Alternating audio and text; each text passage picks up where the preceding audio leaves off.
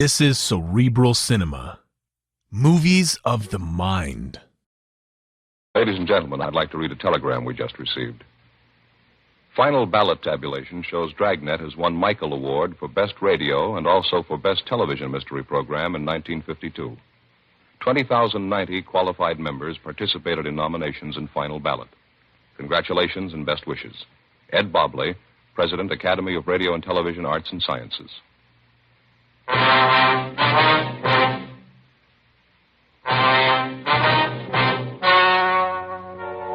story you are about to hear is true. The names have been changed to protect the innocent. Fatima Cigarettes, best of all king-size cigarettes, brings you Dragnet on both radio and television.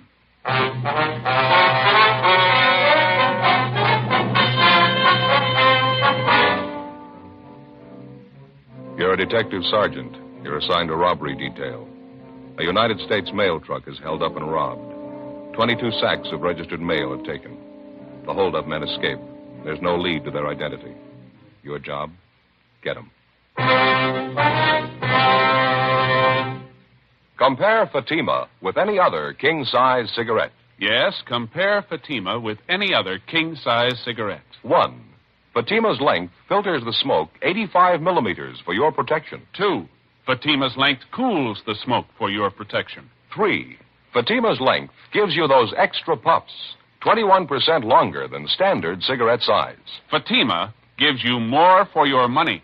And in king-size Fatima, you get an extra mild and soothing smoke, plus the added protection of Fatima quality. Buy Fatima in the bright, sunny yellow pack. Best of all, king-size cigarettes.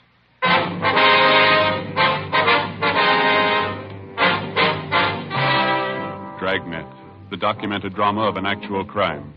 For the next 30 minutes, in cooperation with the Los Angeles Police Department, you will travel step by step on the side of the law through an actual case transcribed from official police files. From beginning to end, from crime to punishment, Dragnet is the story of your police force in action. It was Monday, August 4th. It was hot in Los Angeles. We were working the night watch out of robbery detail. My partner's Frank Smith. The boss is Captain Didion. My name's Friday. I was on the way back from communications, and it was 11:05 p.m. when I got to room 27A, the squad room. That's it. There wasn't anything else to do. One of them had a gun pressed right up against the back of my head. I didn't dare make a move. All right, Bud, take it easy. Joe? Nothing yet. The broadcast and the APB are out on him. How you feeling, Houston? Not bad. Still a little shaky. How about my partners, Frank and Adolph? Are they hurt bad? No, a couple of bad bumps in the head. They'll be all right by morning. Doctor's treating them now over at Georgia Street. Can we talk to them tonight? Doctor doesn't think it'd be a good idea. We can wait till morning. You look a little pale, Houston. You sure we can't get you something? No, I'll be all right. Still a little shaky, that's all.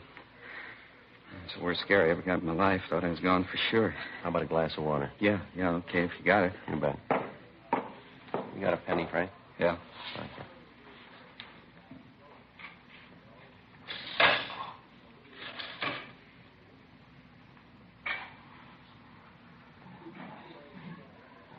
Just talking about the getaway car when you came in, Joe.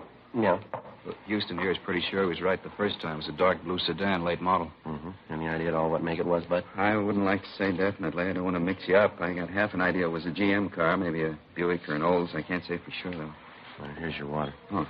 You didn't get a look at the license, huh? You're sure of that, are you? No, I didn't see it at all. The whole thing went too fast for me. Uh-huh. I appreciate this. I got it. Robbery, Smith. Yes, sir. Oh, yeah, Inspector. Mm-hmm. Yeah, I see. Yeah, we'll be here for a while. Yeah, 27A. Right, thank you. Goodbye. You got it. Post Inspector Joe. He's on his way over now. That's fine. Hey, Bud, when you started your run with that mail truck tonight, you have any inkling at all that there was something wrong? I don't think I got you, Sergeant. What do you mean? Well, I mean, did you happen to notice anyone suspicious hanging around the post office out by the loading platform, maybe? Something? No, buddy. How about on your way to the Union Station? You notice any cars following your mail truck there? No, if they were, I think I'd have noticed it. I usually keep an eye out when we're making a run. It's a habit I got into, I guess. How long you been driving a mail truck, Bud? About 5 years. I've only been handling the registered mail the last couple of months, so. Did your truck leave the post office on schedule tonight? Yeah, right on the dot. We followed the other trucks out. You see, the trucks that pick up the ordinary mail, they leave first, and then our truck leaves right after them. We only handle registered stuff. I see. The same routine tonight, no different. You were the driver of the truck, that right, Bud? Yeah, that's all I do is drive. Frank's the clerk, Adolph's the guard. That's regulations. On trucks that handle just the straight mail, the driver's the only one aboard.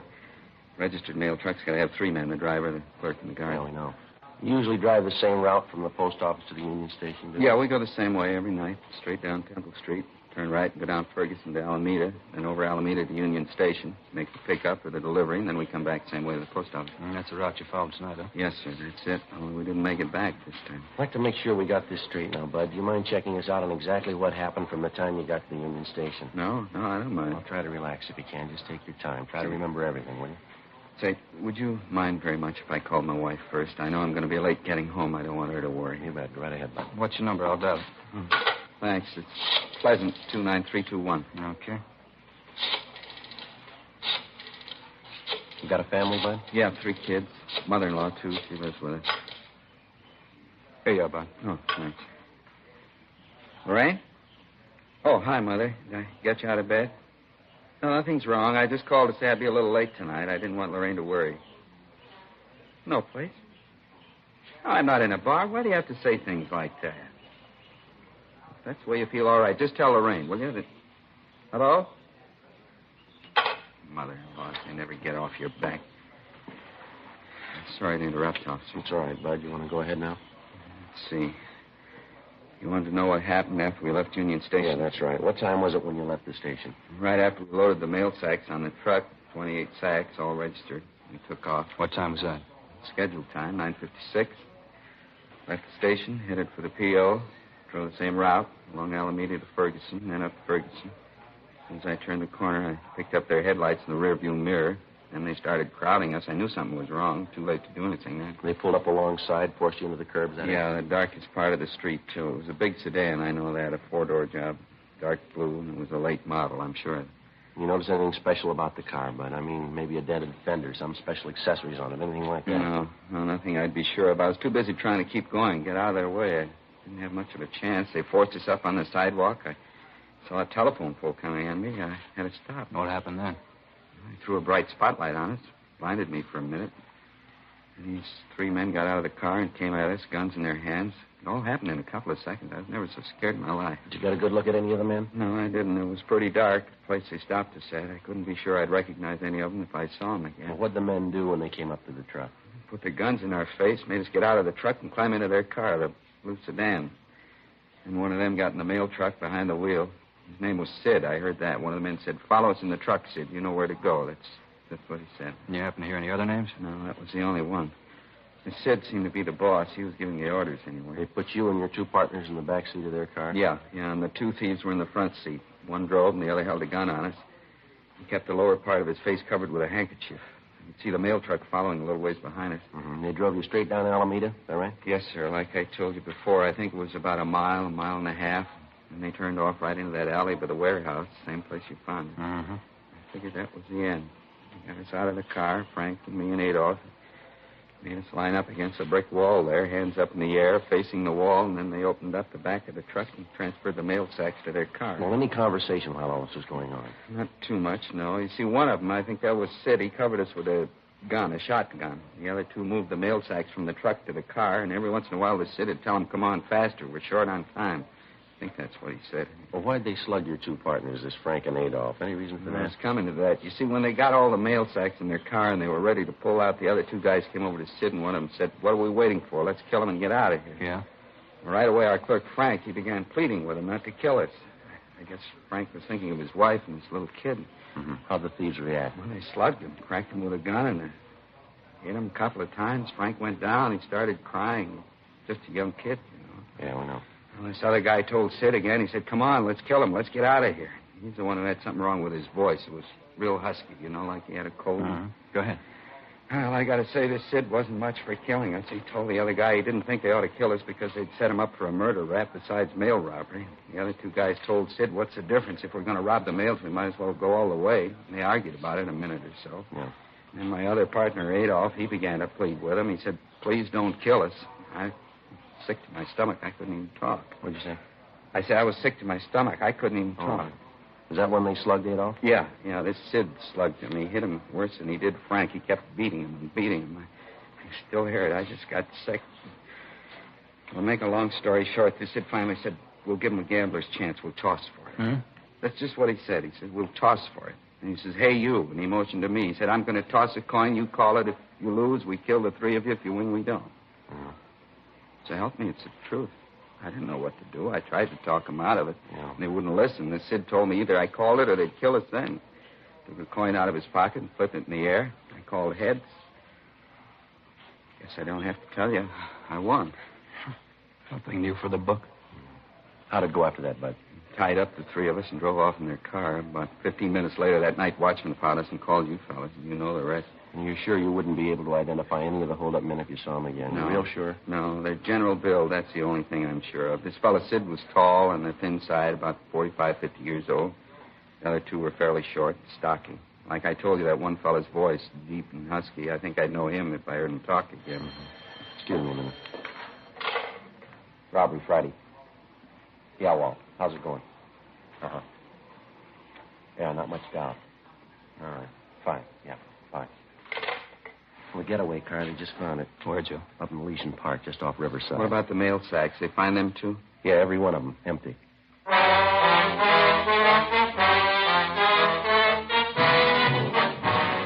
According to the report we'd received, the getaway car was found parked in a clump of shrubbery on the edge of Elysian Park, about half a mile from Riverside Drive.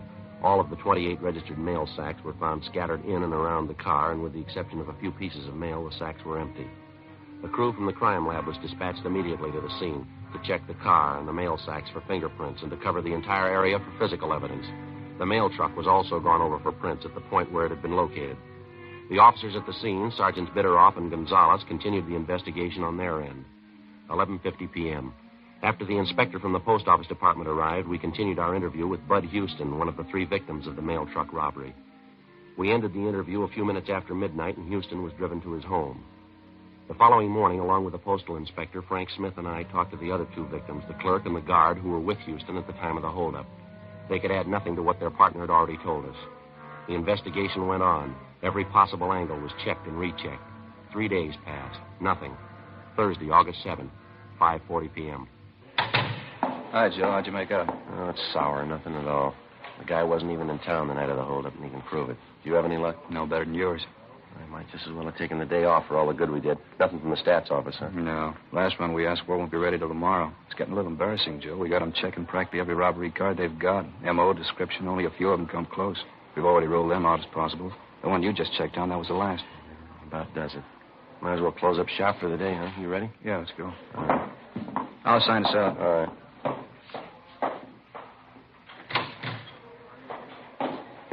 Okay, Joe. Now, that mail truck driver, Houston, he and his partners were in checking through our mug books again this afternoon. Oh, yeah, I forgot about that. They come up with anything? Well, they spotted one mug shot, parolee from Quentin, only a partial ident. 3 of them couldn't even agree on that. I checked on the man. He's back in Quentin for a month.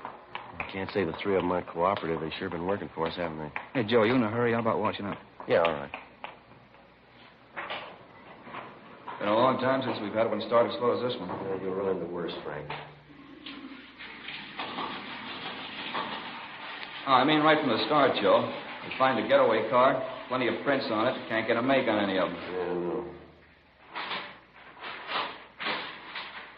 Find out the car was stolen. We check the owner, location, leads nowhere. Prints on the steering wheel of the mail truck, parts of the mail sack, still no make.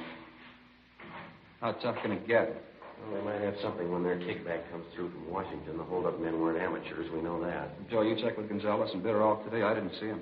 Yeah, they're not doing much better than the rest of us.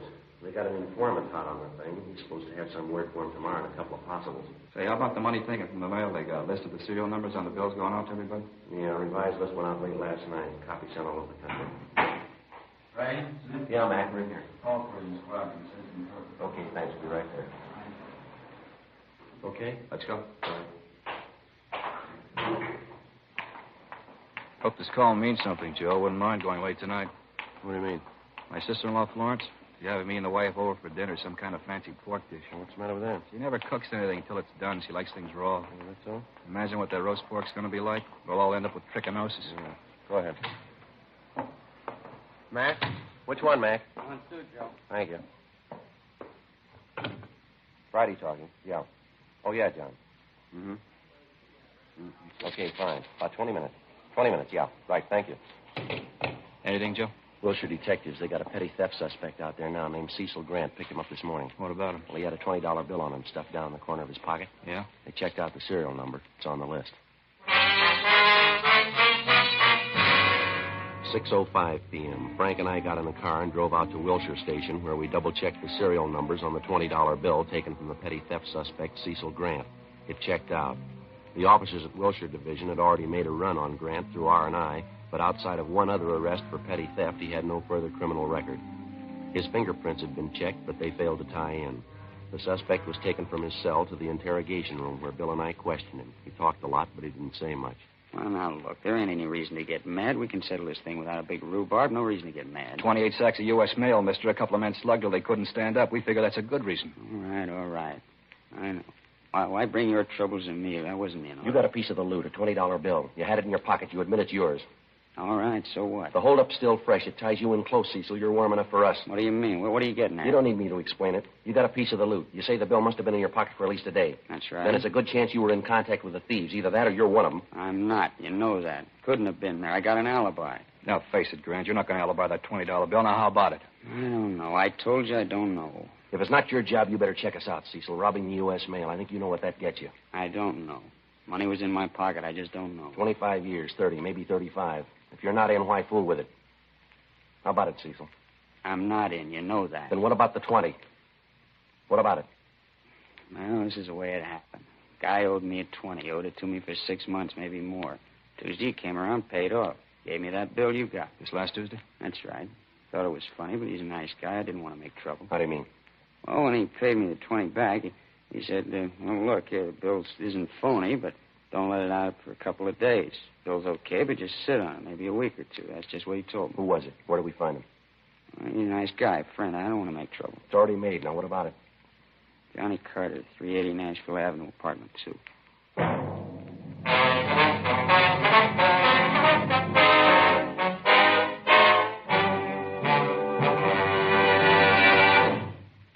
You are listening to Dragnet, authentic stories of your police force in action. Because of its quality, Fatima is the one king-size cigarette that stands out. Here's the practical way to prove that yourself. Compare Fatima with any other king-size cigarette. 1. Fatima's length filters the smoke 85 millimeters for your protection. 2. Fatima's length cools the smoke for your protection. 3. Fatima's length gives you those extra puffs, 21% longer than standard cigarette size. Fatima gives you more for your money. And in king-size Fatima, you get an extra mild and soothing smoke, plus the added protection of Fatima quality. Because of its quality, its extra mildness, and superbly blended tobaccos, more and more smokers coast to coast are switching to Fatima every day. Buy Fatima. Your money back plus postage if you're not convinced Fatima is better than the king-size cigarette you're now smoking. Just return the pack and the unsmoked Fatimas by August 1st, 1952.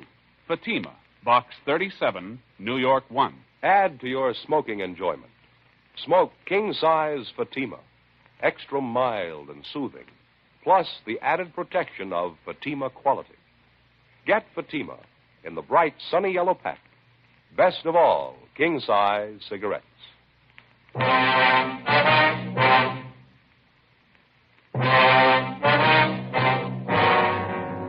August 7th, Thursday, 6:55 p.m. We called R&I, but they had no make on the name John Carter. My partner, Frank Smith, and I left Wilshire Division and headed out to check on the address given us by the theft suspect, Cecil Grant. The 300 block on Nashville Avenue was in West Hollywood, just below Melrose. Number 380 was an aging two-story apartment house. The architecture was old Spanish, a relic of the mid-20s. The name John Carter appeared on one of the mailboxes, but when we rang, there was no answer. We contacted the apartment manager, and he told us John Carter worked at night at a downtown garage. Along with the manager, we went up to the second floor and checked through the suspect's apartment.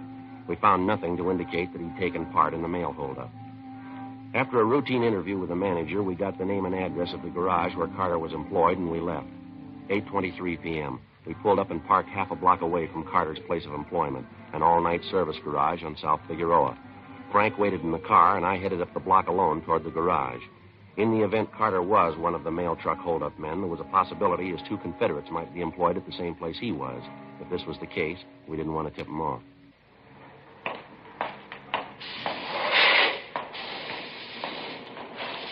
Hi. Yeah. You want something? Yeah, I do. I need a little help if you got the time. I don't know. I'm busy right now. What's the matter? I got my car stalled down the street there. I can't figure out what's wrong. A lousy thing just stopped on me. All right. Check the gas tank? Yeah, nothing as simple as that. I got almost a full tank. Well, I hate to bother you. You think you could come down and take a look at it? It's not far, just a half a block down the street. I'm pretty busy. You can see that. I don't know. Sure appreciate it if you give it a look. I'm not much of a mechanic myself. Probably something real small. My car's almost new. I don't know. Just a minute. All right. That's going to have to do. It's $2.50 service charge. I have to leave the garage. I guess you know that. Okay, that's all right with me. I got to get that car started. You pay in advance. We've had too many hassles on this before. Okay. There you go. Yeah, okay. Just down the street, you said? Yeah, down this way. Okay. I don't know what happened to the lousy thing. It just quit on me. Nice night. What'd you do, pound on the gas pedal, flood the carburetor? No, I don't think so. I kept trying to start her when the thing quit on me. There's an automatic choke on the car, though. Maybe that had flooded. I don't know. A half a block now. Which one's your car? Straight ahead there, the gray sedan. Oh, This one right here. okay, get the hood open. Well, never mind that, mister. Just get in the car. All right, Frank. Oh, what's this? Police officers, his identification. Get in the car. What's the matter? What is this? Come on, in the car.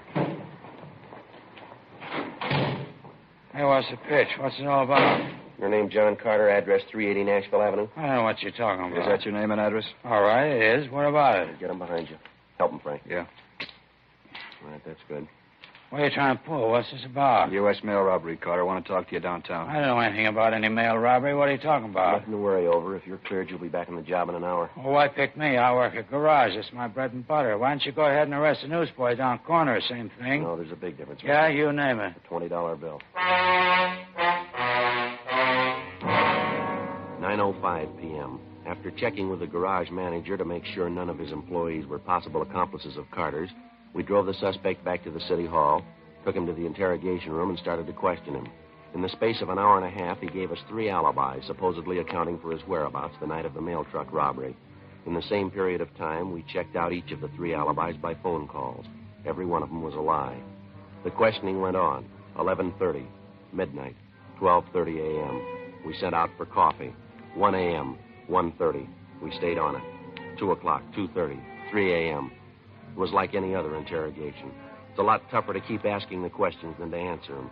We were as tired as the suspect, but he had one big advantage. We had to keep pressing, and we couldn't afford to show our fatigue. All he had to do was to say no and refuse to answer the questions. At a few minutes before 5 a.m., we called a halt to the interrogation, but not before we gained a point. Apparently, by a slip of the tongue, Carter gave us the name of the girl he was keeping company with and also her place of employment. After we booked Carter on suspicion of 211 PC, and after we picked up 2 hours' sleep, we located the girlfriend, a Grace Nelson, at her place of employment, a telegraph office at Alpine and South Flower. All I know is I met John about 3 months ago. His family's from Cedar Rapids, same as mine. There's nothing wrong with John I know of. You know any of his friends, Miss Nelson, any good people he has dealings with? Not personally, I don't. Heard him talk about some, though. Why, what's the matter? Do you remember any of the names, Miss Nelson? Let's see. He's always talking about Sid. I don't know his last name, though. Don't know where you'd find him. And then there's Sammy. I don't remember his last name either. Met Sammy once, but I don't know where he stays. Do you notice anything unusual about Mr. Carter the last week or so, ma'am? I mean, anything peculiar, anything out of the ordinary? Anything peculiar? No, I don't think so. John's been just as nice as ever to me. I like him very much. Matter of fact, he's been nicer than he's ever been. How do you mean, miss? Well, for my birthday, last Wednesday. Yeah. Well, he was so sweet about it. Really sweet. He gave me $400. Gave it to me in cash. Told me to go out and buy what I wanted. Wouldn't you say that's sweet? Have you any of that money left, Miss Nelson? Why, yes, of course I have. See, right here in my purse. See, right there. More than half of it.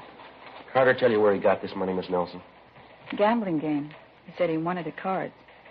What's wrong? Serial numbers, ma'am. This money was taken in a holdup, U.S. mail. We've got a pretty good reason to suspect Carter. You mean John's a thief? That's how he got the money? I can't believe it. Afraid it's true, ma'am. So hard to believe. I hope you don't think I had anything to do with it. I mean, robbing people, mails.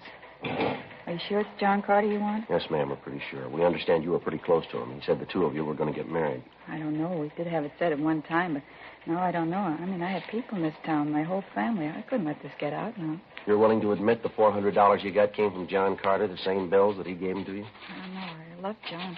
I want to hurt him. I really love him. Tell me the truth. What's going to happen? Well, he's going to be charged with robbery, ma'am, holding up a U.S. mail truck, taking 28 sacks of registered mail. John? John Carter? That's right, him and two others. I'd like to ask you one more question, miss. Do you have any idea what Carter was up to? The robbery, Emmy? Me? Of course not. No idea at all. I love John. I loved him for what I thought he was. Go through anything for him. I love him. Just wouldn't make any sense, though, would it? Ma'am? Going to jail for him. Just common sense. You can't love anybody that much. That afternoon, we had the suspect, John Carter, brought from his cell to the interrogation room where he was confronted with the testimony of both Cecil Grant and Grace Nelson, two of the people he'd given some of the stolen money to. Another hour of interrogation, and Carter broke. He admitted taking part in the holdup and gave us the name of his partner. He named as the leader and mastermind of the robbery a Sidney Grover, at an address in Highland Park. Frank and I checked it out. Yeah? Police officers, you Sidney Grover? Yeah. I'm not feeling so well. Can't you come back later? Not feeling well at all. It's kind of important, Grover. I'd like to talk to you downtown. Come back later, huh? A little later on. I got so many troubles right now. Please. I'd like to talk to you about a holdup, Grover, a mail truck. We got the two men who worked it for you. They gave us the whole story. Two men? What do you mean? Can't you see I got troubles? Please don't bother me. Come back later, huh? Bad trouble. You better get your coat, Grover. Got to talk to you downtown. Look, don't you understand? My son's left me. My only boy. He packed his bag. He walked out. He left me. Afraid that's your problem, mister. He said he didn't want any part of me. He had an argument. He didn't like what I was doing. Big argument. He slapped my face, my own boy, and he walked out. Slapped my face. All right, you want to get your coat? Yeah, okay. Mail job, is that it? Got the other two? Yeah, we got them. All right, no argument. I didn't try to run away. I guess you can see that. My boy said it was a crook. We argued. He slapped me, walked out. How come, Sergeant? I wouldn't know. Let's go, Grover. It's a sour story, huh? Old man trying a mail robbery. I'm 55. I don't look it, do I? Kid slapped my face. He said I was a crook. I couldn't hit him back, my only boy. Wish he hadn't called me a crook. Pretty sour story, isn't it? Yeah, it's sour. Let's go. The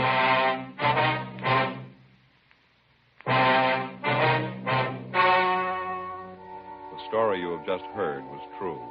The names were changed to protect the innocent. On November 29th, trial was held in Superior Court, City and County of Los Angeles, State of California. In a moment, the results of that trial. Now, here is our star, Jack Webb. Thank you, George Fenneman. Friends, there's one thing I'd like you to remember the next time you buy cigarettes. Fatimas give you more for your money. That's because no other king-size cigarette can match Fatima quality, and because Fatima is 21% longer than standard cigarette size. That added length means that Fatima's extra mild and soothing smoke is cooled and filtered for your protection. Get a pack tomorrow and compare them with the cigarette you've been smoking. Fatima, best of all, king-size cigarette.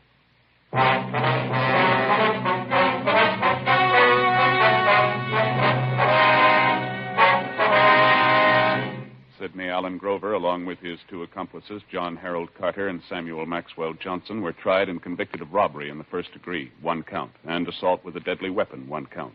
All three are serving their terms in the state penitentiary. First-degree robbery is punishable by imprisonment from 5 years to life. Assault with a deadly weapon is punishable by imprisonment for not less than 1, nor more than 10 years.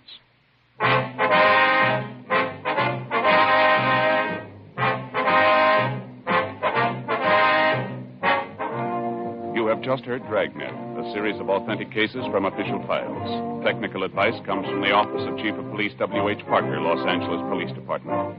Technical advisors Captain Jack Donahoe, Sergeant Marty Wynn, Sergeant Vance Frazier. Heard tonight were Herb Ellis, Vic Perrin, Inga Hollis.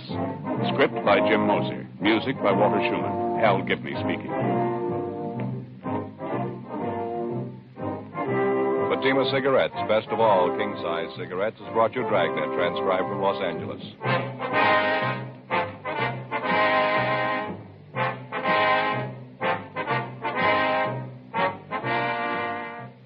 Now, it's Counter Spy on NBC.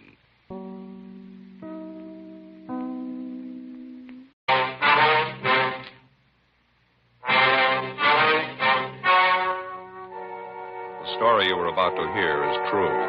The names have been changed to protect the innocent. Fatima Cigarettes, best of all king-size cigarettes, brings you Dragnet on both radio and television.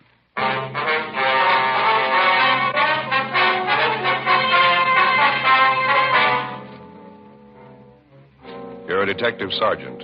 You're assigned to Wilshire Division, Vice Detail. An informant sends you word about an extortion racket going on in your area. The victim, a bookmaker. The suspect, a police officer. Your job, check it out. Compare Fatima with any other king-size cigarette. Yes, compare Fatima with any other king-size cigarette. 1.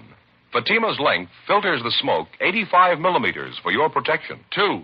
Fatima's length cools the smoke for your protection. 3. Fatima's length gives you those extra puffs, 21% longer than standard cigarette size. Fatima gives you more for your money. And in king-size Fatima, you get an extra mild and soothing smoke, plus the added protection of Fatima quality. Buy Fatima in the bright, sunny yellow pack. Best of all, king-size cigarettes.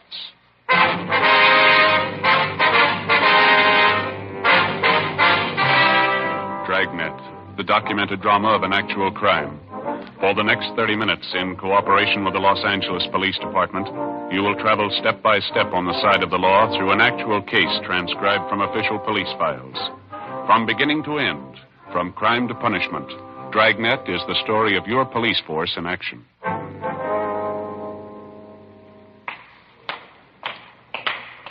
It was Tuesday, October 18th. It was hot in Los Angeles. We were working the day watch out of Wilshire Division, Vice Detail. My partner's Frank Smith. The boss is Captain Hayes. My name's Friday. We were on the way downtown from the office, and it was 9:35 a.m. when we got to the felony section of the main jail, the interview room.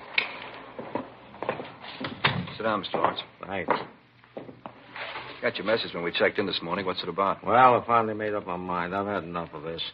Say, either one of you got a cigarette? I left mine back in the cell. Yeah, sure. Here you are, Lawrence. Oh, thanks. You bet. Here's a match for you. Now, what's the story? What's on your mind? Well, I've been thinking about it most of the night. I didn't get very much sleep.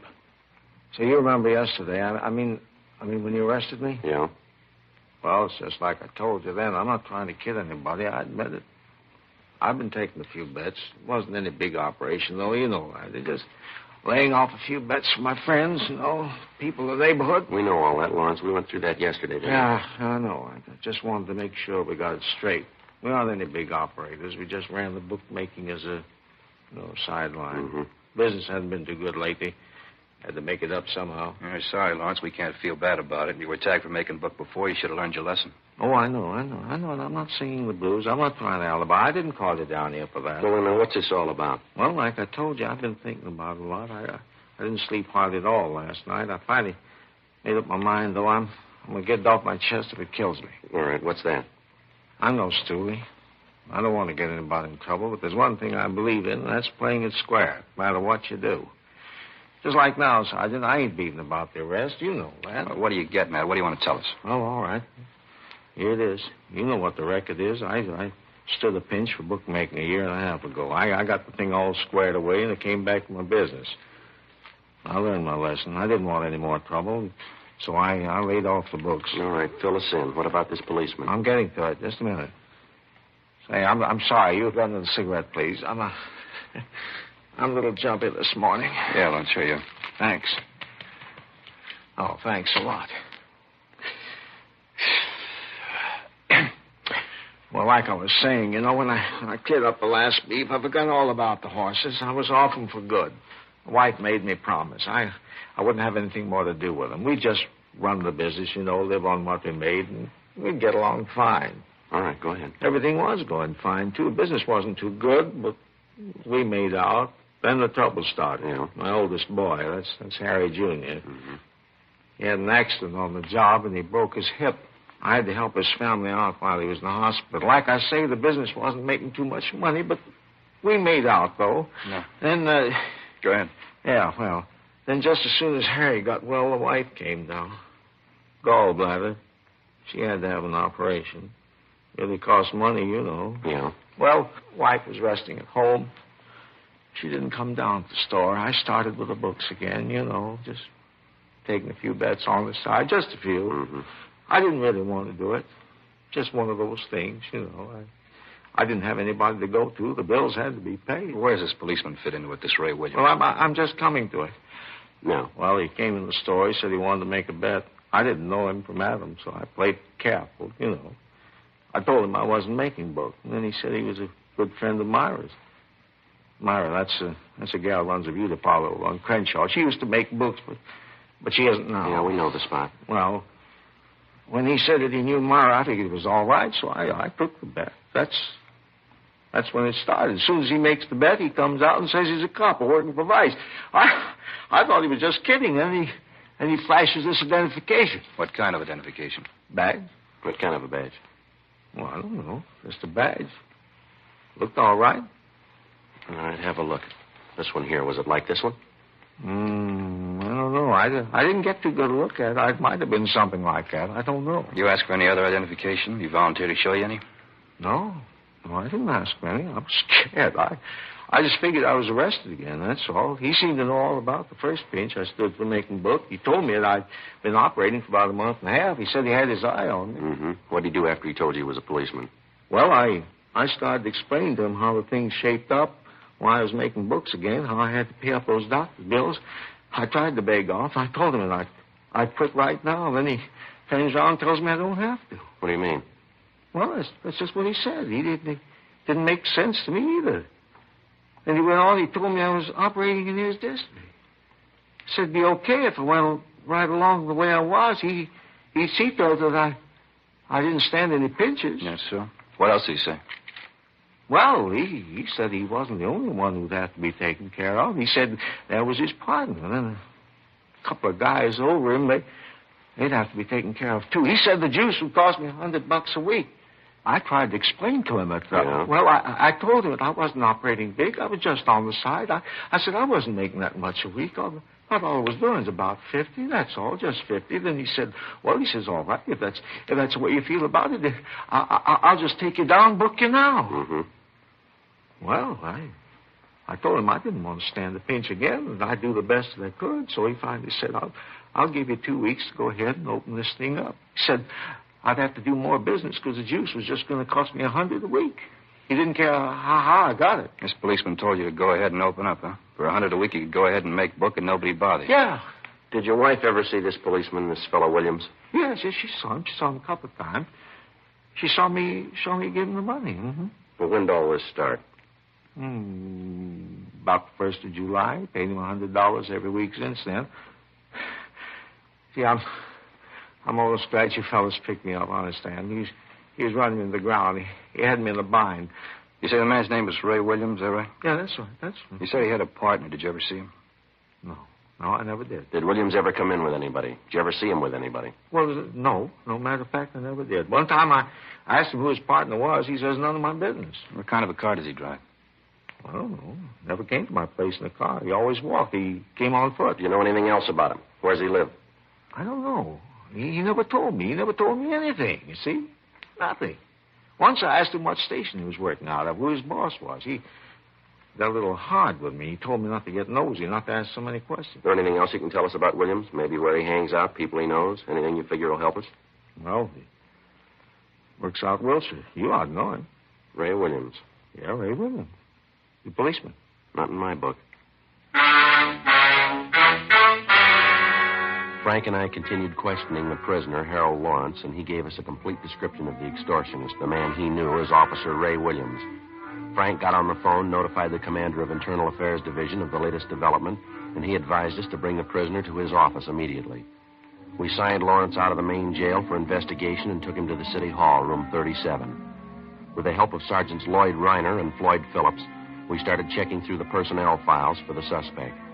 Neither Frank nor myself recognized the name or the description of Williams as given us by Lawrence. The first step was to show the prisoner photographs of every police officer in the department, regardless of rank or detail. He was unable to make an identification. We then showed him photographs of all police officers, retired or otherwise. He failed to identify any of them as Williams. We showed him photographs of all civilian employees of the department. Again, no identification.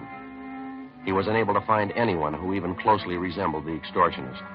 Not satisfied with this, the prisoner was shown photographs of all law enforcement agencies' personnel in the area. The same results. No identification.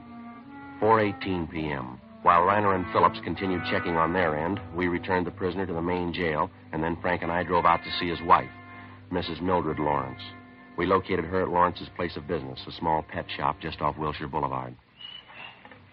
What is it this time? Haven't we got enough trouble? What do you want now? We just got through talking to your husband, ma'am. A few things we'd like to clear up. Like to talk to you a few minutes if we could. You talked to Harry? How is he? He's all right, ma'am. We've been with him all day. We're still looking into the case. Why can't you let him alone? He admitted what he was doing. He wasn't lying. He told you everything. Yes, ma'am. We appreciate that. And why don't you let him alone? Let me alone. Trouble. That's all we've had. Sickness and trouble. No end of it. Well, we realize that, Miss Lawrence. We don't like to bother you, but there's something we have to straighten out here. I haven't anything to tell you. I'm busy. Left alone here to run the store. No help. I'm sick. Shouldn't even be down here. Let us alone. Let me alone. Harry was wrong. He'll pay for it. We're not asking you for anything. We're asking you for something, ma'am. We'd like you to help us. Help you? Why? Policemen all alike. As far as I'm concerned, you're nothing but trouble. Reason for all our trouble. Well, that's what we'd like to talk to you about, ma'am. I haven't anything to say, I told you. I'm a sick woman. Got a lot of work to do. Do you mind stepping aside there? Got this whole bin of dog food to package up. Can't just stand around and talk. Poor little pups have to be fed. Haven't even cleaned their litter yet. We appreciate how you feel, Ms. Lawrence. We won't take up too much of your time. Can't you give us just a few minutes, now, please? You listen to me. I've tried to be nice to you. I've got no reason to either. I could tell you a lot of things about policemen, things you wouldn't want to listen to. You think you're so smart. Maybe Harry was doing wrong, but he's not the only one. I could tell you plenty if I wanted. Well, that's what we're here for, ma'am. We told you we were with your husband all day. Then why don't you let me alone? Talked to one cop already today. I told him to stay away, and you do the same. I told him just what I thought of him. Low-down thief. Who was this policeman you talked to today? You know who he is. Works the same place with you. You big, honest policeman. You never do anything wrong. That Ray Williams ought to be in jail just like Harry is. Ray Williams. Is that the man who was here today? That's what I said, wasn't it? Now, will you get out of here? Now, look, Miss Lawrence, just a minute, please. We talked to your husband, and he told us all about this man, Williams. And why don't you do something about it? Go get him and put him in jail, just like you did Harry. That's what we're trying to do, if you'll just help us. Williams isn't a policeman. What do you mean? Yes, ma'am.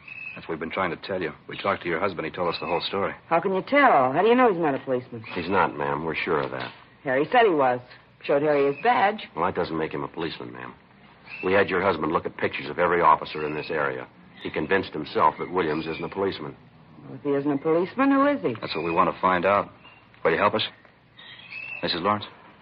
You'll have to excuse me. I didn't mean to be nasty. Just that I've been sick. All this trouble, Harry in jail. Yes, ma'am, we understand that. Now, you say Williams was here today. About what time was that?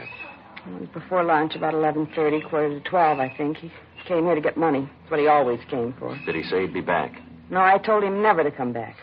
Told him Harry was in jail. All the money we gave him, what good did it do? Said I'd go to the city hall if he ever came back. What'd he say to that? He said Harry had to expect an arrest now and then. I told him Harry wasn't going to get arrested anymore. He was through with all that junk. People like him, too. Uh-huh. Then he swore at me. Called me some real nasty names. Told me I'd better keep my mouth shut or I'd get worse than Harry did. Then he went out and slammed the door. Was he driving a car? Did you notice? No, I never saw him in one. Is there anything you know about Williams at all? I mean, anything that would help us locate him, maybe? No, I don't think so.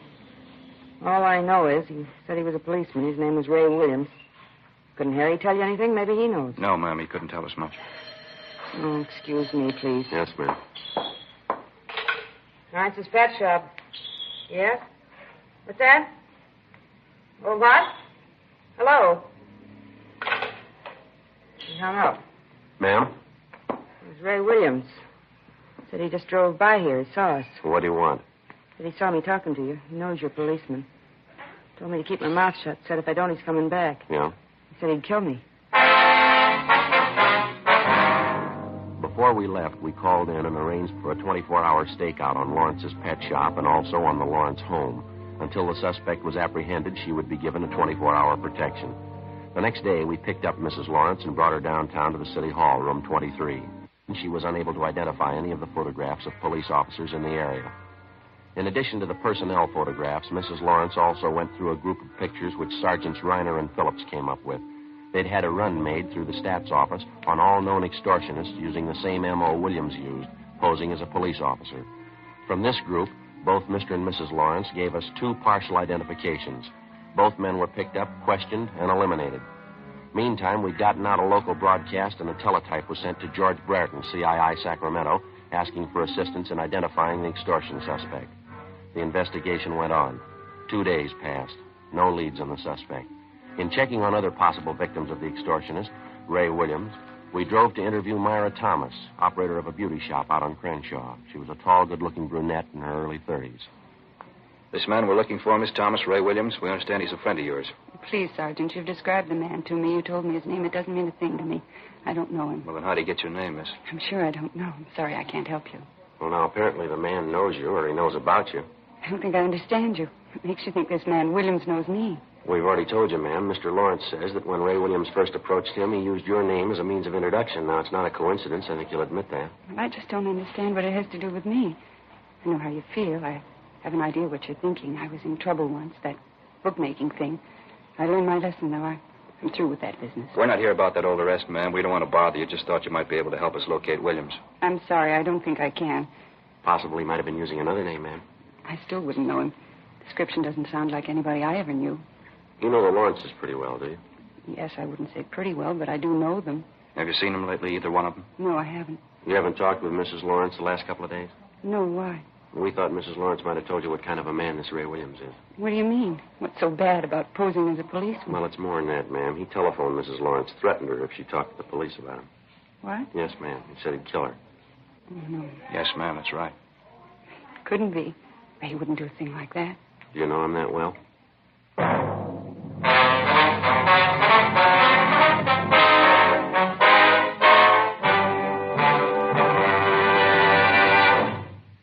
You are listening to Dragnet, authentic stories of your police force in action.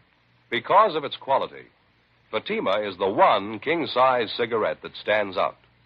Here's the practical way to prove that yourself. Compare Fatima with any other king-size cigarette. 1. Fatima's length filters the smoke 85 millimeters for your protection. 2.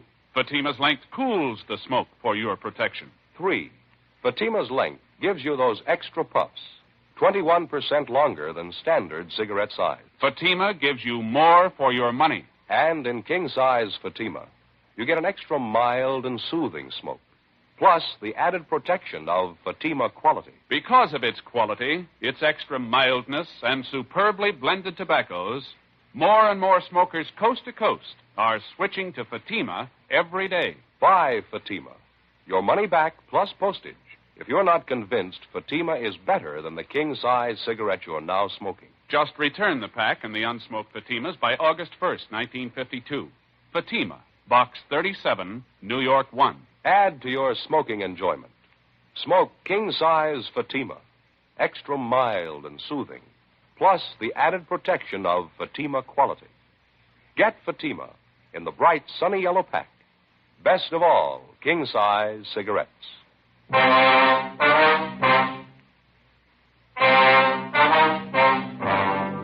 The idea of an extortionist posing as a policeman to obtain money certainly was nothing new.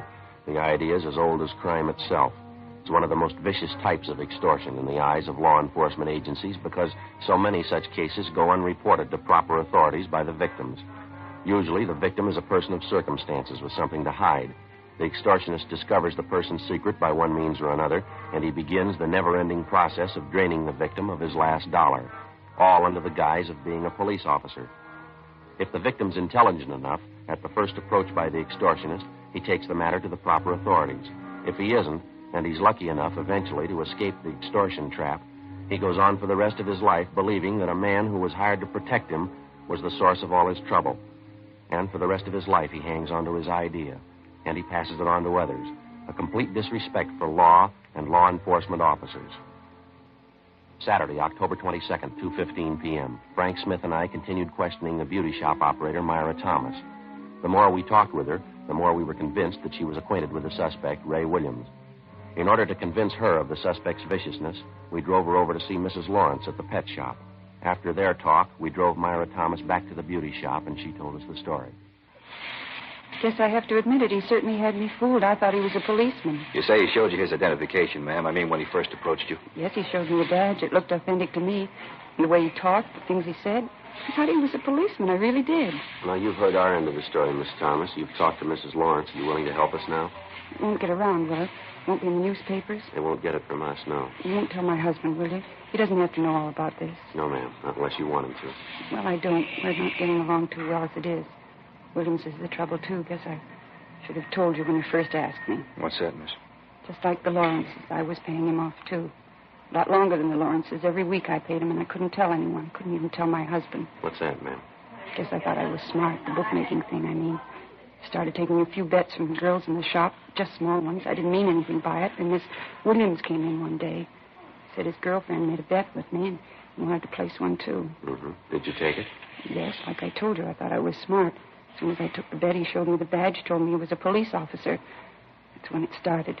Same thing, just like the Lawrences. How about after you were arrested, Miss Thomas? What happened with Williams then? Well, after I got it settled, Williams came back to the shop again. I told him then I was through with the horses. Wouldn't have anything to do with it again. After that, I didn't see him for a while. I sure was glad. You've seen him since? You know where we can locate him now?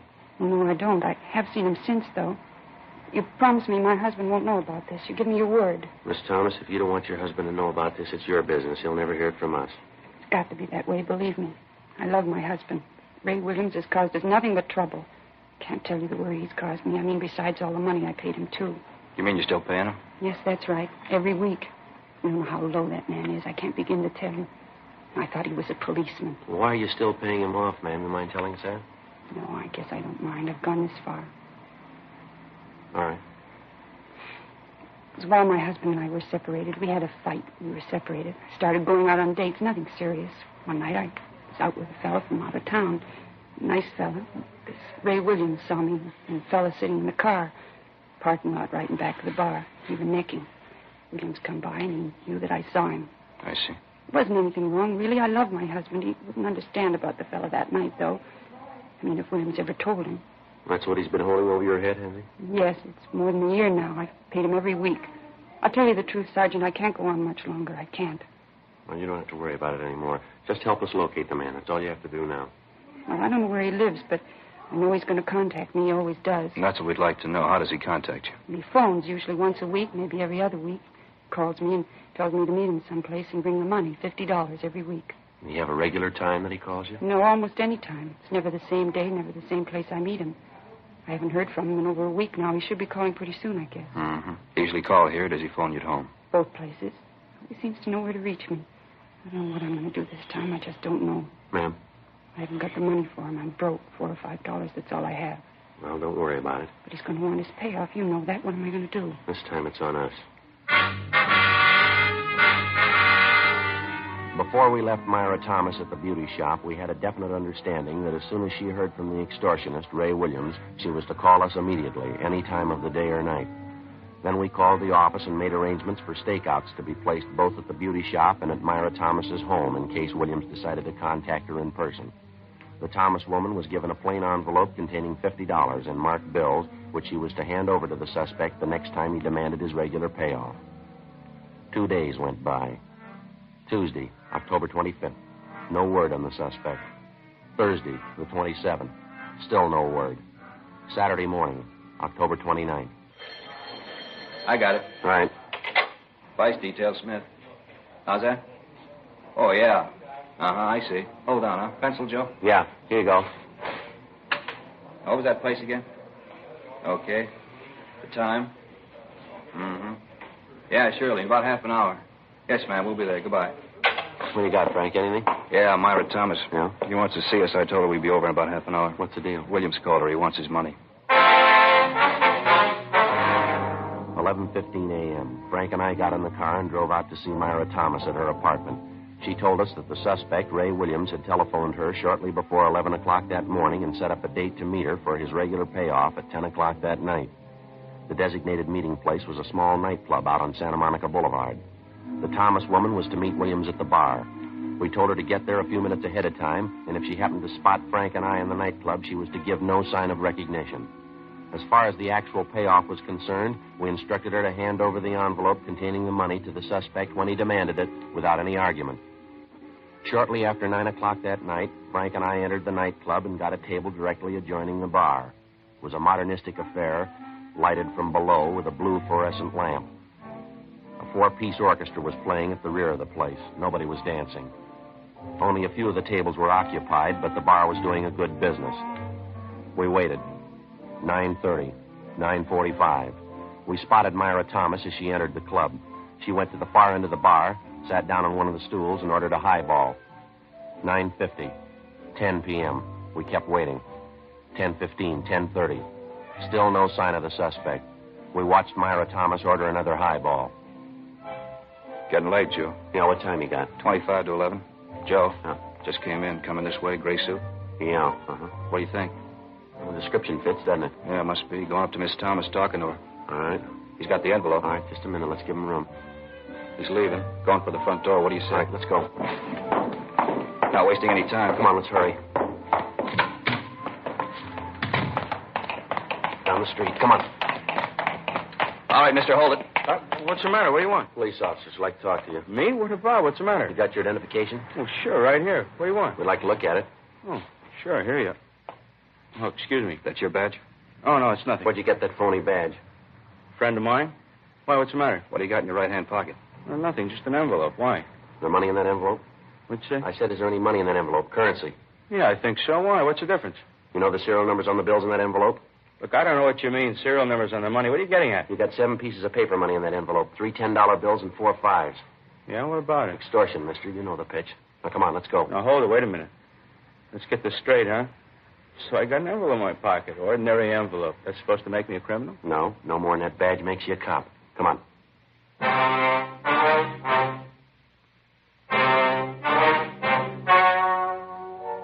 The story you have just heard was true. The names were changed to protect the innocent. On January 8th, trial was held in Superior Court, Department 86, City and County of Los Angeles, State of California. In a moment, the results of that trial. Now, here is our star, Jack Webb. Thank you, George Fenneman. Friends, our sales records show that more and more smokers every day are switching to king-size Fatima. Now, this makes us feel especially good because it backs up what we've been telling you, that Fatima gives you more for your money. No other king-size cigarette can match Fatima quality. When you buy your first pack and compare them with the cigarette you've been smoking, you'll notice Fatimas do have a better flavor and aroma, and you'll like their extra mild and soothing smoke. Next time, buy Fatima. Best of all, king-size cigarettes.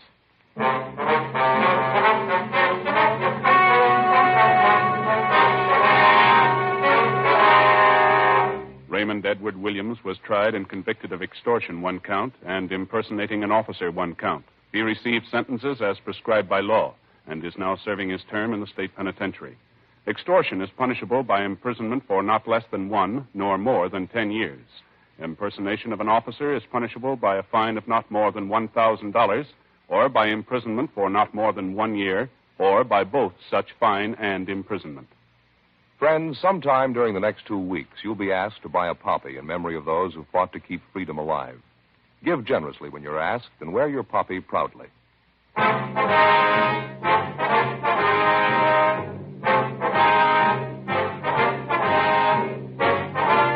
You have just heard Dragnet, a series of authentic cases from official files. Technical advice comes from the Office of Chief of Police W.H. Parker, Los Angeles Police Department. Technical advisors Captain Jack Donahoe, Sergeant Marty Wynn, Sergeant Vance Frazier. Heard tonight were Herb Ellis, Vic Rodman, June Whitley. Script by Jim Moser. Music by Walter Schumann. Hal Gibney speaking.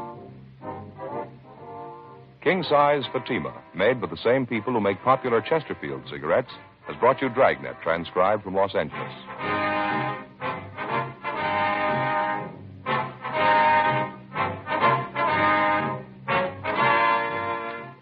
Stay tuned for Counter Spy next on NBC. Ladies and gentlemen, the entire production staff and technicians on Dragnet wish to thank the American Weekly and the television editors of the various newspapers which distribute the American Weekly for voting Dragnet the best mystery drama on television for 1951-1952. Our deepest thanks for this fine recognition.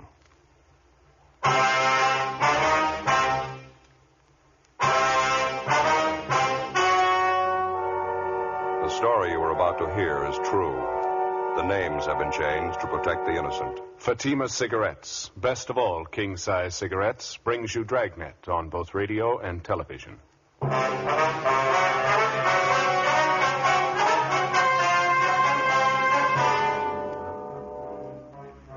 a detective sergeant. You're assigned a juvenile detail. An 8-month-old baby is stolen from its mother. It's the third case of child stealing reported in less than 3 weeks. There's no lead on the suspect. Your job? Get him. Compare Fatima with any other king-size cigarette. Yes, compare Fatima with any other king-size cigarette. 1. Fatima's length filters the smoke 85 millimeters for your protection. 2. Fatima's length cools the smoke for your protection. 3. Fatima's length gives you those extra puffs, 21% longer than standard cigarette size. Fatima gives you more for your money. And in king-size Fatima, you get an extra mild and soothing smoke, plus the added protection of Fatima quality. Buy Fatima in the bright, sunny yellow pack. Best of all, king-size cigarettes.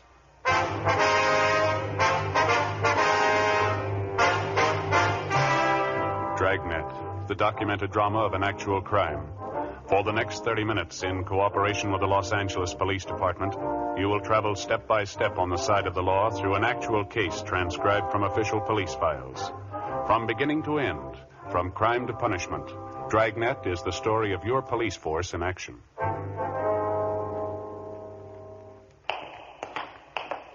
It was Wednesday, June 18th. It was warm in Los Angeles. We were working the day watch out of Juvenile Division. My partner's Frank Smith. The boss is Captain Stein. My name's Friday. It was 6:30 p.m. when we got back to 1335 Georgia Street, second floor, the squad room.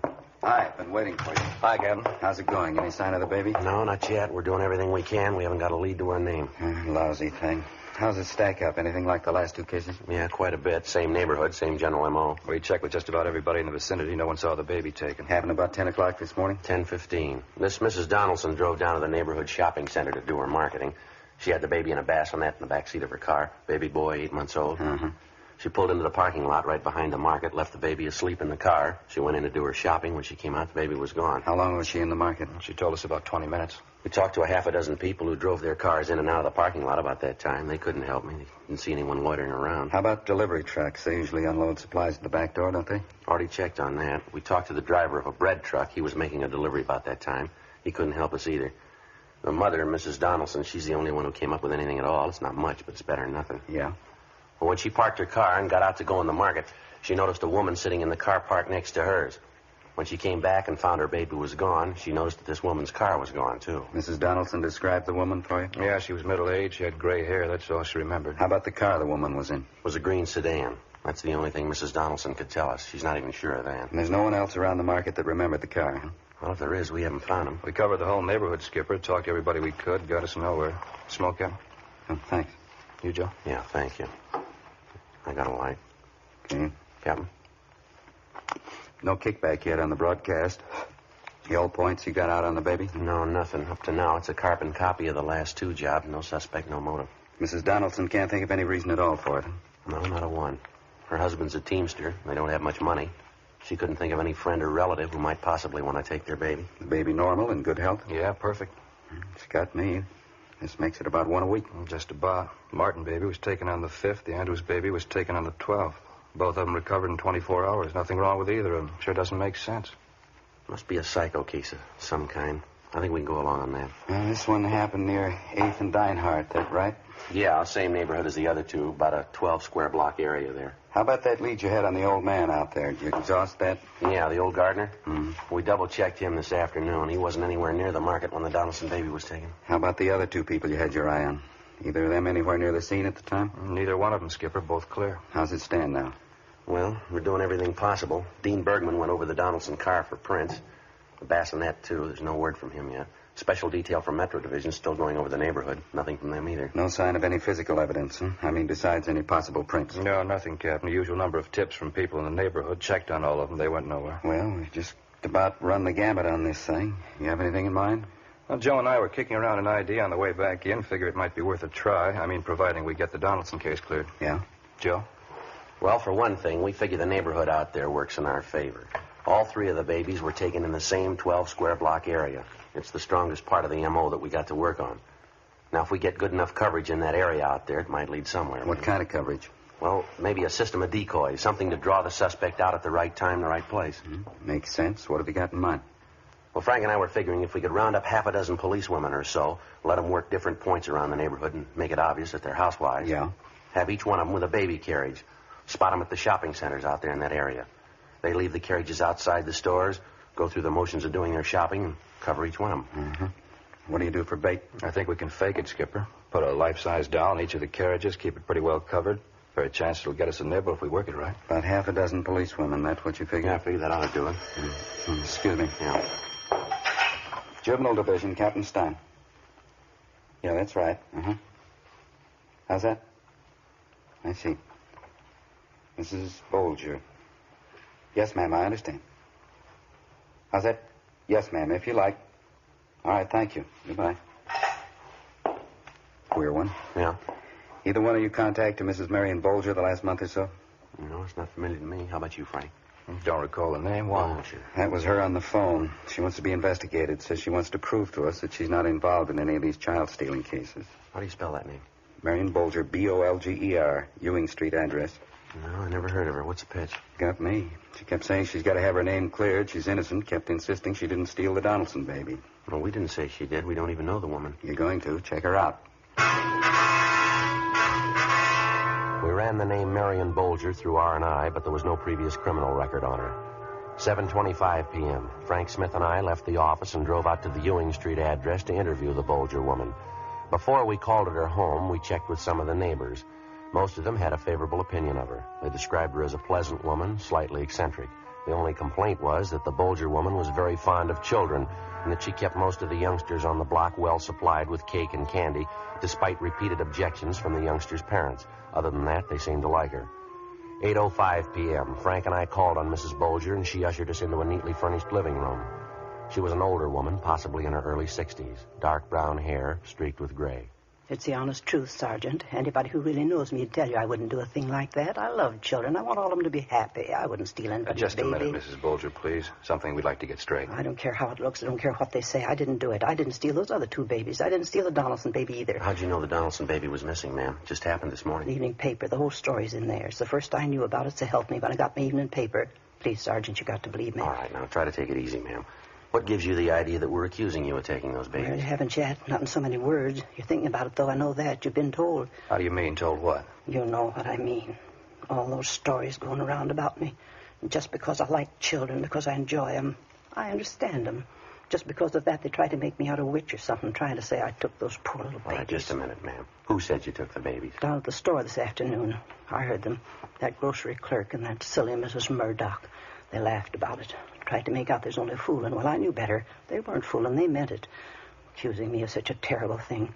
I just don't know when I've been so upset. Well, now, what grounds would they have for saying anything like that, ma'am? I mean, even if they were fooling. Only because I love children, that's all.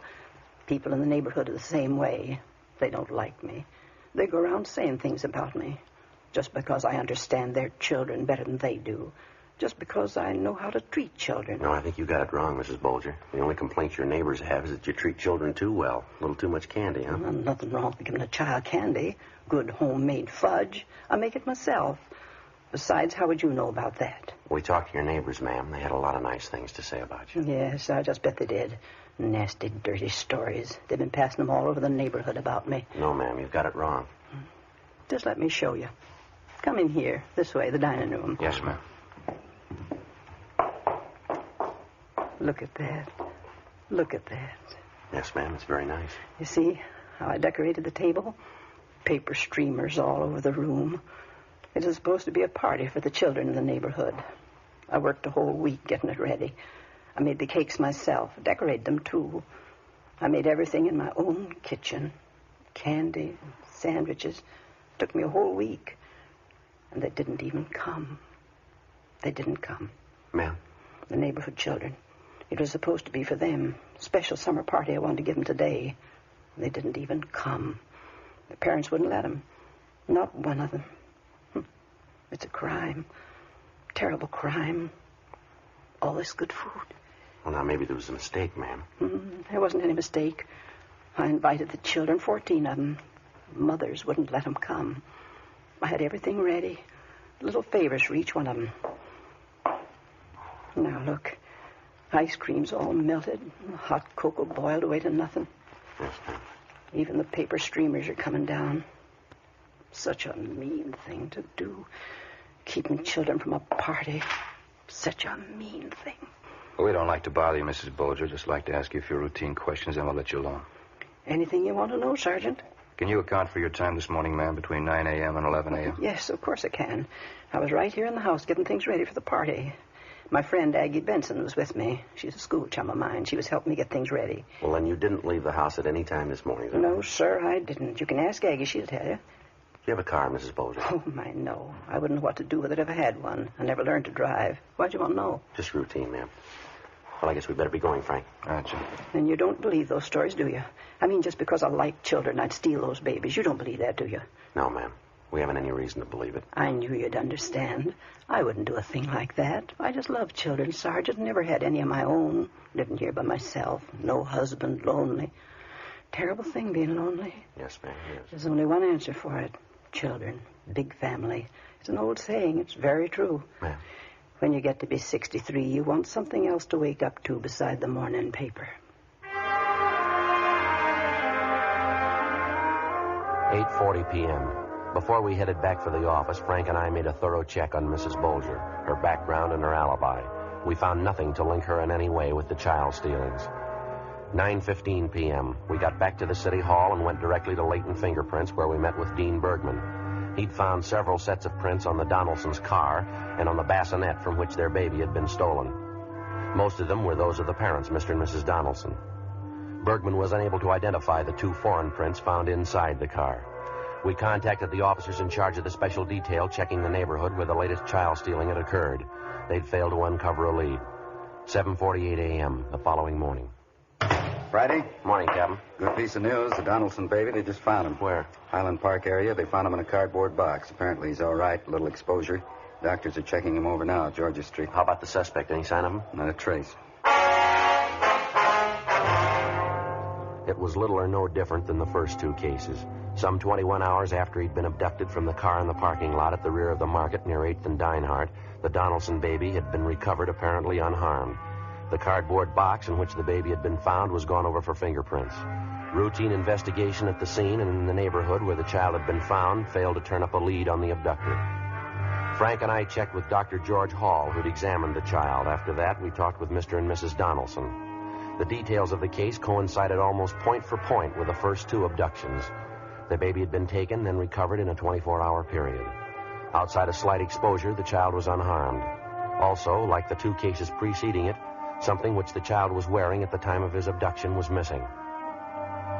In the first case, it was a small pink sweater. In the second, a pair of shoes the baby was wearing. In the case of the Donaldson baby, it was a sterling silver ID bracelet with the initials J.D. engraved on it. During the next 5 days, Frank and I ran down every lead we could get our hands on. They went nowhere.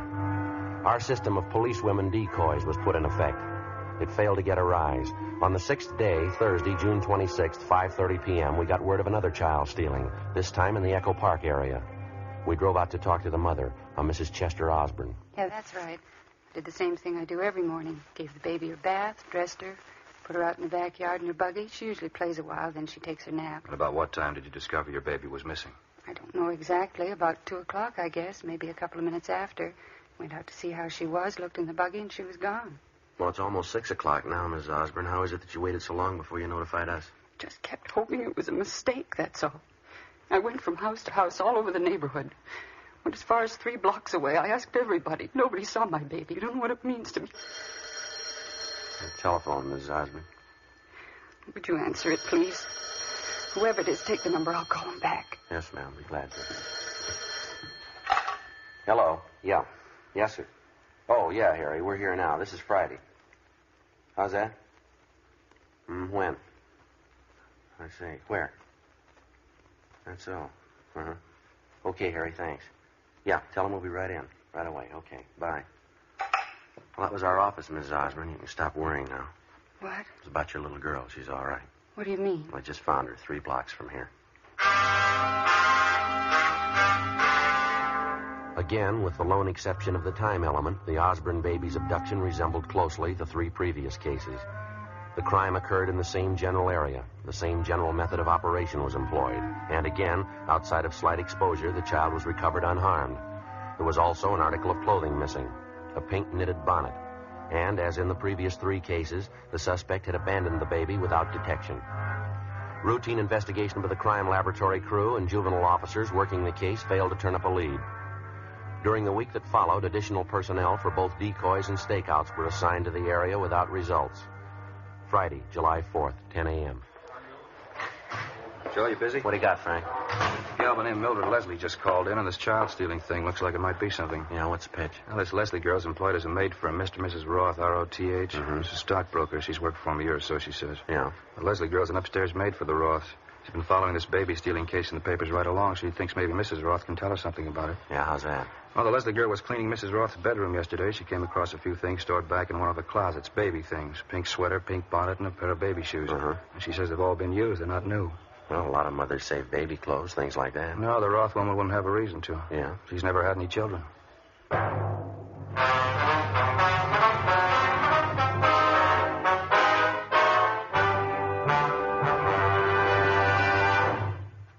You are listening to Dragnet, authentic stories of your police force in action. The only way you can prove to yourself that Fatima is the best of all king-size cigarettes is to compare them with the brand you've been smoking. Yes, compare Fatima with any other king-size cigarette. 1.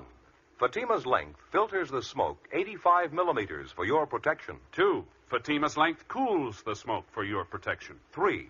Fatima's length gives you those extra puffs, 21% longer than standard cigarette size. Your money back plus postage if you're not convinced Fatima is better than your present king-size cigarette.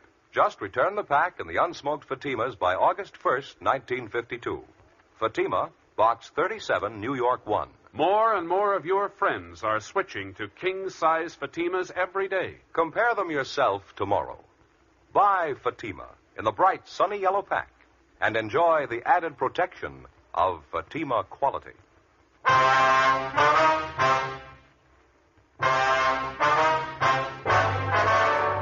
Friday, July 4th, 11 a.m.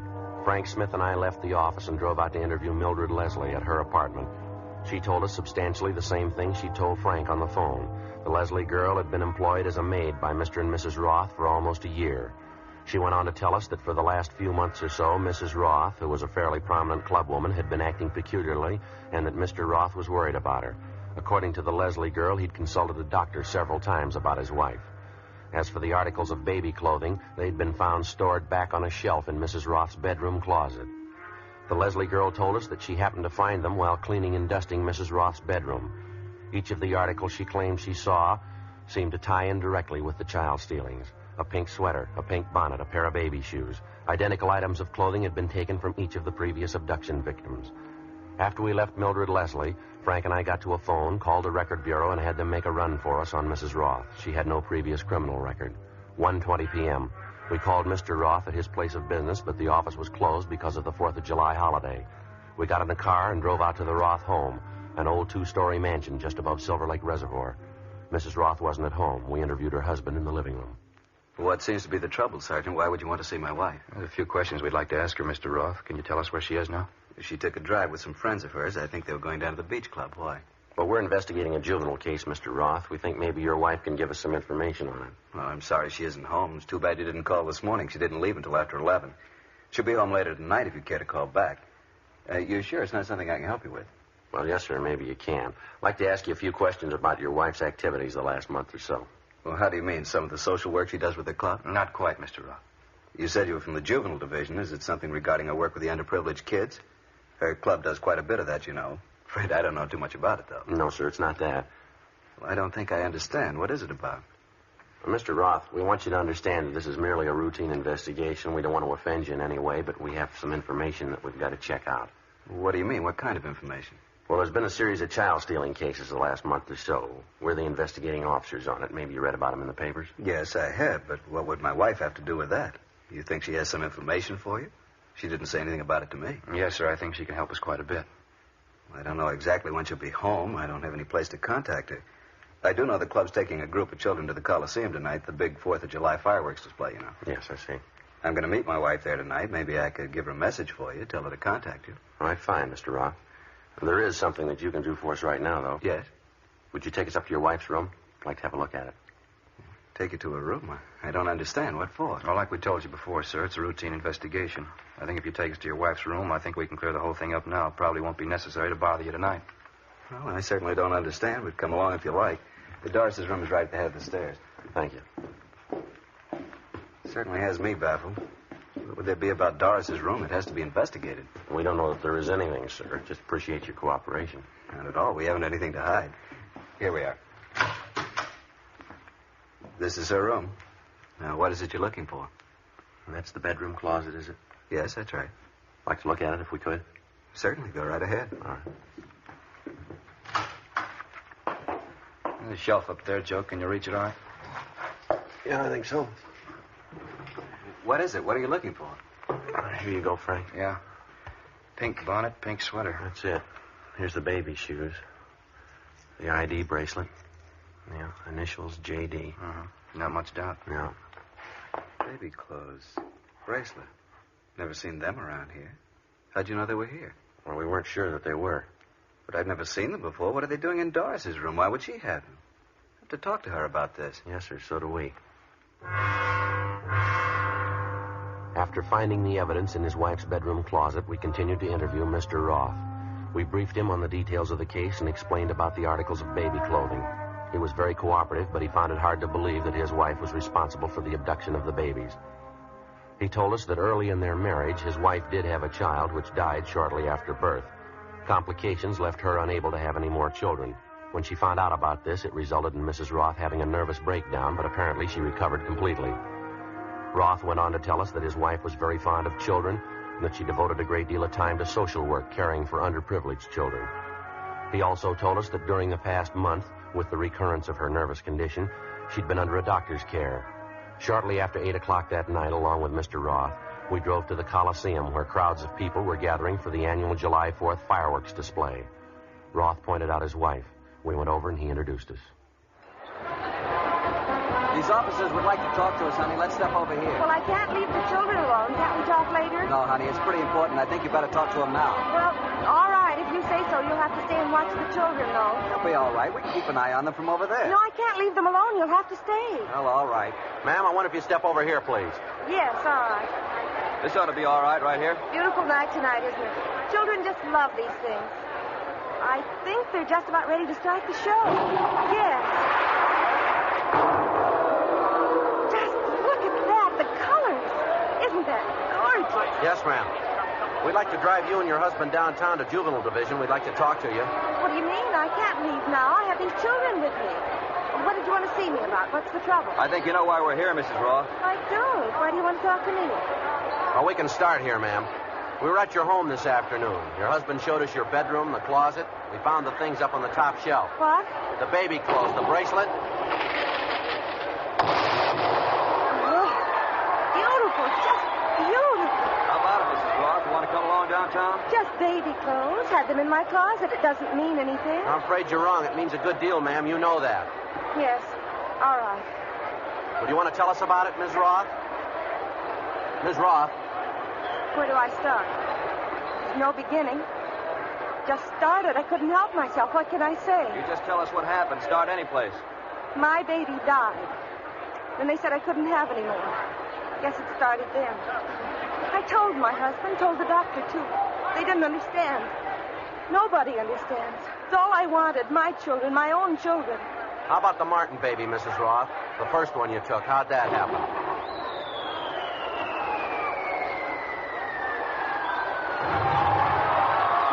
Another one. Purple, white, beautiful. What about it, ma'am? The Martin baby? How'd that happen? I saw him in the baby carriage outside the market there. Such a cute baby. Pulled the covers back, looked at him. I didn't think I was going to steal him. After I looked at him, I just wanted to hold him. Hold him close, so I picked him up. You understand, don't you? Yes, ma'am. He was such a sweet baby. Could have been mine. I kept on holding him. Then I started to put him down, back in his carriage. I couldn't. I couldn't. What do you mean, ma'am? I couldn't put the baby down. It was just like mine. It was mine. I can't explain it. I took the blanket from the buggy. I put it around him. I walked away. Nobody knew. It was my baby. Yes, ma'am. Would you go on? Oh, my head. Terrible headache. It's so hard to tell you. I couldn't even tell my husband. I lied. I'd take the baby and stop overnight at a motel. I'd tell my husband lies. I couldn't let him know. Well, you knew you were doing wrong, didn't you? Yes, I knew it. Not when I was taking the baby, though. Not when I picked them up. Not when I held them in my arms, held them close. It didn't seem wrong. Most natural thing in the world. I just pretended. I'd pick the baby up and I'd hold it close. It was my baby. All of a sudden, it was my baby. Later on, I had to face it. Had to stop pretending. The baby wasn't mine. Had to give it back. Isn't that wonderful? Look, streamers, a shower of stars. It's marvelous. Why'd you abandon the children, ma'am, without notifying anyone? I knew they'd be found. I made sure of that. I always put them someplace where they had to be found. Terrible headache. You don't know what it's been like. I couldn't tell anyone, no one. Yes, ma'am. You about ready to go now? All right. I could only explain it to you. I mean, having a baby, then losing it. You don't know what it's like. No one will ever know what it's like. No one. You took 4 babies, ma'am. Yes. How about their mothers?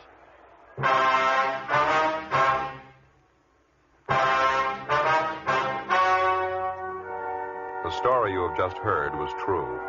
The names were changed to protect the innocent. On October 10th, trial was held in Superior Court, Department 88, City and County of Los Angeles, State of California. In a moment, the results of that trial. Now, here is our star, Jack Webb. Thank you, George Fenneman. Friends, I believe all of us are willing to take practical advice. That's why I like to make it plain that I want you to compare Fatima with the king-size cigarettes you've been smoking. I know that's the tried, practical way thousands have convinced themselves Fatima is the best of all king-size cigarettes. You'll find Fatima give you more for your money, an extra mild, soothing smoke, plus the added protection of Fatima quality. Tomorrow, get Fatima in the bright, sunny yellow pack. Best of all king-size cigarettes.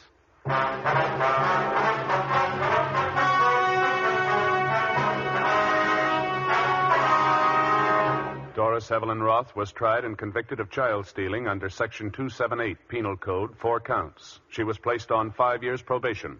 One of the terms of probation required that she would be under strict supervision of a competent psychiatrist.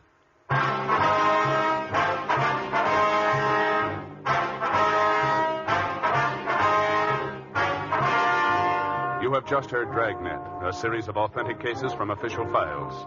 Technical advice comes from the Office of Chief of Police W.H. Parker, Los Angeles Police Department. Technical advisors Captain Jack Donahoe, Sergeant Marty Wynn, Sergeant Vance Brasher. Heard tonight were Herb Ellis, Vic Perrin, Virginia Gregg. Script by Jim Moser. Music by Walter Schumann. Hal Gibney speaking.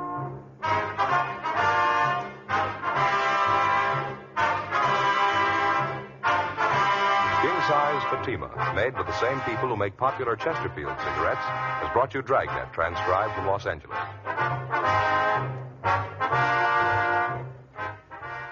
Each Thursday night, it's Counter Spy on NBC.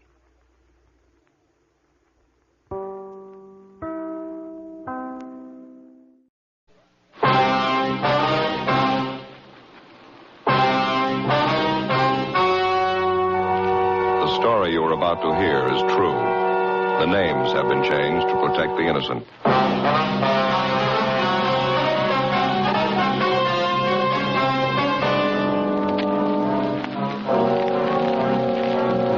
You're a detective sergeant. You're assigned a homicide detail. A woman is found dying in a vacant lot. Her identity unknown. Your job, investigate.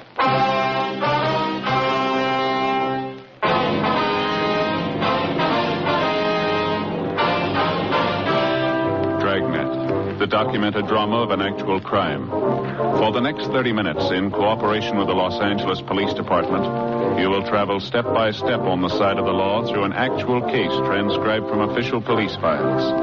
From beginning to end, from crime to punishment, Dragnet is the story of your police force in action.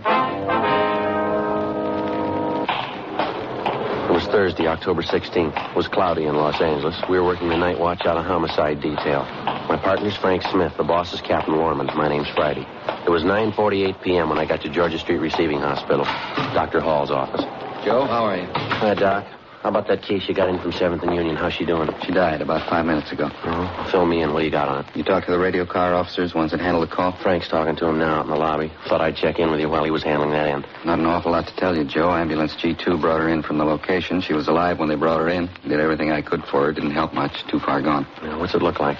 Chloroform poisoning. Pretty obvious. Probably self-administered. Looks like that anyway. She didn't last long. It's a little unusual, huh? Chloroform? Yeah. Under the circumstances, it sure is. Anything else? How do you mean? Well, any probable causes? Any marks on her? No, a little scratch on her wrist. That's about all. Where you got her now? Can we look at her? Yeah, bag number 3. Come on. All right. Ed Barrett called us, asked us for help. It's a rough night, huh? Yeah. Traffic went crazy tonight. Dozen cases in the last 2 hours. Couple of homicides, too. Busy night. You got the weekend coming up, huh? Yeah, not looking forward to it. Here we go. Over here. That chloroform sure hangs on, doesn't it? Sure strong. Notice the burns around her mouth. The nose, discoloration. Well, who is she? Any idea? We got her down as Jane Doe. You're going to have to take it from there. I understand the radio car officers couldn't identify her. Apparently pretty well off, huh? Nice clothes. Seems to be well kept. I'd say so. Expensive jewelry there. The rings, wristwatch. A little strange for a probable suicide, isn't it? Looks like she took good care of herself. Hair all done up, fingernails. About how old, would you say? Not more than 35. Just about that. Here's the chart on her. Time arrival, 9:38 p.m. from southwest corner of 7th and Union, vacant lot. Reason for call, possible drunk woman down. Jane Doe, number 4. Female, Caucasian, approximate age 35. Weight 128 1/4. Height 5'4", brown hair, hazel eyes. Listed as Nordic descent, probable suicide. That's it. Okay, Doc, thanks. I better look up Frank, see what he's got, huh? Okay. Haven't notified the coroner yet. You fellas want to take care of that? Yeah, sure, we'll call. About all we can do unless we find some relatives to notify, huh? Joe? Yeah, Frank. Oh, hi, Doc. How are you? Frank, looks like you're losing weight. Yeah, 4 pounds in 2 weeks. Not too bad for me, anyway. What'd you get, Joe? Chloroform poisoning, probable suicide. Find out who she is? I got to get back to my office. If there's anything I can help you with, come on back. You're right, Doc. Thanks very much. Okay. How about it? Any identification? No, I talked to the fellas that took the call. Unit 182 was a routine call. 390W down. They couldn't find out who put the call in. Said they found her in a vacant lot lying over against the side of the building. Yeah. They said she looked like she'd been drinking, then they got a whiff of the chloroform. And they found this empty container by her side. Here. Yeah. It ties in. They were careful handling it. Anything else? Well, while they're waiting for the ambulance, they talked to some of the people in the neighborhood. They couldn't tell them anything about the woman. The building they found her next to is a vacant store. No identification on her at all? No, nothing. No purse or wallet. I checked missing persons. No one of her description reported. Fellas who handled the call said they went over her clothing. No marks of identification. Better notify Leighton Prince, huh? Maybe they can identify her. Already called him, Joe. Looks like probable suicide. Sure, a new twist, though. Chloroform route. Doesn't figure, does it? What do you think? I don't know. No violence committed on the body. No indication of robbery. She had a wristwatch on. Rings, too. Wouldn't figure anyway. Chloroform angle. Yeah. No other physical evidence out there, huh? I mean, besides the chloroform container? Nothing else besides a handkerchief. Yeah, a plain white handkerchief, chloroform on it. They found it next to the body. It's the only thing that doesn't fit 100%. What do you mean? It's a man's handkerchief. 10:25 p.m. Frank and I took the dead woman's clothing, the handkerchief, and the almost empty container of chloroform and drove back downtown to the office. We dropped off the clothing and the handkerchief at the crime lab to be processed for possible identifying marks. The chloroform container was taken to latent fingerprints for examination. The following morning, the body of the unidentified woman was taken to the county morgue for posting. As soon as the dead woman's prints were made available to us, they were checked through our record bureau and also through the record bureau at the sheriff's office. In addition, they also made a run on her description. They were unable to identify her. We checked with the crime lab, but they couldn't help us either. A detailed examination of the dead woman's clothing failed to yield any leads as to her identity. Latent prints didn't have any better luck with the chloroform container. The only prints they found on it were those of the dead woman. Meantime, the morning papers had picked up the story and given it front page billing. 11:16 a.m. How's that again, Doc? Yeah, I see. A little unusual, wouldn't you say? Yeah. Okay, we'll pick it up after lunch. Right, goodbye. Anything? Yeah, Doc Cephalo at the morgue just finished posting the body. What'd he say? The chloroform killed her. They even found traces of it in the stomach. Huh? That's right. It's a weird one, isn't it? Doesn't leave much doubt. Suicide. No indication it was anything else, is there? I got it. Outside, Friday talking. Yes, sir. Yeah? Mitchell? Mm-hmm. That's so. Yeah, sure, be glad to. Yeah, we'll be here. You want to give us your address? Hello? Oh, here we go. What was it, Joe? Somebody by the name of James Mitchell. He's on his way down to see us, wants to talk to us about the dead woman. Yeah? He says he killed her. 11:50 a.m. While Frank and I waited around for Mitchell to show up, we checked his name through R&I, but we were unable to find anything on him. A few minutes before 1 p.m., a short, blonde-haired man in a blue serge suit entered the squad room and asked for us. He introduced himself as James Mitchell. Frank and I took him to the interrogation room where we started to question him. He told us he was a steel worker by trade, currently unemployed. He said he was originally from Alabama, that he'd been in California for approximately 2 years. After that, he lapsed into silence. We tried to question him about the dead woman, but we made little headway. The only admission we could get from him was that he killed the woman. Outside of that, he refused to say anything. Now, how about it, Mitchell? What's the trouble? You called us, volunteered a confession. You said you killed a woman. You wanted to tell us a story. Now, why don't you answer our questions? Jim, how about it? Aren't you feeling well? Want us to call a doctor? Jim? You're not giving us much of an out, mister. You volunteered to make yourself a suspect in this thing. You say you killed a woman. Now, why didn't you answer the questions? We can't keep this up forever. You ought to know that. You haven't answered the question almost an hour now. Look, if you're not going to talk, Jim, there's only one thing we can do. We're going to have to book you. Mitchell? Is that what you want? Go ahead and book me. I killed her. Go on, book me. Well, why can't you tell us the story? Now, you admit you killed a woman. Why won't you tell us about it? Why should I? I killed her. That's all you have to know. You said on the phone you'd tell us the whole story, didn't you? Now, what made you change your mind? You got the story. I killed her. All there is to it. You know better than that, Mitchell. You know the woman very well? No, not very well. What was her name? Mary. Mary what? Mary, that's all. I met her in a bar. I didn't know her well. I killed her. That's all you got to know. I had to. Why'd you have to, Jim? I don't have to tell you. I had a reason. Good reason. Robbery? I don't have to say. You have a fight with her? Lover's quarrel? Maybe. What's the difference? Well, this bar where you met Mary, that in downtown L.A., was it? Yeah, it's downtown. She had it coming. I'm glad I did it. Not worth much, huh? She was when I met her. Well, what happened? She go off the deep end? Guess so. What's the difference? She's dead. Well, why'd you turn yourself in, Jim? Figure you couldn't beat it? Maybe. How do you mean? I could have stayed out of your way if I wanted to. For a while, anyway. I didn't want to. Why not, Jim? Good reason. I'm glad I killed her.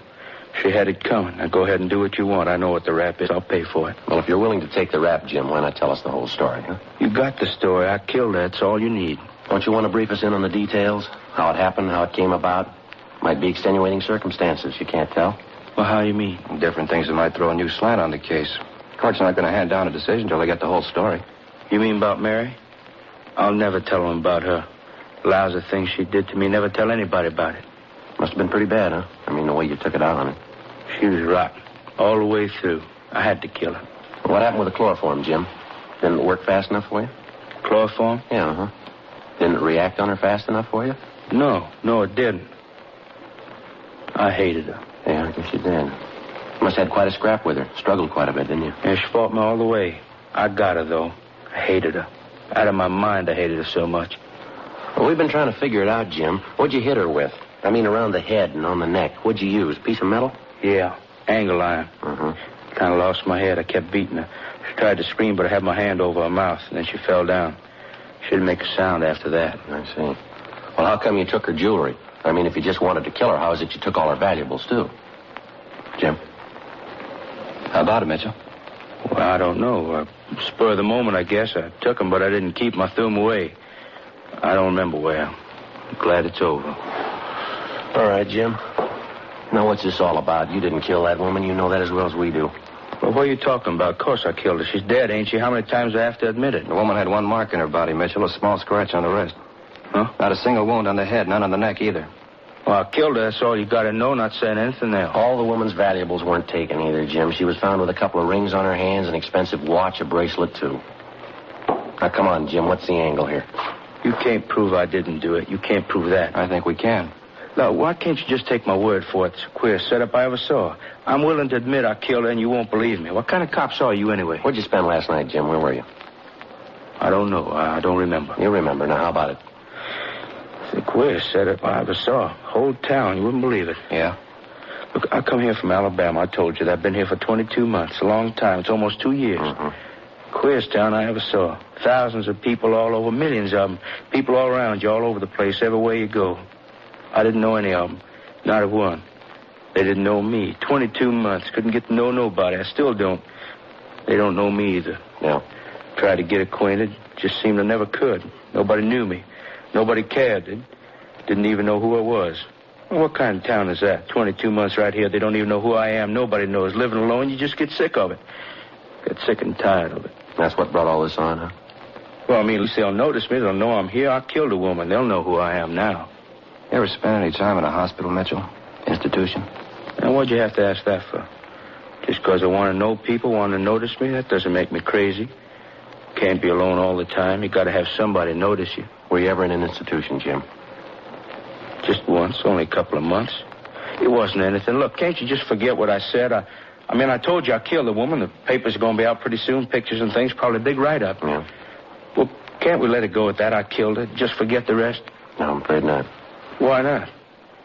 We'll just make out it's that way. People get to know me anyway. At least they'll know I'm around. I won't be alone. There's no use worrying, Jim. Huh? You won't be alone anymore. 1:38 p.m. We continued to question the self-accused suspect, James Mitchell, and he finally told us that he'd been confined for a period of 18 months in a state mental hospital in Alabama. That had been more than 3 years before. The questioning also left no doubt in our mind that Mitchell had nothing at all to do with the death of the unidentified woman. A sister of Mitchell's living in Alabama was contacted, and she agreed to come out west as soon as possible to look after her brother. In the meantime, he was delivered to the care of psychiatrists at the county hospital.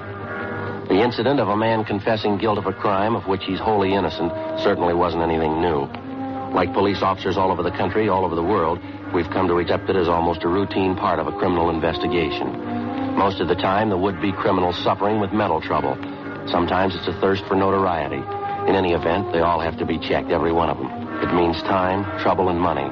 Hours of cautious interrogation. More hours of checking stories that have basis only in the imagination of a sick mind. They slow the investigation, they waste hundreds of man-hours, but like anonymous leads or would-be witnesses, they can't be ignored. It's part of the job.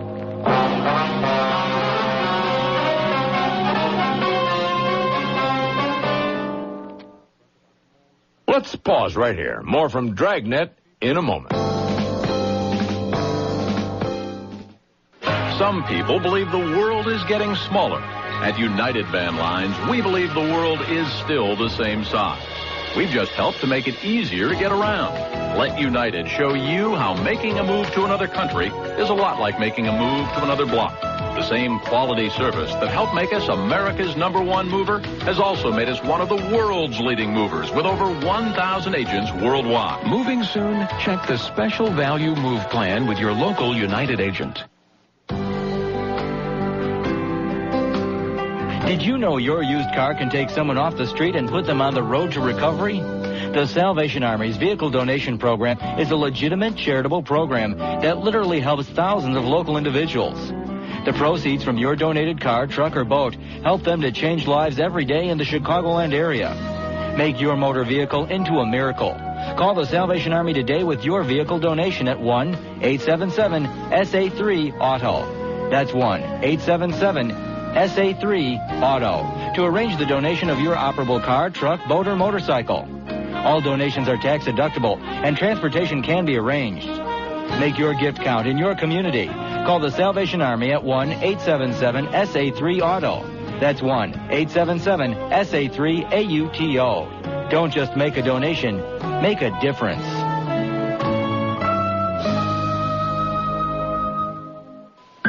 When love grows cold, you drive the lonesome road. I recall a story, a night of passionate glory.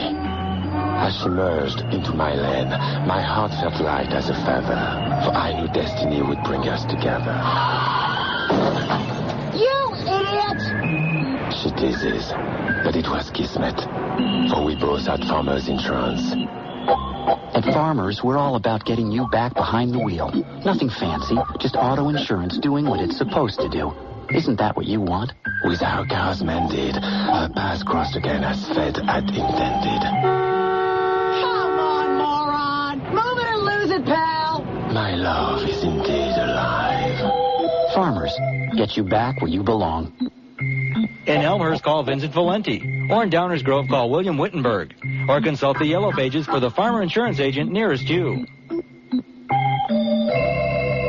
The History Channel dedicates this song to all the men who love power tools. There's a show I saw about a saw, and it made me wonder why. Every time I use a tool, I begin to cry.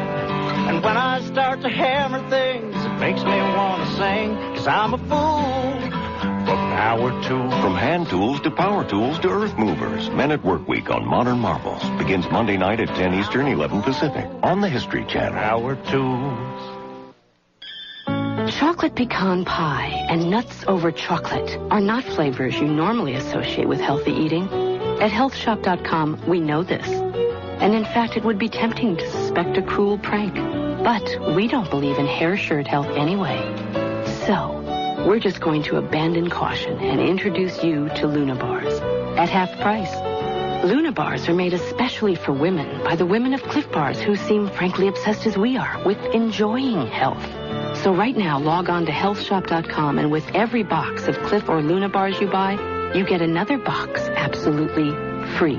2 for 1. It's madness. Luna Bars are made with extra soy protein, calcium, and antioxidants. And with only 180 scrumptious calories, you'll feel like shouting with joy and relief. But don't. Cliff and Luna Bars. Buy one box and get one free only at healthshop.com. Because health is the ultimate high.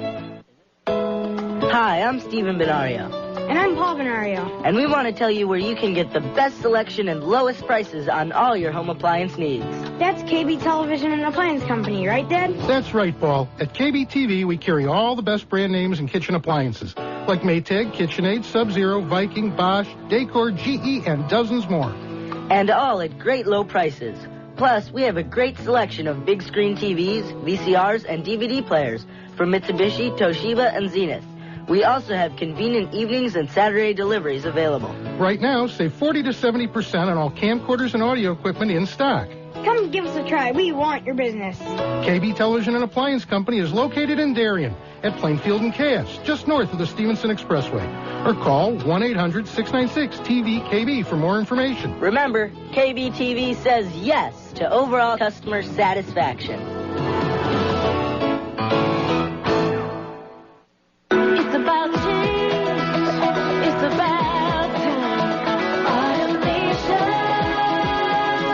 At AutoNation USA, it's about lower prices. We're the largest auto retailer in the country, so we can offer low, no-haggle prices on the greatest selection of pre-owned vehicles in the nation.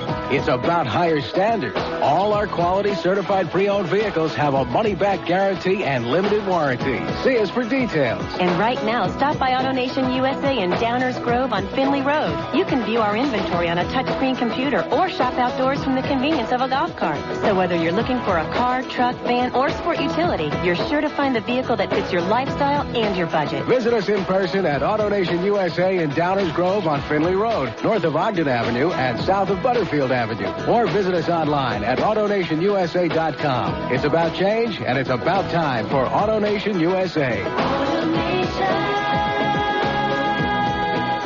Everyone knows the hottest jobs are in the information technology field. But do you have the skills to make your career dreams come true? Whether you're an IT professional looking to get ahead or you're looking for an exciting career change, Microhard Technologies can give you the tools to make you a success in the IT industry. Microhard offers hands-on training programs in MCSE, Novell CNE, Oracle DBA, A+, and Net Plus by CompTIA, and web development and e-commerce programs. With 3 convenient locations in Schaumburg, Oak Brook, and downtown Chicago, Microhard is the #1 certification training center in the Chicagoland area. And Microhard offers day, evening, and weekend programs to fit your busy schedule. So if you're ready to make that career change or advancement, call Microhard at 630-571-0000 for information about their free certification seminars. Learn how to take that first step towards a more fulfilling career. Call 630-571-0000 or visit them on the web at microhard.com. Microhard Technology, the gateway to your solutions. 67 WMAQ. Now let's get back to the thrills on Dragnet.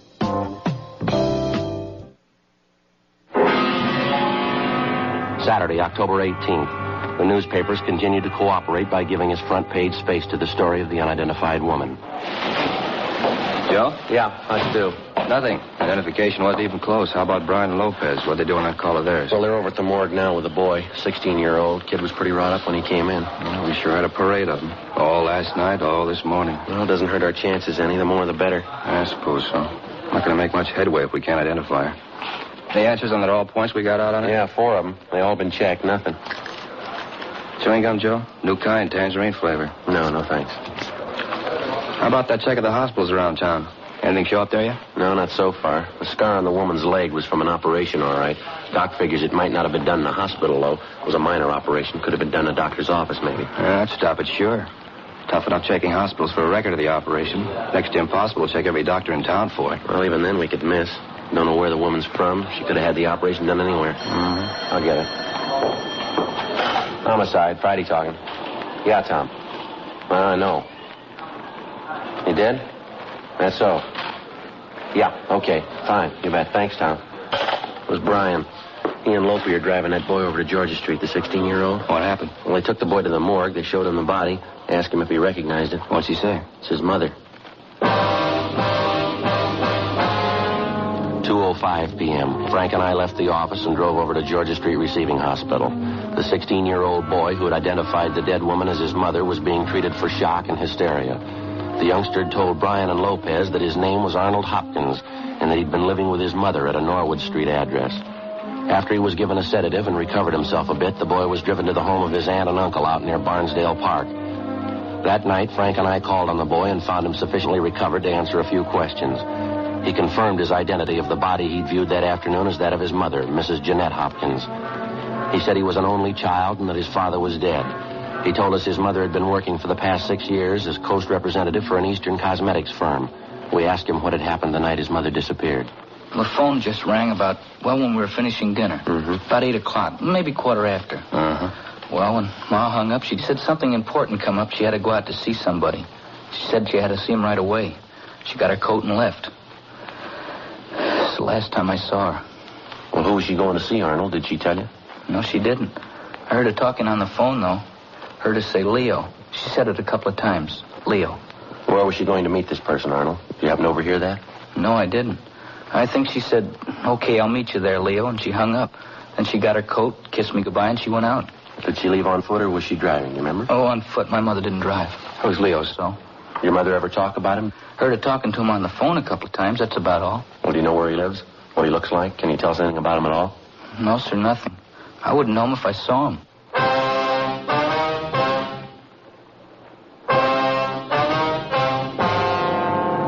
Saturday, October 18th, 8:30 p.m. Frank Smith and I continued interviewing the dead woman's son, 16-year-old Arnold Hopkins. The big lead pointed in the direction of the man known as Leo, who telephoned Mrs. Hopkins Thursday night, little more than an hour before she died, and made an appointment to meet her. It was a good lead, but it didn't go too far. All the boy could tell us was that the man's name was Leo. He'd heard his mother address a man by that name on the telephone several times, but that was the extent of it. He didn't know Leo's last name. He didn't know where he lived. He had no idea where his mother was to meet the man the night she died. We talked to the boy's aunt and uncle, the dead woman's brother and sister-in-law, but they couldn't help us either. Frank Smith and I obtained a list of all of Mrs. Hopkins' friends and business associates known to the son and the aunt and the uncle. We spent the rest of the weekend checking with them. Most of them gave us pretty much the same story. Mrs. Hopkins was well-liked and well-respected, both in her business and private life. She was devoted to her teenage son. She didn't drink, and socially her behavior was beyond question. She attended church regularly. She was active in several women's clubs, engaged in social and religious work. None of the people we talked to could think of any reason that she would want to end her own life. All of them denied any knowledge of the man known as Leo. Monday afternoon, October 20th, Frank and I had another meeting with the victim's son, Arnold Hopkins. We had him check over the personal effects found on the body. Yes, sir, that's hers. The other ring, too. How about this bracelet, sir? Yes, sir. She always wore that. My dad gave it to her, I think. When he was alive, I mean. She always wore it. Mm-hmm. Now, the wristwatch, 2 rings, the bracelet, and this lapel pin here. That's about it, son? Yes, sir, I guess so. You have her necklace, too. How's that? My mother's necklace. She was wearing it that night. She had it on when she left the house. Didn't you find it? What kind of necklace is it, son? What's it look like? Oh, it's made like the bracelet is. That one there. See, the two of them go together. It's a set. Your mother wear expensive jewelry like that every day, did she? No, sir. She wore the bracelet quite a bit, not the necklace, though. She only wore that when she was dressed up. I thought about it yesterday. I meant to tell you about it. What's that, son? Well, right after she got the phone call that night, when she told me she had to go out. Yeah? Well, she went back and got her coat, and then she came in the living room and kissed me goodbye. She had the necklace in her hand. You sure she took it with her? Oh, yes, sir, I'm positive. After she kissed me goodbye, she went over to the mirror, and I saw her put the necklace on. She was wearing it when she left. I didn't think much about it till later on. Most of the time, she only wears it when she dresses up. She wasn't very dressed up that night. Joe. Yeah. Can you describe the necklace for us, son? Exactly what it looks like? Yes, sir, I think I can. When you saw your mother with a necklace on, did you think to ask her about it? Yeah, I did. She said she was wearing it because she wanted to look pretty. She was going to meet a good friend. Mm-hmm. She didn't say where? No, sir. I guess she was wrong, huh? About her necklace, I mean. No, son. About her friend.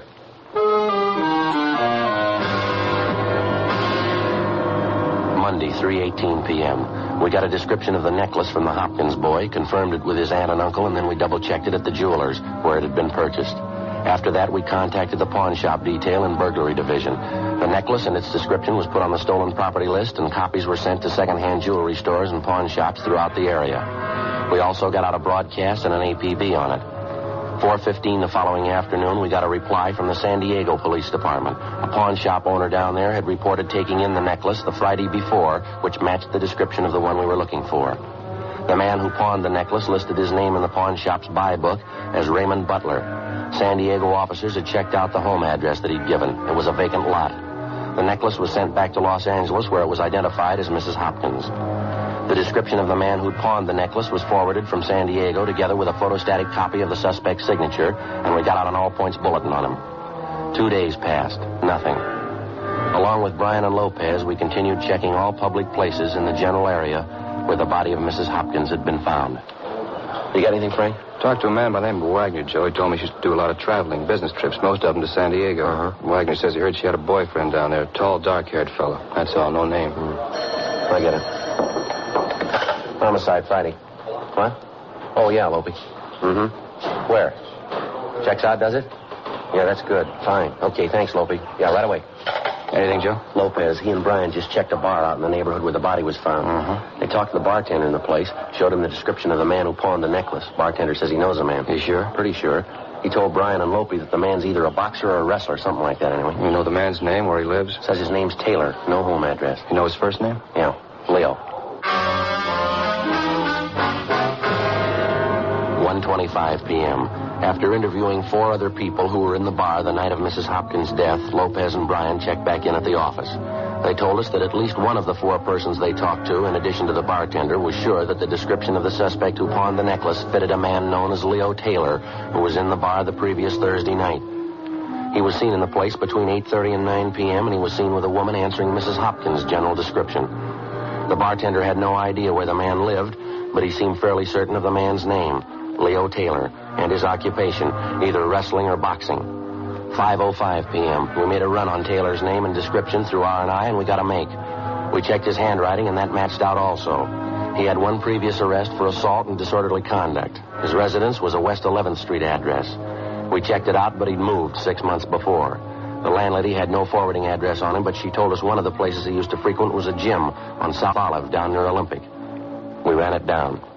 How about it? All right, come on. I'm getting tired of pushing it back. Come on. I checked with the fellow in the office over there, Joe. Says the man we want's taking a shower back there, locker room. All right. Sure. In here? Yeah. Go ahead. Yeah. Hey, excuse me. Your name Leo Taylor? How's that? I said, are you Leo Taylor? Yeah, that's right. What is it? Police officers would like to talk to you. Oh, you're taking a shower right now. You want to wait a while? Well, keep, Taylor. We want to talk to you now. All right. All right, what's the rush? What's it all about? I want to talk to you downtown. What do you want me downtown for? A routine check. Like to ask you a few questions. About what? Jeanette Hopkins? That's so? What about her? When's the last time you saw the woman, Taylor? I don't know. A couple of months ago. At least that. Why? We can talk about it downtown. Well, let's talk now. It'll take me a little time to get dressed. What's the pitch? You know as well as we do. You want to throw me that shirt, Mac? Thanks.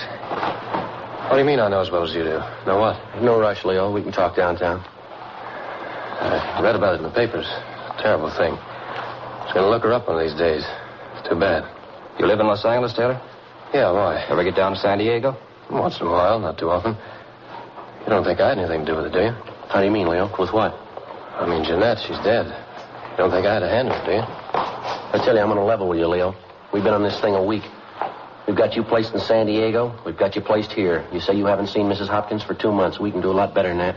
You were with her in San Diego 2 weeks ago. You were drinking with her in a bar out there last Thursday night. You were with her 20 minutes before she died. We got all we need, Leo. Got my coat there, Graven? Check the pockets, Frank. Yeah. Gonna take a lot of proof. I guess you know that. Gonna take a lot of it. We got it. Better have. Let's see. Keys, wallet, comb. Yeah. Okay, let's go. No, just a minute, Leo. Yeah? Pawn ticket here. You forgot it.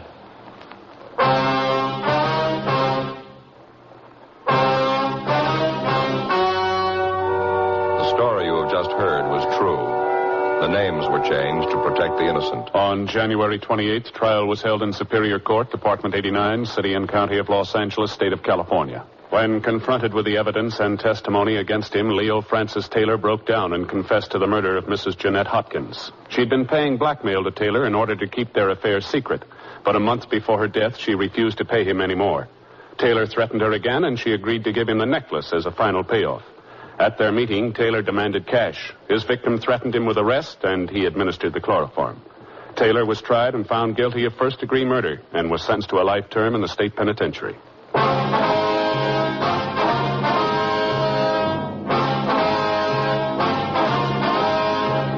You have just heard Dragnet, a series of authentic cases from official files.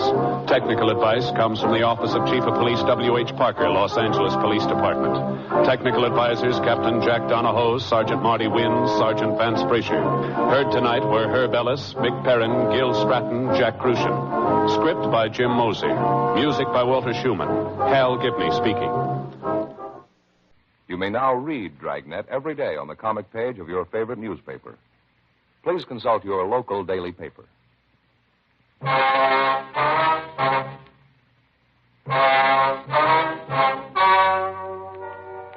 story you are about to hear is true. The names have been changed to protect the innocent. Fatima Cigarettes. Best of all, king-size cigarettes brings you Dragnet on both radio and television.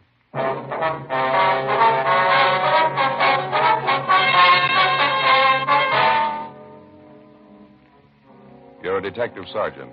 You're assigned to bunco detail. A team of confidence men are taking thousands of dollars from the people of your city. Their method of operation? Posing as solicitors for different charitable causes. There's no lead to their whereabouts. Your job? Stop them.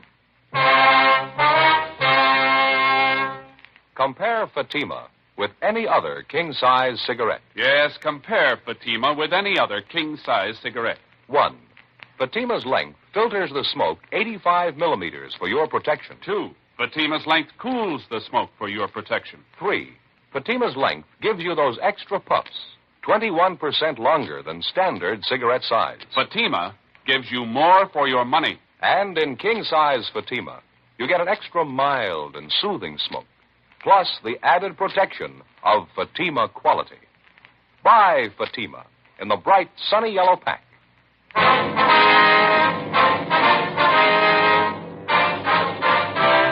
Dragnet, the documented drama of an actual crime.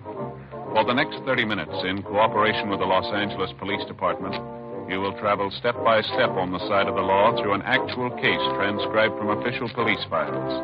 From beginning to end, from crime to punishment, Dragnet is the story of your police force in action.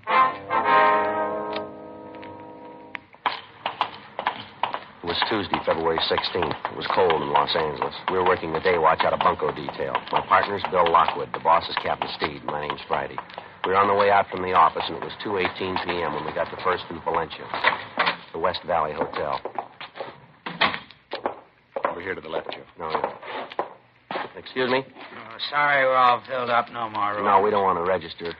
Here we are, police officers. I'd like to check one of your guests.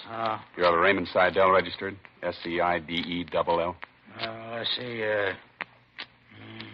No, there's no Raymond Seidel registered. Small man, about 5'6", 130 pounds, tan complexion, between 35 and 40, wears orange-rimmed glasses. Well, I don't know. What's the trouble anyway? Anyone like that registered here? Well, I was just about to say there's no Raymond Seidel. We got a Raymond Singer, though. A small fella. He wears glasses. Yeah. I'd say he was about 35 or 40. He in his room now? No, matter of fact, he just left a minute ago. He went out for lunch, I think, just before you fellas walked in. Where's he usually eat, you know? Our coffee shop right next door. He's got a gray top coat on, gray hat. Okay, thanks. You can use that door right here. It connects to the coffee Right, shop. thank you.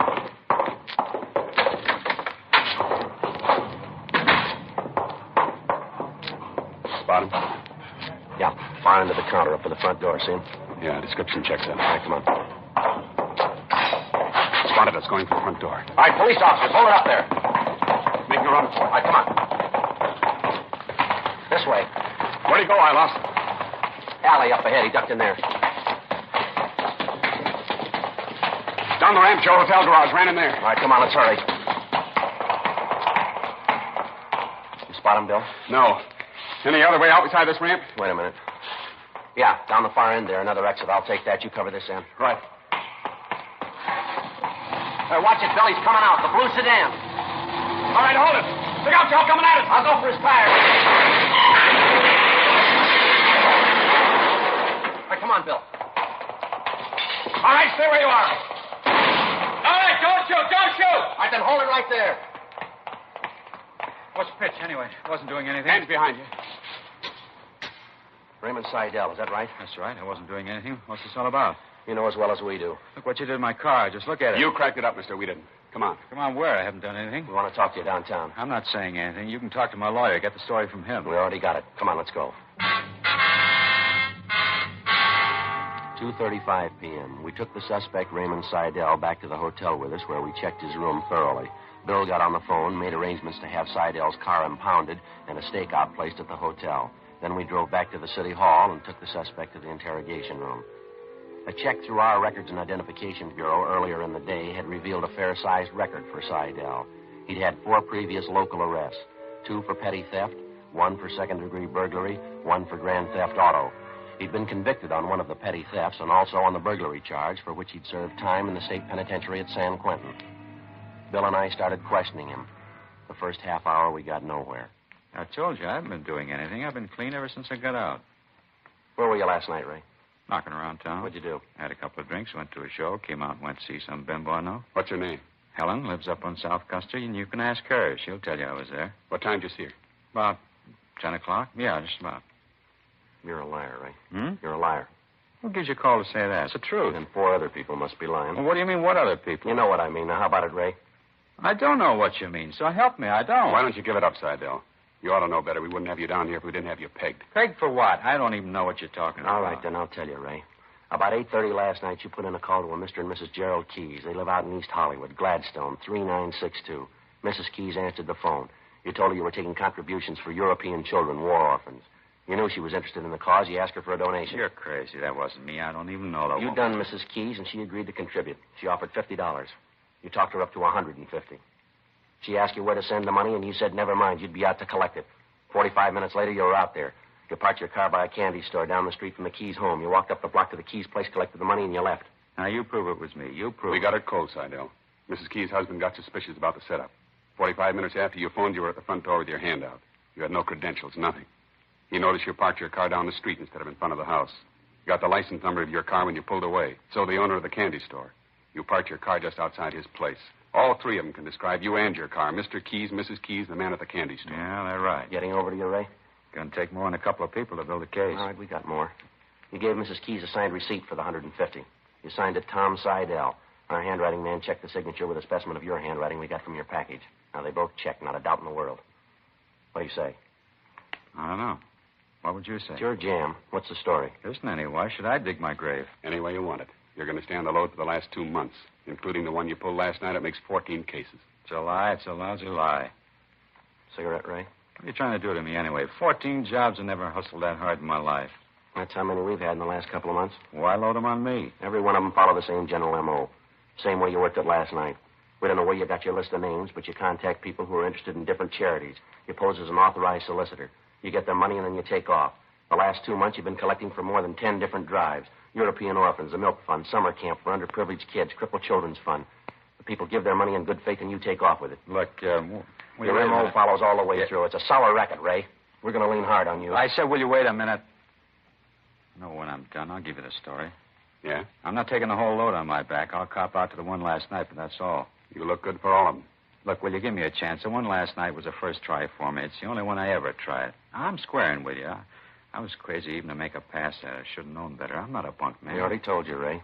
Last night's a close match with the other jobs. You say you'll cop out to one. How do we account for the other 13? Just among us. Whatever I say, I don't want credit for. All right. What's the pitch? Can I have that cigarette now? Yeah. There you are. Yeah, thanks. Here's a match. Thanks. I got out of the thing Sunday night. Doing a little drinking at this place on Boyle Avenue. There were a couple of guys at the bar who were talking about it. I didn't know them. Talking about what? A racket. Getting a list of marks and collecting charity money from them. These two guys weren't working it. They just heard it was going on. They were yakking to the bartender about it. They figured some out-of-town grifters were doing it. And you figured you'd get in on the bandwagon, is that Well, it? I thought I'd try a couple of jobs, that's all. Need a few bucks to tide me over. Didn't look like much of a risk. How do you mean? Well, I heard about the M.O. the grifters were using. Pretty simple to copy. I followed it through just the way I heard they did it. They had a half dozen jobs under their belt already. If you knocked them over and they had to stand the rap, a couple of jobs of mine wouldn't make any difference.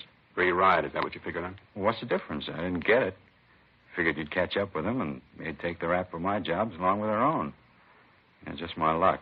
You get me instead, and now I'm up to stand the rap for everything. That's a pretty fair story, Ray. Any way of proving it? Sure, easy. These grifters started working here 2 months ago, didn't they? They hit pretty hard the first week or so, didn't they? Yeah. Well, I wasn't even in town then. Wasn't here the whole month. I was up in Monterey. Any way of proving that? Sure, ask the sheriff up there. Huh? Ask the sheriff. He'll tell you. Why should he know anything about it? He ought to. He had me in jail the whole month. 3:40 p.m. While Bill continued questioning the suspect, Raymond Seidel, I went down the hall to the squad room and put in a call to the Monterey County Sheriff's Office. They confirmed Seidel's story. He'd been arrested in the town of Monterey December 13th, approximately 2 months before, on charges of vagrancy and suspicion of robbery. He was confined in the county jail there from December 13th to January 15th, the same period of time during which the unidentified bunco men had started their campaign of falsely soliciting funds for various charities. While the information cleared Seidel of any part in the bunco charity operations throughout the city that month, he still had to answer for his actions the night before, soliciting contributions falsely from the couple out in East Hollywood, Mr. and Mrs. Keys. After his statement was taken, Bill Lockwood and I drove Seidel to the main jail, where we booked him in on suspicion of 488 PC, petty theft. Further investigation the next day and a half seemed to indicate that the last story we got from Seidel was pretty close to the facts. It was the case of a small-time thief imitating the apparently successful formula of a veteran team of bunco artists, an imitation which in the criminal world is far from unusual. A week passed. Despite the broadcasts, the bulletins, and the special notices we'd gotten out on the suspects and their operations, there were 3 more cases reported. One of them came from a Mrs. Teresa Guilfoyle, the woman in charge of the crippled children's home. Bill and I drove out to talk to her. This is the first thing I want to show you, officers. What's that mean? This way, please. Go ahead, Bill. Yes, ma'am? Dear sweetheart, there are 2 gentlemen here I'd like to have you meet.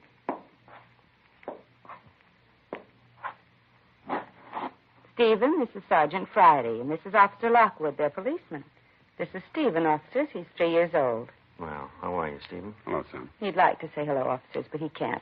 His legs aren't his only trouble. He can't hear. He can't talk either. Oh, it's too bad. You're learning, though, aren't you, sweetheart? You bet you are. A little while with us, and you'll be talking a blue streak. All right, honey. You run along and play now.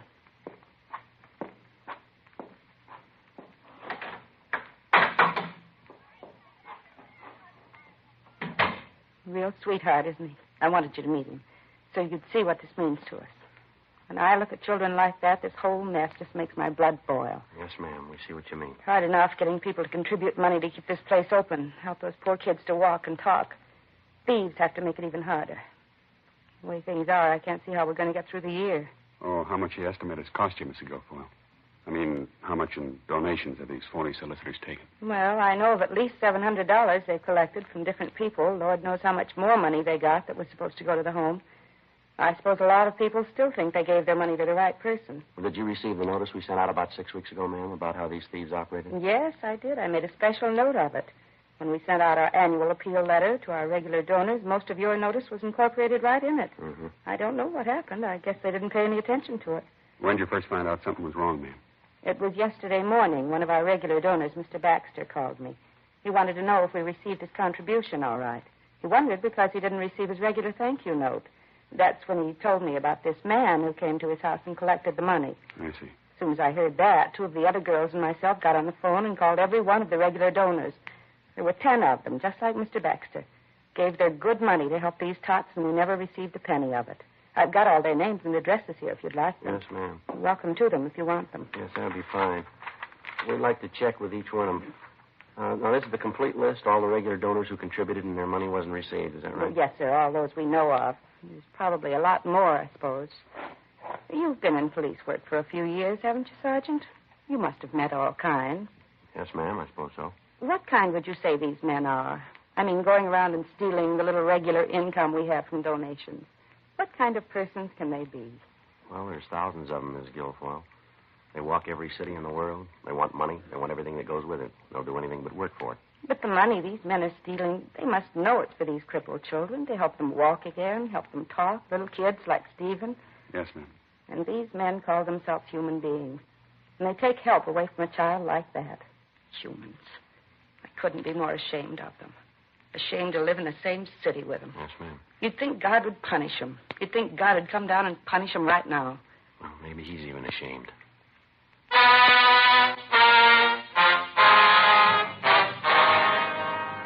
Before we left, Mrs. Guilfoyle gave us a complete list of the names and addresses of donors who contributed annually to the upkeep of the crippled children's home. For the next couple of days, Bill and I contacted each one of them personally. Those people who'd already given their contributions to the thieves unknowingly were unable to help us. Their descriptions of the men who solicited money from them in the name of the crippled children's home generally duplicated the descriptions we'd gotten from the previous victims. None of them were very detailed, but they did seem to confirm our theory that there were 2 or more men involved in the bunco operation. Receipts for the money they'd given the thieves were signed either by a Fred Wellman or a Norman Archer. The handwriting varied in each case. Those donors on the list who had not yet been contacted were the best hope we had of reaching the suspects. Since the crippled children's home appealed for funds only through the mail, we advised these people to get in touch with us immediately if anyone contacted them by phone and asked for contributions. A few more days passed. Monday, February 27th. We got a call back from one of these donors, a Mr. George Stage of the Consolidated Pool Company out in the valley. We located him supervising work at the site of one of their pool constructions in the Toluca Lake area.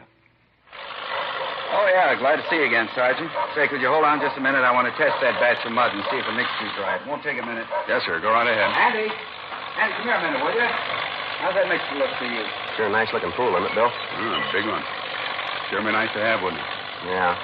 Why don't you look into it? It's about all I could afford to do right now. Look into it. Okay, Sergeant, 6 to an even. Want to go over by the truck, do some of this racket so we can talk? All right, that's fine. I hope I got something for you. Not sure if it'll be worth anything to you. You said on the phone you got a call last night. Well, I didn't. My wife did. They wanted to talk to me, but I wasn't home yet. Out finishing a pool for some folks in Encino. Uh-huh. Have a seat there if you want. Clean off this running board for you. Oh, that's all right. Fine. Good. Well, what was the gist of the phone call, Mr. Stage? Who was it? Well, as I say, the wife answered. Fella told her his name was Mr. Archer. Said he was collecting for the crippled kids' home. Of course, the wife knew the setup. After you talked to me, I warned her about the phony collectors going around. What'd she tell him, Nancy? Well, she didn't get a chance to tell him anything. He did most of the talking. Gave her a big spiel about how much the poor crippled kids needed help. The wife asked him if he'd leave a number so I could call him back when I got home. Well, did he leave a number? No. He gave some phony excuse he wouldn't be at the same phone, something like that. No. Went out to ask her if she couldn't make out a check. Said he could come right out to pick it up. The wife said no, she couldn't. Matter of fact, she couldn't. I've got the checkbook. Excuse me. Andy, get one of the boys to help you down the hole. You can't do that all by yourself. My partner, Andy's a great worker. Yes, sir. Well, what was the upshot of the phone conversation between Archer and your wife, I mean? Well, she kept asking for a phone number or an address, someplace where I could get back to him when I got home. I guess they got it figured, though. He wouldn't give her a thing. And that's the way it ended, sir? Yes, sir, that's it. Might be I'll have better luck, though. How do you mean? Well, this fella Archer told the wife he'd call me back tonight.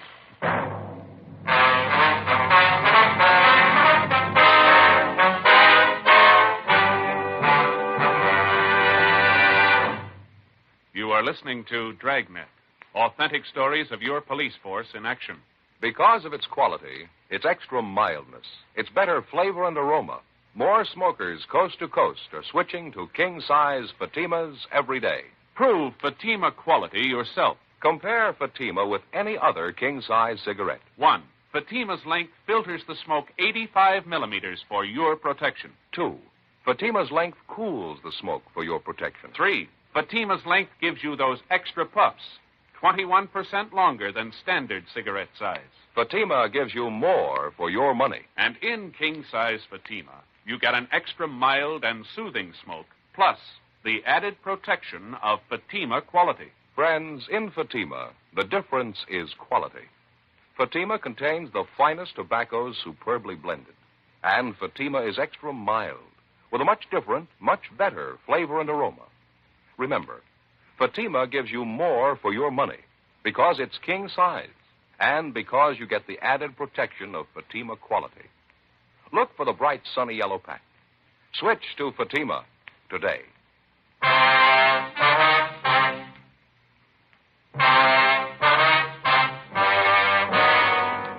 Monday, February 27th, 1:30 p.m.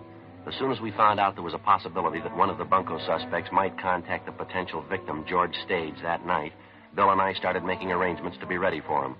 At 6:45 p.m., we were at the Stage home when the suspect telephoned. He identified himself as Norman Archer. George Stage followed our instructions to the letter. He agreed to make a contribution and asked Archer to call at his home to pick up the check. He set the date for 9 o'clock that night to allow us enough time for preparations. We got in touch with Lieutenant Lee Jones at the crime lab, and he sent out 2 of his sound technicians with a microphone set up and a tape recorder. By 8 p.m., the installation was complete. The microphone concealed in the living room of the Stage home and the tape recorder set up in an adjoining room. Bill and I were stationed at the recorder in the bedroom. 8:30, 8:45. We waited. 9 p.m., 9:05. Somebody at the front door. Yeah. You want to give me that headset, Bill? Here you go. Thank you. Okay. Want to turn on the recorder? Right, Joe.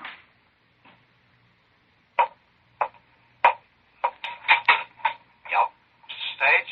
Yes, sir, that's right. My name's Norman Archer, Mr. Stage. We're glad to know you. Oh, yeah, Archer. Glad to meet you. Come on in. Thank you. Very nice place you have here. Comfortable. We're pretty happy with it. Well, sit down, Archer. Thank you.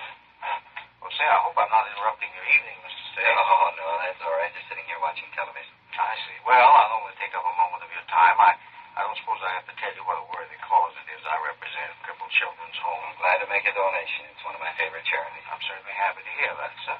Really, you haven't any idea how much good your money does. Those little tots out at home really need our help, all the help we can give them. I suppose they do. Are you one of the officials out at the home? Well, yes, I suppose you'd call it that. I'm one of the authorized collectors for the maintenance fund. I have a receipt here for your donation, all made out in your name. Here we are. I suppose you know that all donations to the home are deductible from your income tax. Yeah. Well, here we are. See, it's all filled out, your name and address. This space here left vacant, the amount of your contribution. I'll fill it out right now. All right. How much would you like me to put you down for, sir? Well, I don't know. I don't have too much cash on hand. Will a check be all right? Well, naturally, we don't like to be fussy, but it does help our bookwork. The donations are made in cash, still pays for the handling of funds. Oh, well, I've only got $20 or $30 in cash. I'd like to give more than that. You sure a check wouldn't be all right? Well, as I say, it's simple if the donation is cash, but check is all right. Check's fine. Okay. Make it out for you now. All I've got here is my company check. How's that? Company checks are all I have here. Consolidated Pool Company. I guess it'll work just as good. Be like a donation from the company. Oh, fine. Now, how should I make that out now? Payable to the Crippled Children's Home? No, the home doesn't have a commercial banking account. It's not incorporated, you know. Oh, isn't it? I thought it was. No, I usually handle the check donations through my personal account. So if you just make it out to me, we have to simplify bookwork. It takes a lot of work to run a home like that, and we can't afford a bookkeeper either. See. I'll make it out to, sorry, what's your first name again? Norman Archer. Archer. How much shall I put you down for? Well, let's see. I think I gave $200 last year. Yeah, I think that was it. Yes, we certainly appreciate it, too. Of course, it's like everything else. Our maintenance costs have gone up. We give those youngsters nothing but the best. I mean, if you could see your way clear to make it a little more this year, we'd certainly thank you for it. That goes for those cripple kids, too. Well, I guess I can make it a little more. We've had a pretty good year. Let's make it $250. That'd be fine. That's wonderful. Sure appreciate it, Mr. Stade. Really, if it wasn't for such a great cause, I'd be embarrassed asking you for money. No, not at all. Only glad I can afford it. Here you are. You better watch the ink. I think it's still wet. Thank you very much, sir. I guess I don't have to tell you again how much we appreciate it. Let's see. Where did I put my hat? It's right outside in the hallway. Oh, yes. There you are. Thank you. Well, I'll see that your check gets in the bank first thing in the morning. All right. Thanks for coming out. Pleasure, Mr. Sage. Thank you. You don't know how much this check means to us. I think I do. Good night. You hear it all right? You hear what he said? Yes, sir, we got it. How rotten can you get, huh? Yes, sir. Bill, do you want to take a look out the window? Right. Mr. Stage, will you leave that tape recorder right where it is? Don't let anyone touch it. We'll be back. Yeah, all right. He's pulling out, Joe, heading down the street. Grace it in. All right, let's go. We'll call you, Mr. Stage. Yeah, okay. You see him, Bill? Down past the next block. All right, let's hurry. Go ahead, slide on my side. All right, let's keep the lights off for a couple of blocks. Don't get them excited. All right. You see him? The one turning left, Grace Sedan. Is that him? Let's see. Yeah, that's it. All right. Pull up close if you can, huh? See if we can make his license. Give it a try. How's that? A little closer. Okay, that's fine. 1 sugar 16605. All right. I'll check it and see if it's hot. 1K80 to control 1. 1K80 to control 1. Control 1 to 1K80. All other cars on frequency 6 stand by. 1K80 to control 1. Request rolling make for stolen and DMV on 1 sugar 16605. Repeat. 1S16605. KMA 367. Control 1 to 1K80. 1 sugar 16605. Stand by. I wish we'd have gotten a good look at him, Bill. Might have recognized him, huh? I couldn't take a chance. Anyway, it's worth more if we get him and his partner together. Wrap it all up in one. Save us a lot of headaches. Yeah, well, don't lose him. He turned left up the next corner. Yeah, I saw him. He hasn't made it. Yeah, I think we're in the clear. All right, you can turn your lights on, huh? All right. Control 1 to 1K80. Control 1 to 1K80. 1 sugar 16605, no want. Car is a 1950 Pontiac, 2-door sedan. Registered to Charles A. Sutton, 5840 Octavia Street, Los Angeles. Motor number 1 Adam 6 Paul 3342. Legal the same. KMA 367. 1K80 to control 1. Would you check records for Charles A. Sutton? Age and description unknown. Rush request. We have suspect under rolling surveillance. Control 1 to 1K80. Roger. Looks like he's slowing down, Joe. Yeah. All right, don't press him. Yeah, he's pulling up. He stopped there. Better cut the lights. Yeah, pull up right here, huh? Can you see him? Yeah. Going up to that house. Porch light on. Yeah. Must be where he keeps his pad. Acts like he's been there before. There's a man answering the door. He's going in. Control 1 to 1K80. Come in. 1K80 to control 1. Go ahead. Control 1 to 1K80. We have a Charles A. Sutton, WMA, 42 years, 5'9", 163 pounds, brown hair, blue eyes. He has a long felony record, suspicion of robbery, suspicion of burglary, grand theft, bunco. Also 3 outstanding traffic warrants. License number 1 sugar 16605. 1K80 to control 1. Roger. KMA 367. What do you think? Let's take him. Right. All right, you want to take the back, Bill? I'll go in the front. Okay, give me a second to get around. Right.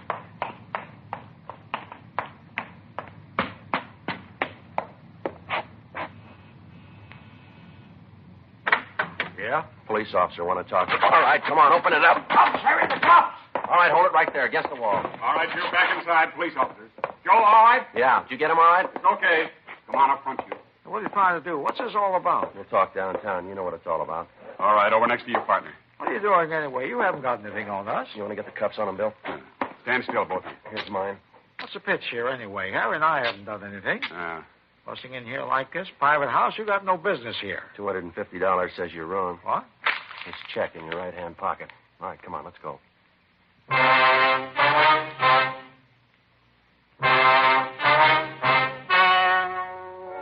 The story you have just heard was true. The names were changed to protect the innocent. On May 28th, trial was held in Superior Court, Department 88, City and County of Los Angeles, State of California. In a moment, the results of that trial. Now, here is our star, Jack Webb. Thank you, George Fenneman. Friends, this coming weekend, I'd like to suggest that you put Fatima's at the top of your shopping list.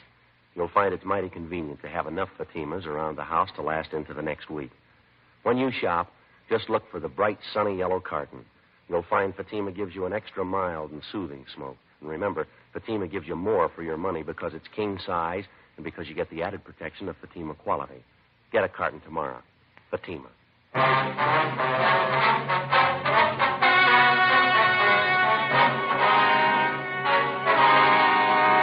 Charles A. Sutton and his accomplice Harold B. Mather were tried and convicted on 3 counts of grand theft money and received sentences as prescribed by law. Grand theft is punishable by imprisonment in the state penitentiary for not less than 1 nor more than 10 years. The initial suspect, Seidel, pled guilty to petty theft and received a sentence of 1 year in the county jail.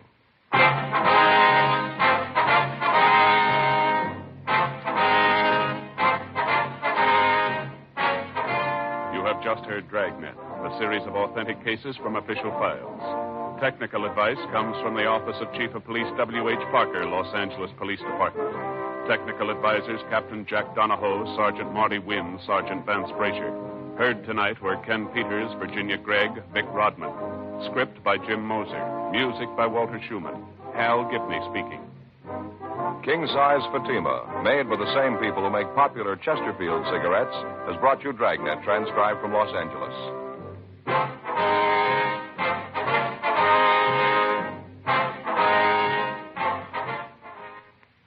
Each Thursday night, it's Counter Spy on NBC.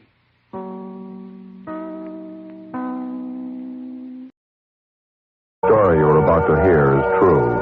The names have been changed to protect the innocent.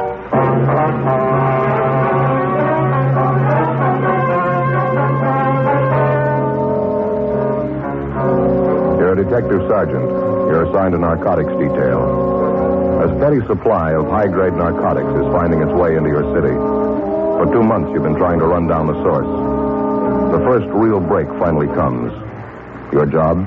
Check it out.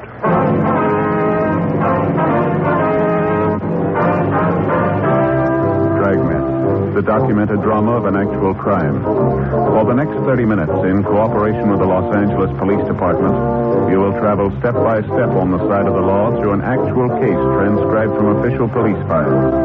From beginning to end, from crime to punishment, Dragnet is the story of your police force in action. It was Thursday, October 8th. It was hot in Los Angeles. We were working the day watch out of narcotics detail.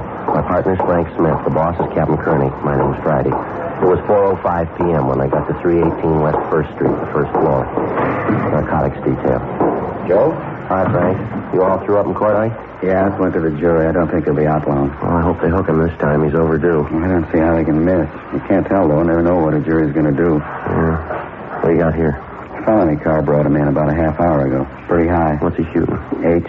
Must have had a big pop. Can't talk to him. Anything on him? 2 cats. Had him taped inside the collar of his shirt. Crime lab analyzed it. Same stuff we've been chasing. European. High grade. Mm-hmm. He come up with anything?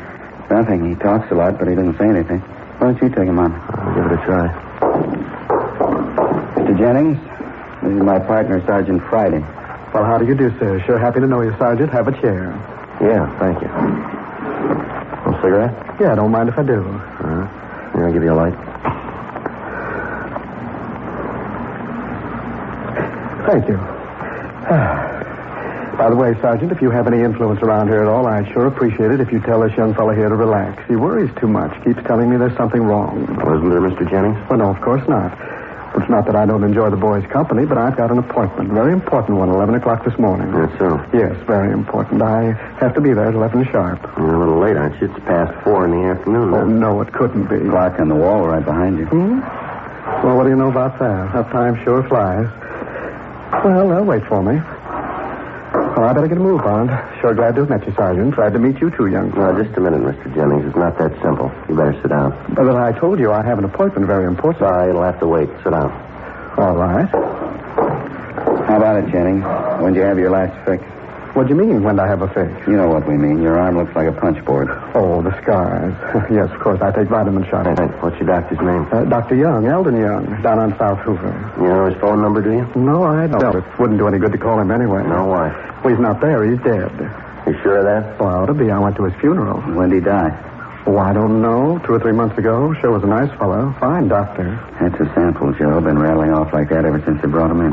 Not the usual run. He's sure not seedy looking, is he? Look, Sergeant, I don't think I quite understand this. What's this all about? Mr. Jennings, you're hooked and you're hooked bad. When'd you have your last fix? Well, to be honest with you, I don't quite remember. I'd like to make it clear, though, I'm not a bum. I'm not addicted to the stuff. You're not? Really, it's the truth. I can take it or leave it alone. I take an occasional shot. That's about the size of it. Where do you get the stuff, Jennings? I told you, my doctor. No legitimate doctor gave you the stuff they found on you. They don't dispense heroin. Now, how about it? How about what, Sergeant? You going to tell us the truth? Jennings?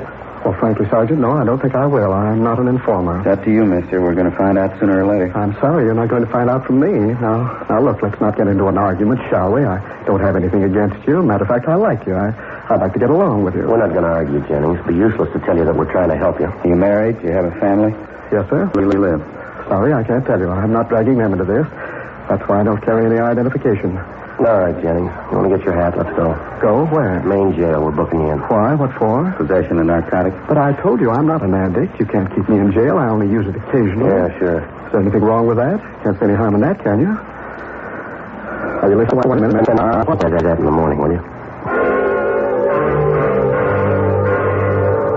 4:38 p.m. The felony car officers who picked up the suspect, Jennings, took him to the main jail where they booked him for violation of the H&S Code, Section 11,500. He'd been checked through R&I, but he had no previous criminal record.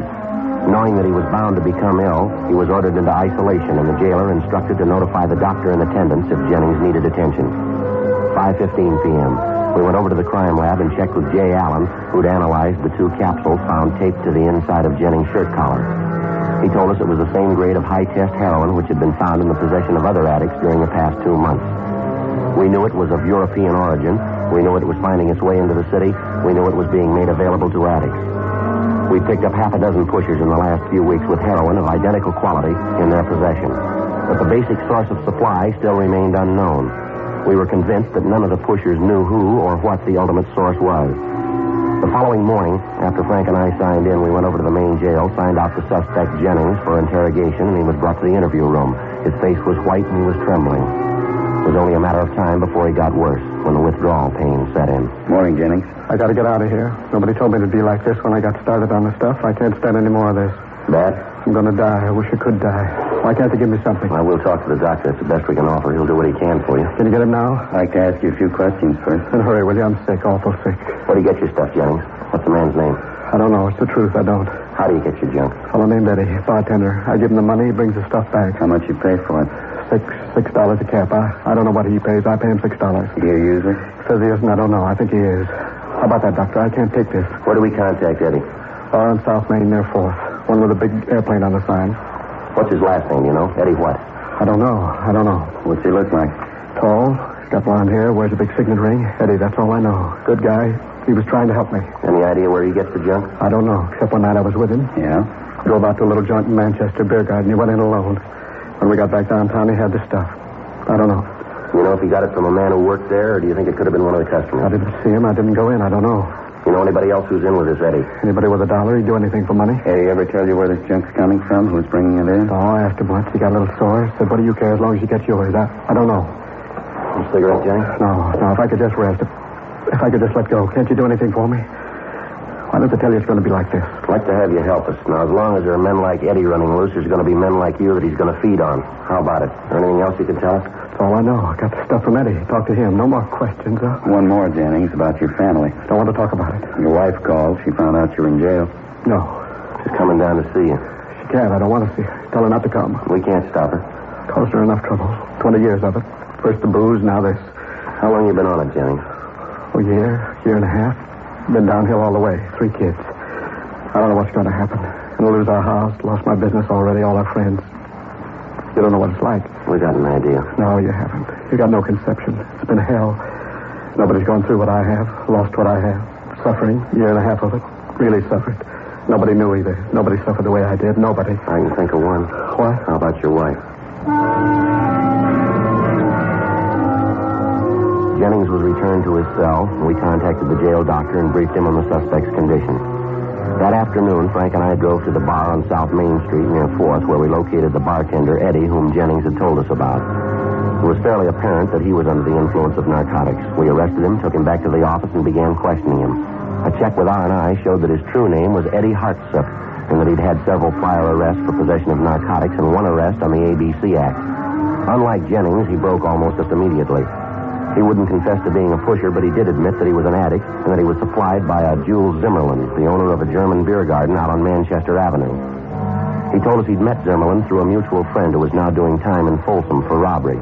He identified the friend as Pete Heimer. We checked with records and found it was true. Hartsook was booked in as a vag addict.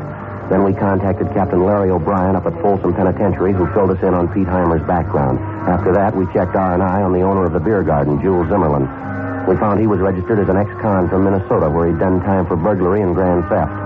After a meeting with Captain Kearney, it was agreed that our first move was to get next to Zimmerman. I was to pose as a recent parolee from Folsom, a friend of Pete Heimer's. That night, I attempted to make my first contact with Zimmerman at the beer garden out on Manchester Avenue.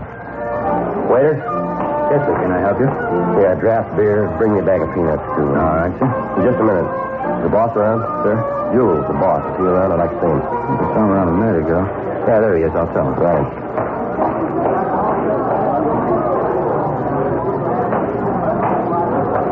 Yes, you want to see me? You Jules Zimmerman? That's right. Jack Bronson. I'm a friend of Pete Heimer's. He told me to look you up. I thought Pete was in Folsom. Yeah, he is. I was in there with him, his cellmate. I drew parole about a month ago. Oh, I see. Mind if I sit down? No, go ahead. Oh, sure. How's Pete making out? Doing all right? Well, it's kind of rough. He's fighting time, doing it the hard way. He's not young anymore, you know. Yeah, it's too bad. He's a nice fellow, Pete. Never did use his head, though. Here you are, sir. Draft beer, peanuts. Mr. Zimmerman? No, nothing. Yes, sir. Where are you from originally, Bronson, L.A.? No, Detroit. What do you figure on doing now? Going back there? No. I don't know what I'm going to do. I'm still looking around. Can't go back to my racket, that's the thing. That's so? Yeah, they got my M.O. tag from here to Seattle. What's that? Safe. That's all I ever worked. That's what I thought. Do you mind if I... No, help yourself. Oh, thanks. Yeah, you've had tough luck. How much time you do? 2 10, 7 in, 3 out. You working now? Yeah, lumberyard. What's that? I said a lumberyard. Must be easy. Your hands don't show any work. No, of course not. I don't go into that rough stuff. I'm a clerk over there. It's an easy touch, not much dough, though. What are your plans? Got anything in mind? Oh, I don't know. Money. Pete told me if I ever got disgusted to look you up. No, I don't know. There's not much doing around here right now. I really tried to make it when I came out this time. I'd play it straight. You want some of these? No, thanks. You go ahead. Okay. Tried to play it straight, stay on the street. It can't be done. I can't punch a clock. It drives me crazy. Well, I wish I had something for you. Don't know the thing. It's rough, Bronson. I got an idea how you feel. I guess you ought to know. Pete told me. Said you fell twice back east. Minneapolis, wasn't it? Pete talks too much. Well, only to the right people. Nice setup you got here, Jules. You must sell a lot of beer, huh? I get by. Orchestra, big layout, first cabin. Well, we got pretty good business going. Let's go kidding him, Jules. I need a job. I got to turn a buck. I wish I had something for you. Now, look, I didn't spend all that time in the joint with Pete for nothing. I know the setup. Pete says you're a right guy. I can do business with you. What do you mean? Just that. I got contacts up by Fresno, Red Mountain. Good contacts. A lot of money up there. Pete says you handle quality stuff, European. The stuff they're pushing up around Fresno is nothing. Real lousy. If we play it straight, we can both score. We score good. I don't think I'll follow you, Bronson. I think you do. If we get the right stuff up there at the right time, we can clean up. I know we can. That's so. I got a buddy who had a bum a ride to get up there 4 months ago. Now he's driving a Cadillac. Great business up there. It's fast and it's clean. Hey, you want another beer? I can't afford a stall in this, Jules. There's a lot of sucker money around, and I want a piece of it. Well, maybe we can talk, Bronson. I don't know. It might work out something. I'd like to get to know you. What's the pitch? I said I was a friend of Pete's, didn't I? Check with him, or don't you trust him? I haven't heard from Pete lately. I like to. Can't be too careful, you know. It pays to check things out. All right, go ahead and check. I just haven't got the time to throw away, that's all. I'm so crazy about these peanuts. Well, I'll tell you. I might send the wife up to visit Pete this Sunday. She doesn't know him, but she can ask him about you. I hope you don't mind. No, I don't mind. I just want to get going. If you haven't got any junk to push, put me next to somebody who has, huh? There's dough to be made, enough for both of us. I want to make it. You can't go wrong on the deal. You're smart enough to see that, aren't you? You talk fast, Bronson. Look, you're not doing me any favor. I'm doing you one. If you're not ready to move on the deal, just say so. If you are, okay. Well, it's a big rush. Take your time. Let's talk about it. You already have. How about it? How about what? You got the setup. Now, when do I get an answer? When I get one from Pete. 11:30 p.m. I traded small talk with the narcotic suspect, Jules Zimmerman, until closing time. Then I left the beer garden, took a streetcar back to the room I'd rented in a small third-rate hotel down on South Broadway.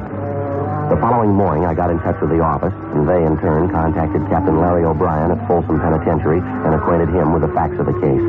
He was told that Mrs. Zimmerman would arrive at the prison to visit Pete Heimer the following Sunday and that she had never seen Heimer before in person. O'Brien made immediate arrangements to have one of the officers at the prison pose as Pete Heimer and visit with Mrs. Zimmerman. Heimer himself would know nothing about it. I spent the next few nights at the beer garden trading more small talk with the suspect, Jules Zimmerman. The conversation included fishing, the liquor business, gambling, sports, everything but narcotics. I couldn't tell how I was making out with him, whether he was sold on me or not. I waited in my hotel room the following Sunday afternoon until Frank Smith called me from the office.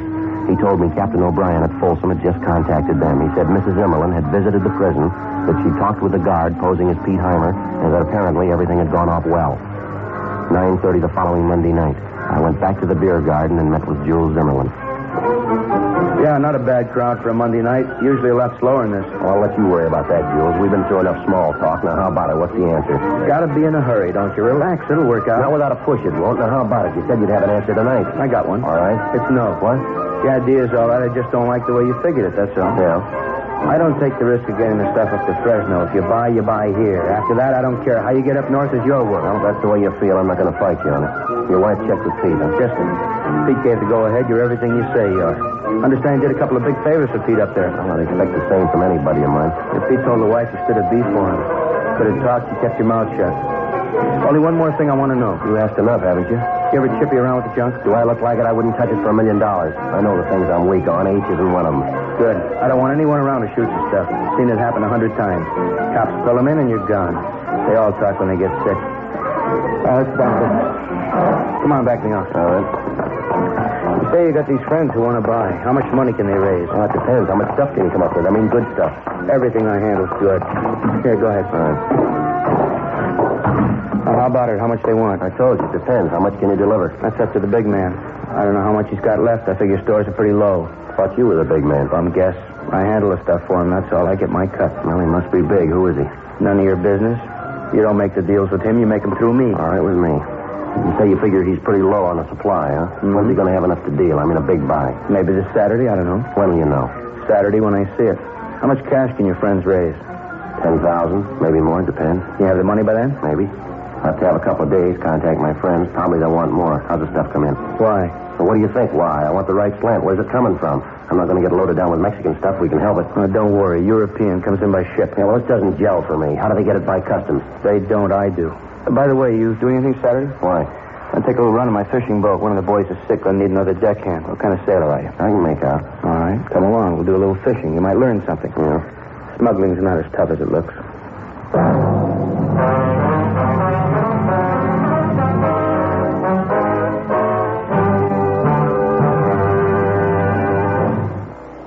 This guy cold calls me during dinner, trying to convince me that his wonderful money management advice will make me rich. I say, I already have someone for that.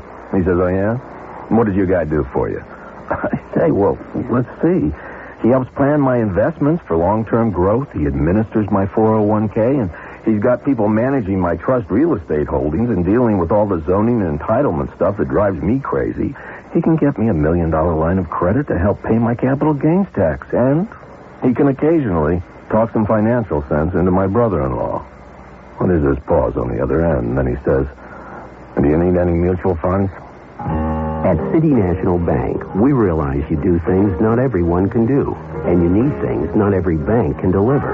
Talk to a trusted investment specialist at City National, the way up. Visit us at cnb.com, member FDIC. Some investments are not FDIC insured, have no bank guarantee, and may lose value. I'm talking to myself. Again. This time I'm talking car insurance. I don't want to think about car insurance. I know, but I need to pick a car insurance company, and I heard about Wawanisa Insurance. Yeah, from my sister Jan. Wawanisa. I hear they're really good. Oh, the best. The Department of Insurance said they had no real complaints last year. 0 customer complaints. And Jan says they settle claims fast, fairly, and accurately. Great service. Just what I'm looking for. Wawanisa gets an A+ rating from AM Best and has been in business for over 100 years. Wow. Service and stability. Did I mention that Wawanisa has really low rates, too? Jan's been saving money with them for years. Gee, with the money I'll save with Wawanisa's low rate, I'll have more money to spend on the kids. Okay, I'm going with Wawanisa. With Wawanisa, I'll never have to think about car insurance again. Check Wawanisa's low rates today by calling 1-800-438-4300 and ask about their homeowner and condo insurance, too. Call 1-800-438-4300. Wawanisa Insurance. Excellent service at an excellent price. KNX 1070 News Radio.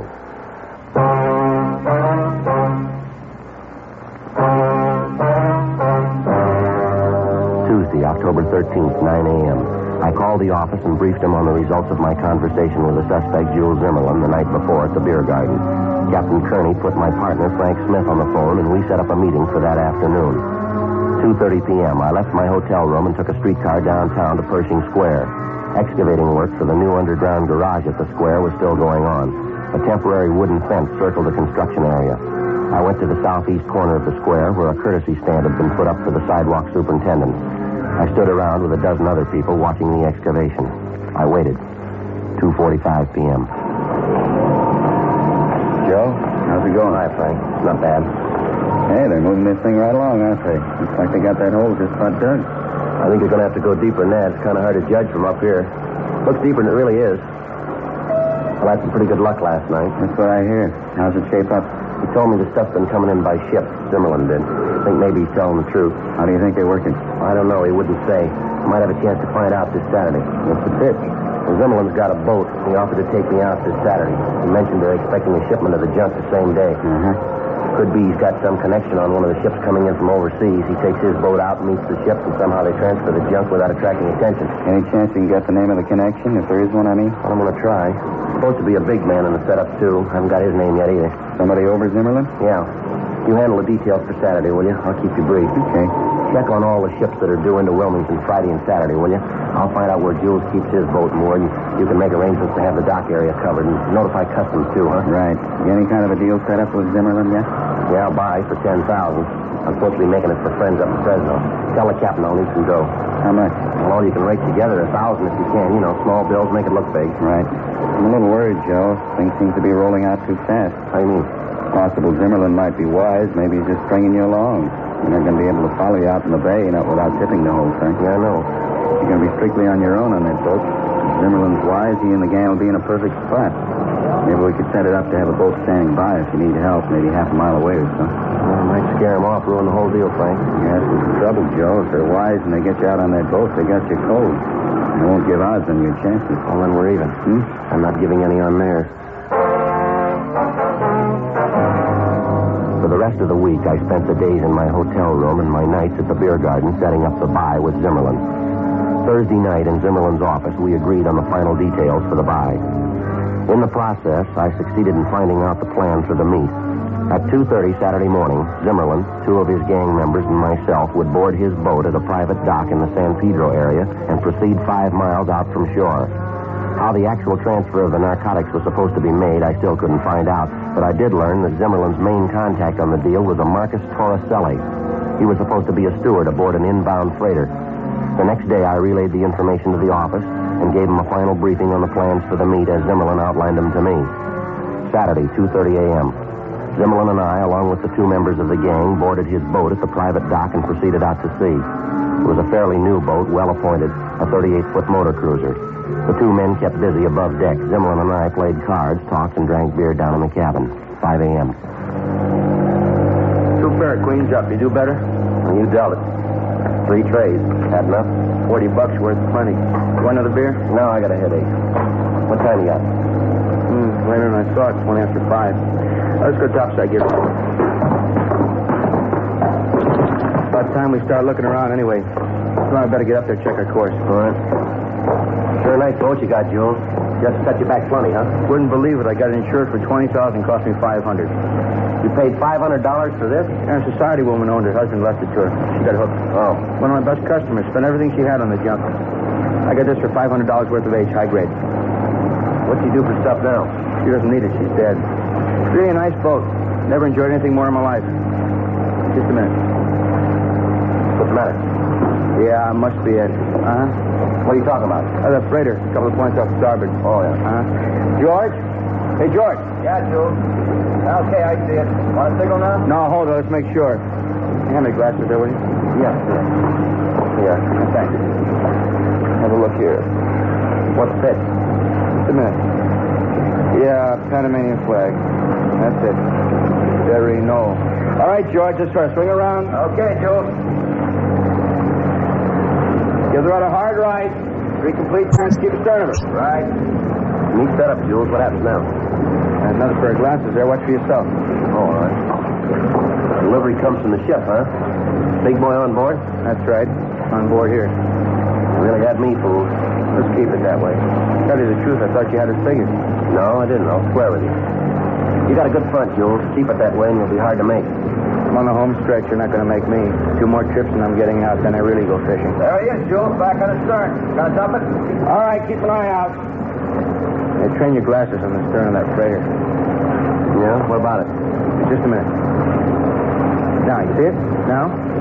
Oh, yeah, man coming out, huh? Looks like he's dumping some garbage over there. That's right. Don't watch the man. Watch the garbage. It doesn't go through customs. Pretty smart. That's your contact, huh? Yeah, Marcus. Good boy. Hasn't failed yet. All right, George, move in, get the net. Ready for the pickup? All ready, Jules. Still, I just can't get over it. It's sure smart. How do you keep the junk dry? No problem. Just dump the package over along with the garbage. Waterproof wrapping. Hey, keep your eye on it, that's all. Yeah, I got a spot. All right, George, hand down the net. Here you go. Yeah. All right, coming alongside. Hold it steady.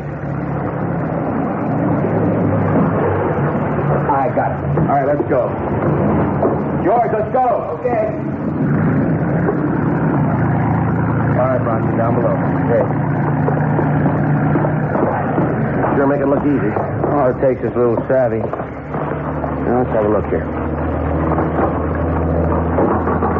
Ping pong balls. What's the pitch there? You ever hear one sinking?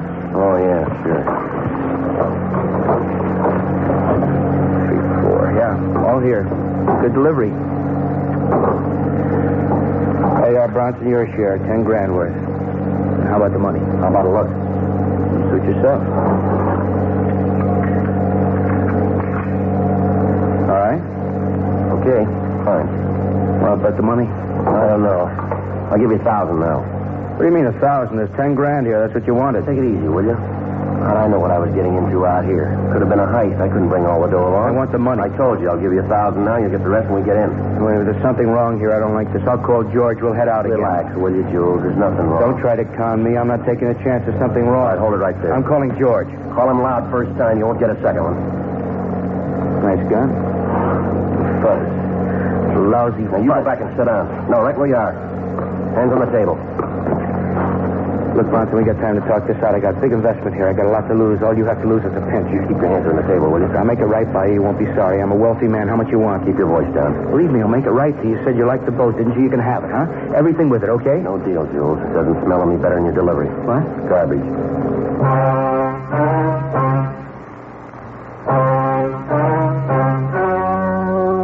The story you have just heard was true.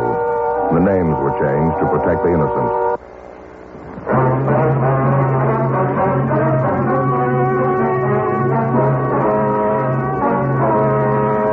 Jules Zimmerlin, his contact Marcus Torricelli, and the other 2 members of the narcotics gang were filed on in the district attorney's office for violation of the State Health and Safety Code, Section 11,500, 1 count. They were found guilty and received sentences as prescribed by law.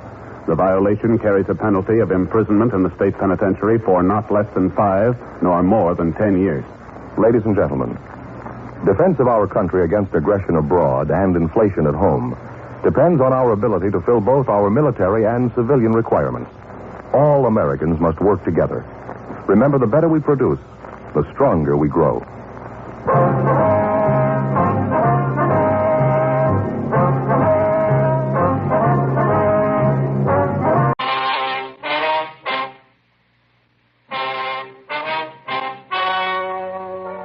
The story you are about to hear is true. The names have been changed to protect the innocent. Fatima Cigarettes, king size, extra mild and soothing, brings you Dragnet on both radio and television.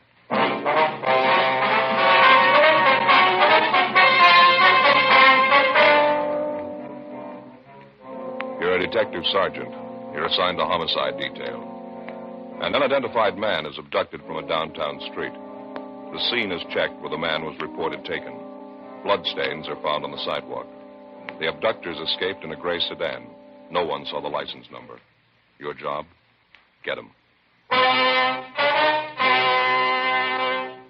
Compare Fatima with any other king-size cigarette. Yes, compare Fatima with any other king-size cigarette. 1. Fatima's length filters the smoke 85 millimeters for your protection. 2. Fatima's length cools the smoke for your protection. 3. Fatima's length gives you those extra puffs, 21% longer than standard cigarette size. Fatima gives you more for your money. And in king-size Fatima, you get an extra mild and soothing smoke, plus the added protection of Fatima quality. Buy Fatima in the bright, sunny yellow pack.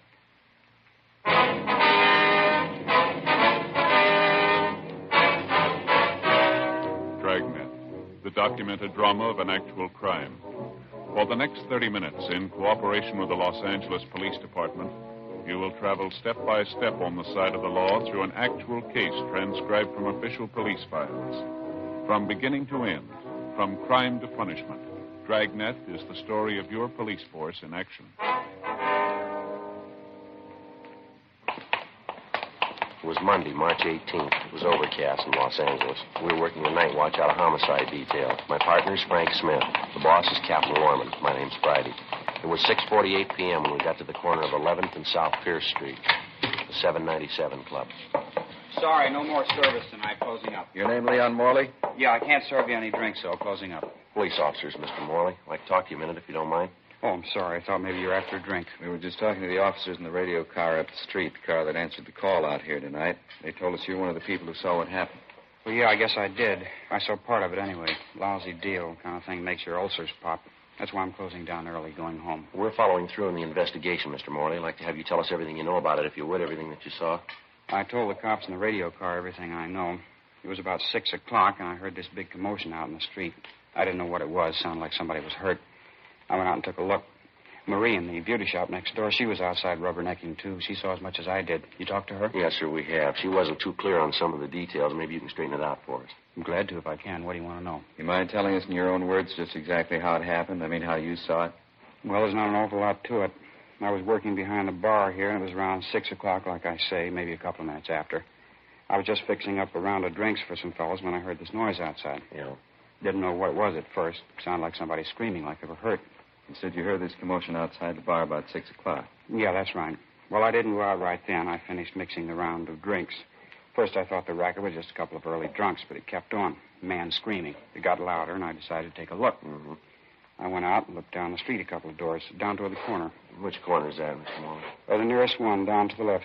Here, I'll show you. All right, fine.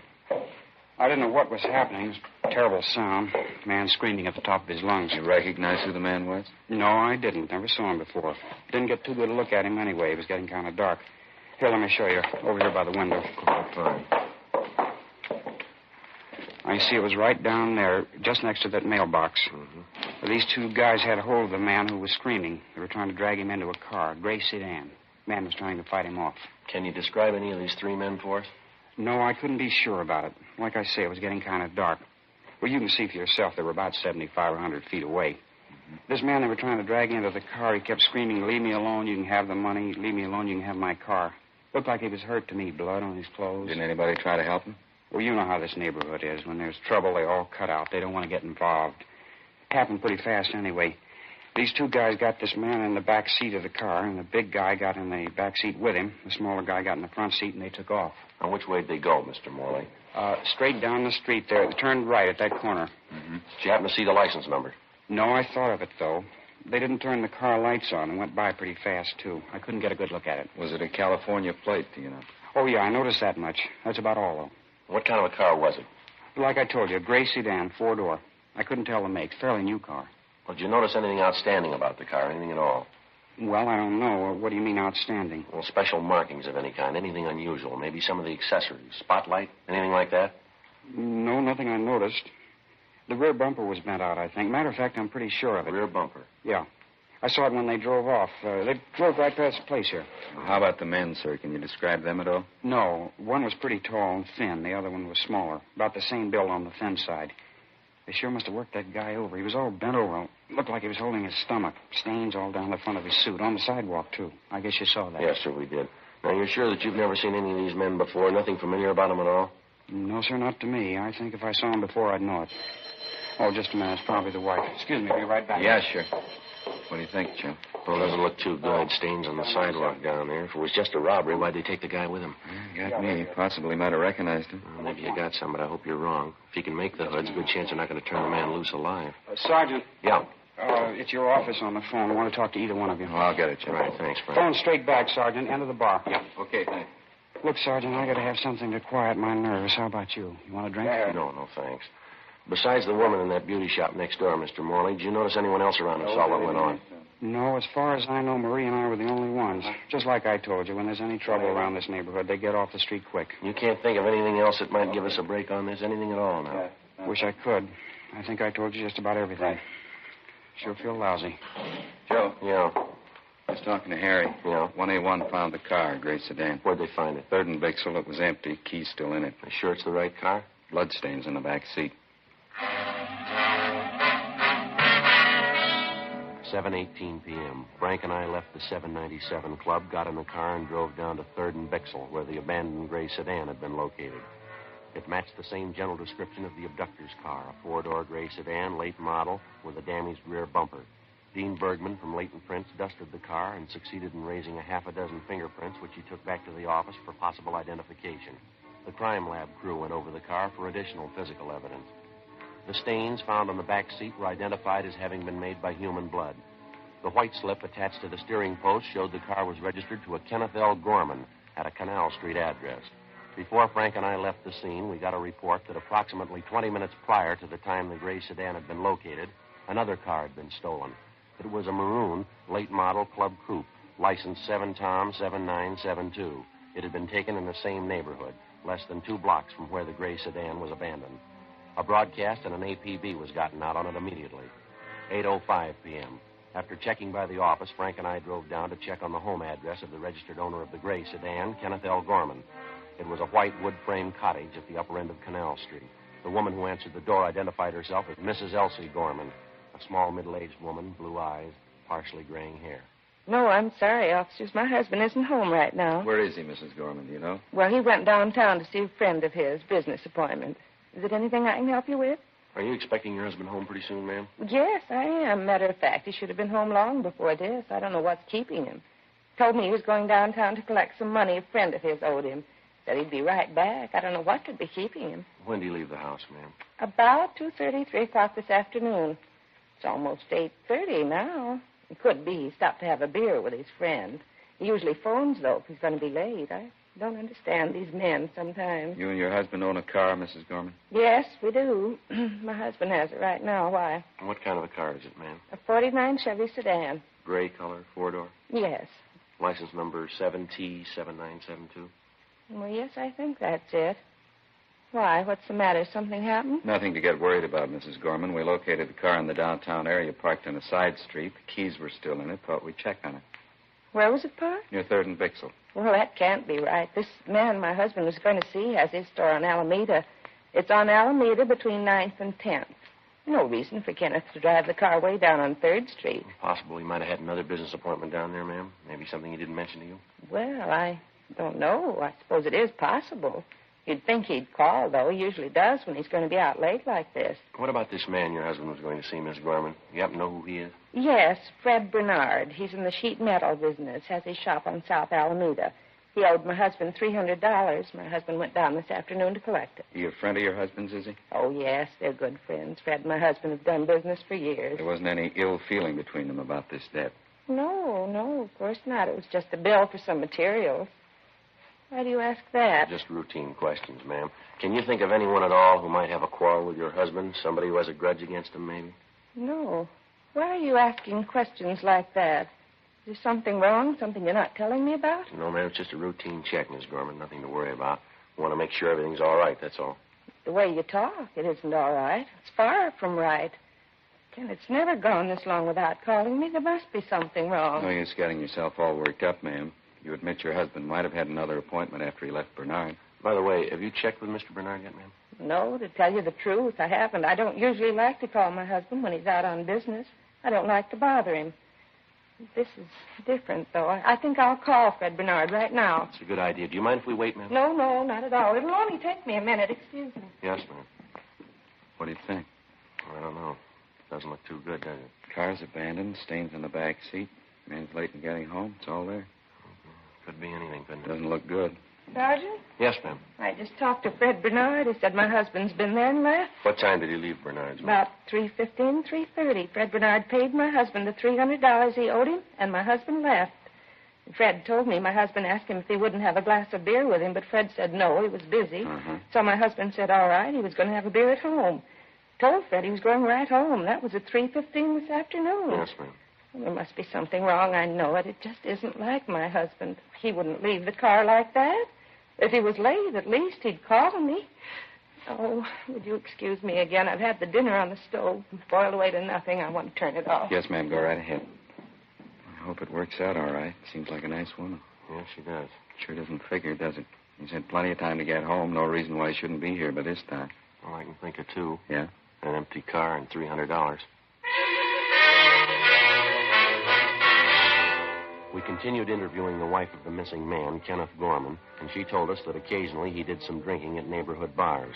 She also told us that when her husband drank quite a bit in public places, he was over-friendly and he liked to brag and flash money. Mrs. Gorman got on the phone, contacted all their friends and relatives who happened to be home, but none of them had seen or heard from Mr. Gorman that day. Before Frank and I left, Mrs. Gorman gave us a complete description of her husband, the clothing he was wearing, and also a recent photograph of him. We called Fred Bernard, the friend of the missing man, the last known person to see him, and told him that we'd like to talk to him.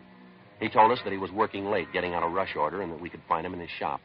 9:05 p.m. We located Bernard at his shop on South Alameda. Won't take long, will it? An awful rush tonight. Won't take long, sir.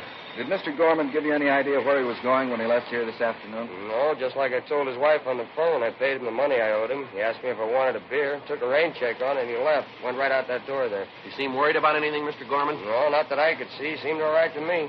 Had he been drinking, do you know? No, couldn't say. If he was, I couldn't smell it on him. Is there anything unusual about him at all? Anything out of the ordinary? No, same old Ken. Pretty good mood when I paid him. $300 cash. He's all dressed up. I guess you might call that unusual. How do you mean, unusual? Well, Ken's like me. Working man, not much of a dresser. Usually find him in working clothes. I think it's the second time I ever saw him in a suit. A new one, too. Looked nice on him. He didn't give you any indication at all where he might be going, did he? No, he just collected his money and went out. I thought maybe he was going home. What did Miss Gorman tell you? Didn't you have any idea where he is? No, sir. She told us he came down here to collect some money. She expected him right home. We're not trying to be nosy, Mr. Bernard, but how do Gorman and his wife get along? They pretty happy together? Yes, I guess you might say that. Get along as well as you could expect them to. What do you mean by that? Nothing. Ken's he's a fellow who likes his nightlife. Wife's just the opposite, quiet side. Almost left him once. Guess they're getting along pretty good now, though. Why'd she almost leave him? Would you happen to know? Well, she found him out with a girlfriend. Matter of fact, she caught him at a terrible row. Didn't understand any of it. The girlfriend wasn't much at all, real lush. You know the girl's name? Yeah, I met her twice. Name's Elaine something.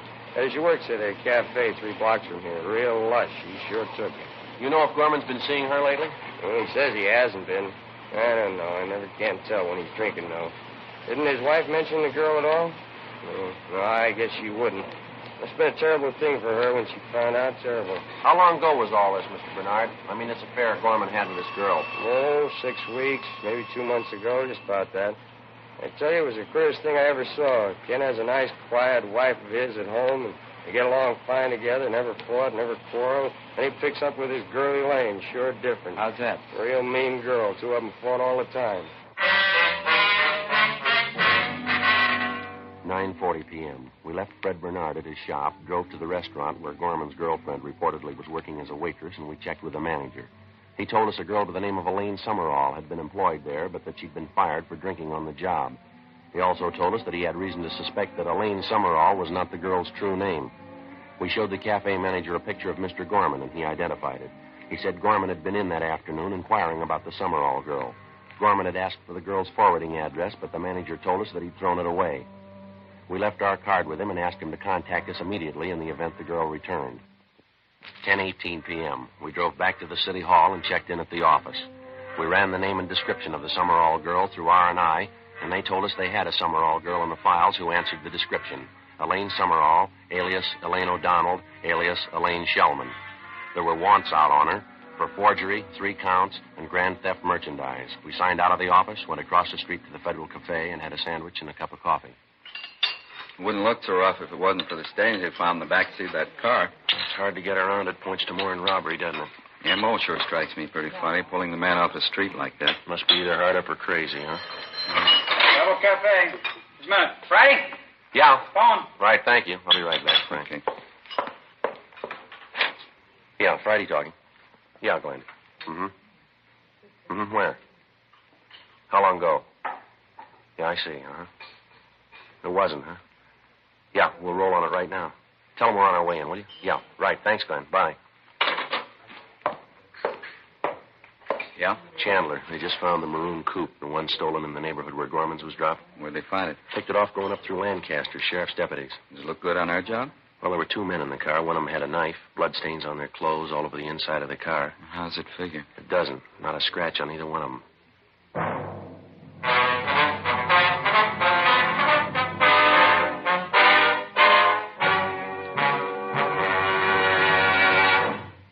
You are listening to Dragnet, authentic stories of your police force in action.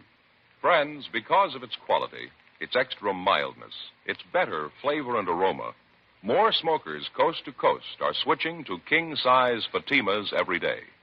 Yes, more smokers coast to coast are finding that in Fatima, the difference is quality.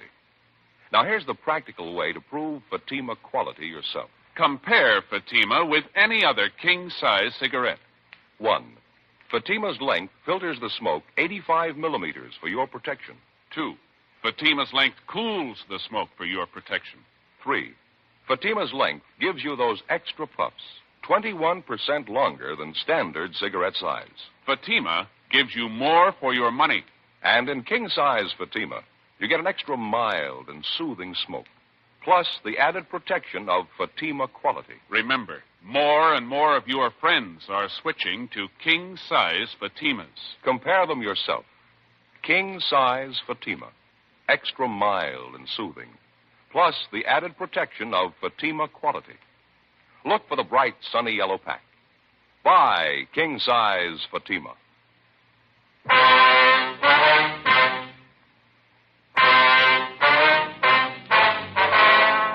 Monday, March 18th, 10:40 p.m.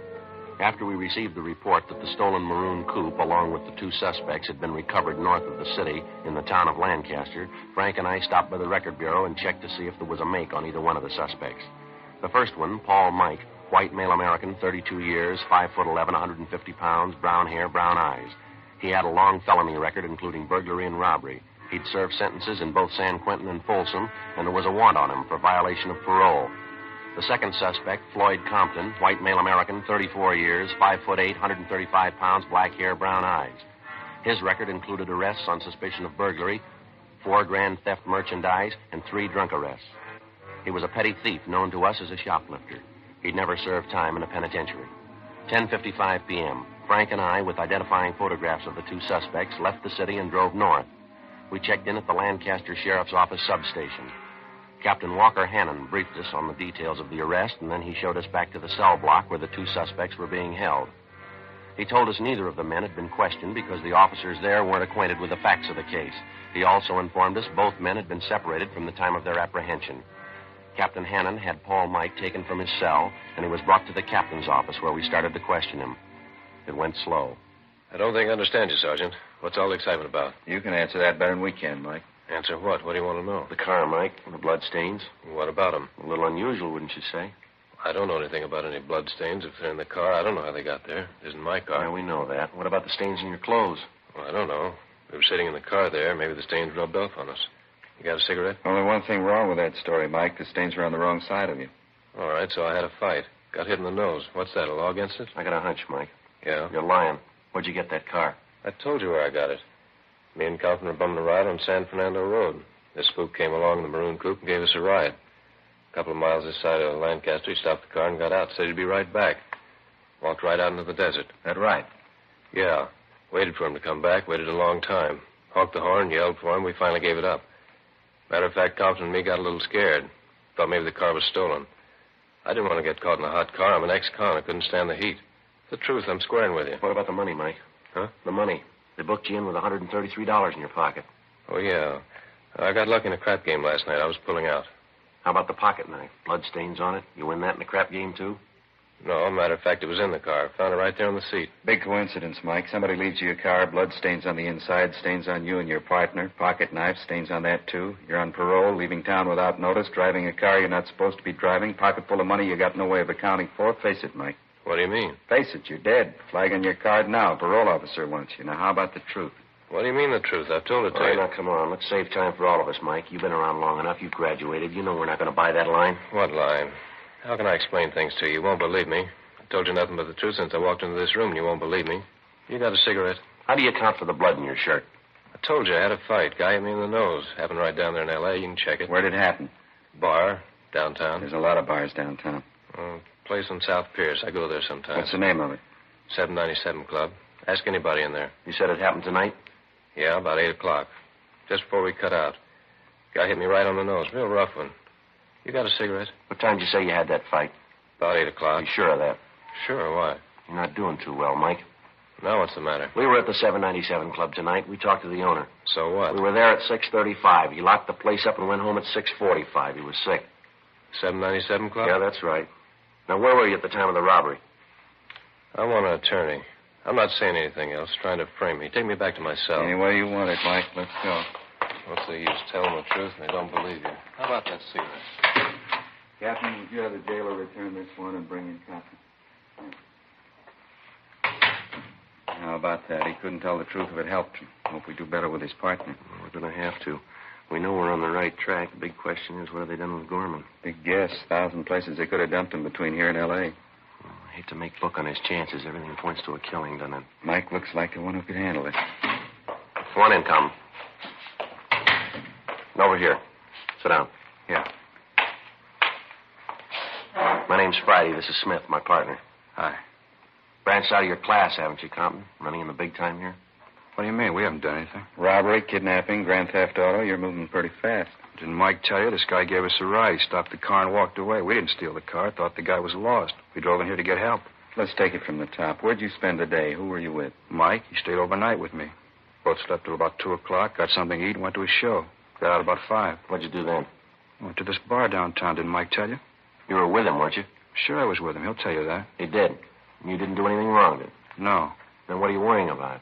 Let's forget Mike now. You level with us, will you? You're getting it straight. I didn't do anything. Mike says he can't stand another beef. Can't afford it. He's too up right now. I know that. Well, we believe him, Compton. Mike's done too much time. He couldn't make another trip easy. We think he's telling us the truth. Well, so am I. What are you getting at anyway? All right, now let's get on the bandwagon while you can. We don't need you, Compton. If you talk or not, it doesn't make any difference. Just a minute. Can I talk to Mike? All right, we'll give it a try. Frank, you want to ask him? Yeah, okay. Be right back.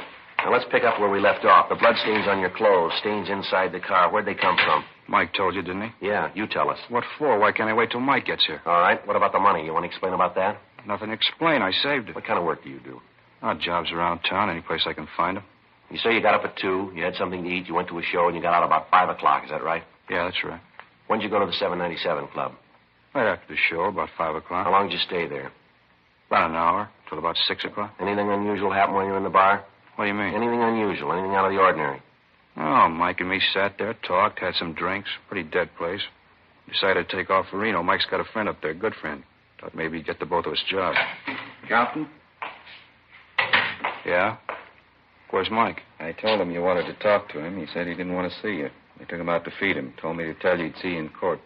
What do you mean, see me in court? I think you got it, Compton. We told you we didn't need you. Come on, we're tired. We're going to lock you up. What'd he say? What'd he tell you? Now, look, fella, we're tired. You wanted to go the hard way. All right, you'll get the answers in court. Well, what did he say? What'd he tell you? Come on, let's go. You should have known better. Mike's not going to ride your beef for you. He was in it all the way. It's his idea and it's his beef, not mine. I argued with him. I know he shouldn't have gone along. Crazy. Yeah, come on. It's the truth. The whole thing's Mike's. It's his knife, too. Met the guy in some bar, and he was real high, talking about some dame he was looking for, a girlfriend. Guy bought us a couple of drinks, had a big roll of bills. Mike framed the whole thing. Yeah? Yeah, he wanted to roll the guy. We left, got in the guy's car, and drove with him way toward town. Mike was driving. I didn't know where he was heading for. All of a sudden, the guy says he wants another drink. Mike didn't want to stop, but he was making a racket. Finally pulled up by the 797 Club. We got out. Then the guy changes his mind. He wants to go home. Mike tried to talk to him, but he wouldn't listen. Mike pulled a knife and cut him. Then he slugged the guy, and the two of us pushed him in the car and took off. Where'd you go from there? We cruised around till we found another car, maroon coupe. We clouded that one, dumped the gray sedan, and took off up this way. Right. Look, it's the truth. I'll even tell you about the guy. What happened to him? You got flashlights in your car? The man's still alive? I don't know. He was when we left him. 1:45 a.m. The Lancaster Sheriff Substation contacted the local emergency ambulance, and they were instructed to follow our car. Along with the suspect, Floyd Compton, Frank and I got in the car and headed south, following his directions. After several tries at locating the spot where Mike and Compton supposedly left their victim, we finally found where they'd parked their car on the side of the road. We got out, and Compton led us back across a stretch of sand to a thick clump of sagebrush about 300 yards off the highway. The victim, Kenneth Gorman, was lying face down. His hands and feet were tied together. It was fairly evident that he'd lost a good deal of blood and that he was in a state of severe shock. He was placed on a stretcher and placed in the ambulance. All right, Compton, that's it. Let's go. Be real tough. Sure glad he ain't dead. Yeah, sure. Come on. Where are we going now? Back to the sheriff's office. Want to take your statement. Okay with me. Just one thing I want. One more thing. Yeah? That lousy Mike. I want to be there. I want to see him. How's that? Trying to load this thing on me. I want to see his face when you tell him. Can't wait to see it. Yeah, neither can we.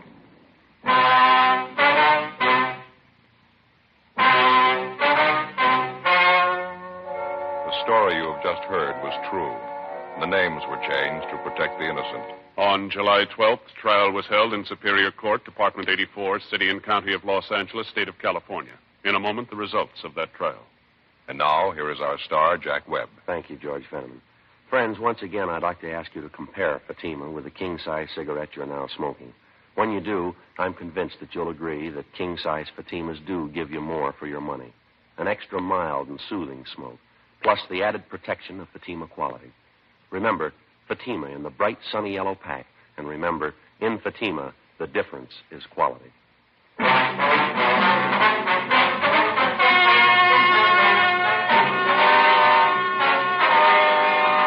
Paul Mike and his accomplice, Floyd Compton, were filed on for violation of Section 209 of the Penal Code, kidnapping for the purpose of robbery, and Section 211 of the Penal Code, robbery in the first degree.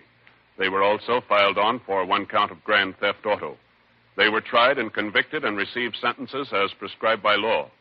Kidnapping for the purpose of robbery, where bodily harm is inflicted, is punishable by the death sentence or life imprisonment without possibility of parole. Robbery is punishable by imprisonment from 5 years to life. Grand theft auto is punishable by a prison term of not less than 1 nor more than 10 years. The victim, Kenneth Gorman, finally recovered after more than 3 months in the hospital. Ladies and gentlemen, next week, Dragnet presents a trilogy.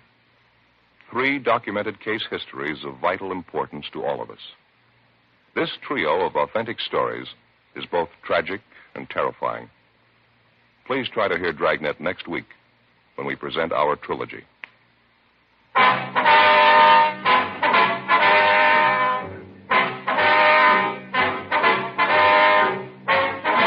You have just heard Dragnet, a series of authentic cases from official files. Technical advice comes from the Office of Chief of Police W.H. Parker, Los Angeles Police Department. Technical advisors Captain Jack Donahoe, Sergeant Marty Wynn, Sergeant Vance Frazier.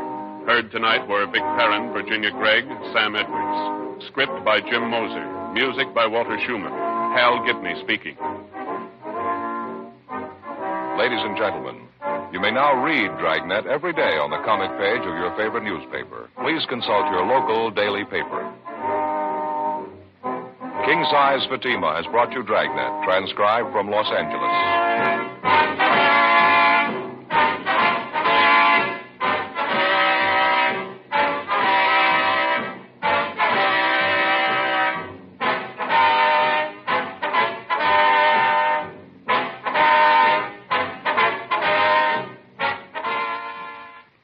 Adventure is yours tonight with Counter Spy on NBC.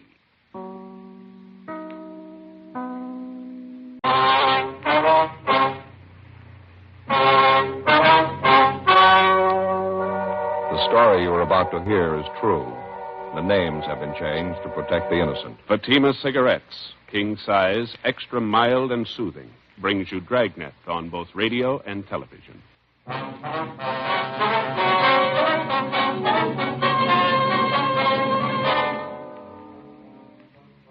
You're an investigating sergeant. You're assigned to Traffic Division, AID. Death and tragedy is forecast for the people of your city. You don't know who the victims will be. You don't know how many there will be. Your job, try and stop it. Compare Fatima with any other king-size cigarette. Yes, compare Fatima with any other king-size cigarette. 1. Fatima's length filters the smoke 85 millimeters for your protection. 2. Fatima's length cools the smoke for your protection. 3. Fatima's length gives you those extra puffs, 21% longer than standard cigarette size. Fatima gives you more for your money. And in king-size Fatima, you get an extra mild and soothing smoke, plus the added protection of Fatima quality. Buy Fatima in the bright, sunny yellow pack.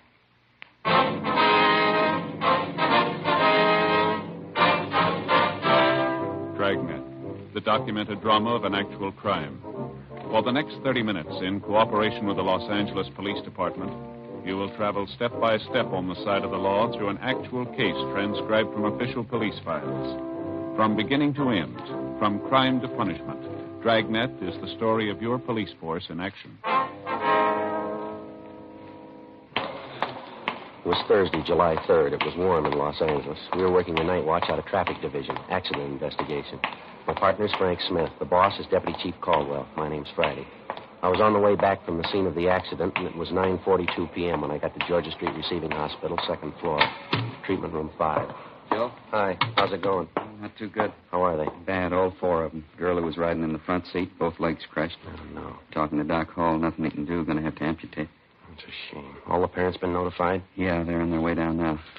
Cigarette? Yeah, thanks. I got a match. All right, thank you. Still touch and go with the kid who was driving, the Wheeler boy. Doc doesn't give him much of a chance. Possible to get a statement from him? No, still unconscious. They get pictures of the wreck, all right? Yeah, they did. The car the kids were in laid down 207 feet of skid marks. From the condition of the car, it's a wonder any of them are alive. Not a straight piece of metal in the wreck, Frank. How about that couple in the sedan they sideswiped? Doctor isn't sure. Both have internal injuries. Woman's right leg is fractured. Man has a possible concussion. Lousy thing. Every one of them's old enough to know better. What made them think they could get away with it? Oh, hi, Doctor. Friday? Any change, Doc? Which one you mean? The Wheeler boy? No, it's still the same. The other 3 kids are doing a little better.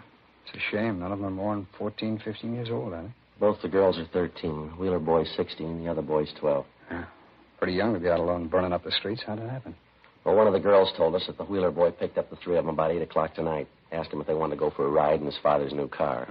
Well, they thought they were going down to the neighborhood drive-in for a Coke. Yeah. Well, the girl said they drove around the neighborhood for a while. Wheeler boy was bragging about what a good driver he was, how fast the car'd go. Kept telling the kids that he could drive as fast as his father did. Yeah. From what I hear, it's too bad you can't hold the father. Yeah, it's pretty obvious he didn't set much of an example. Well, the girl told us that the Wheeler boy drove down the highway.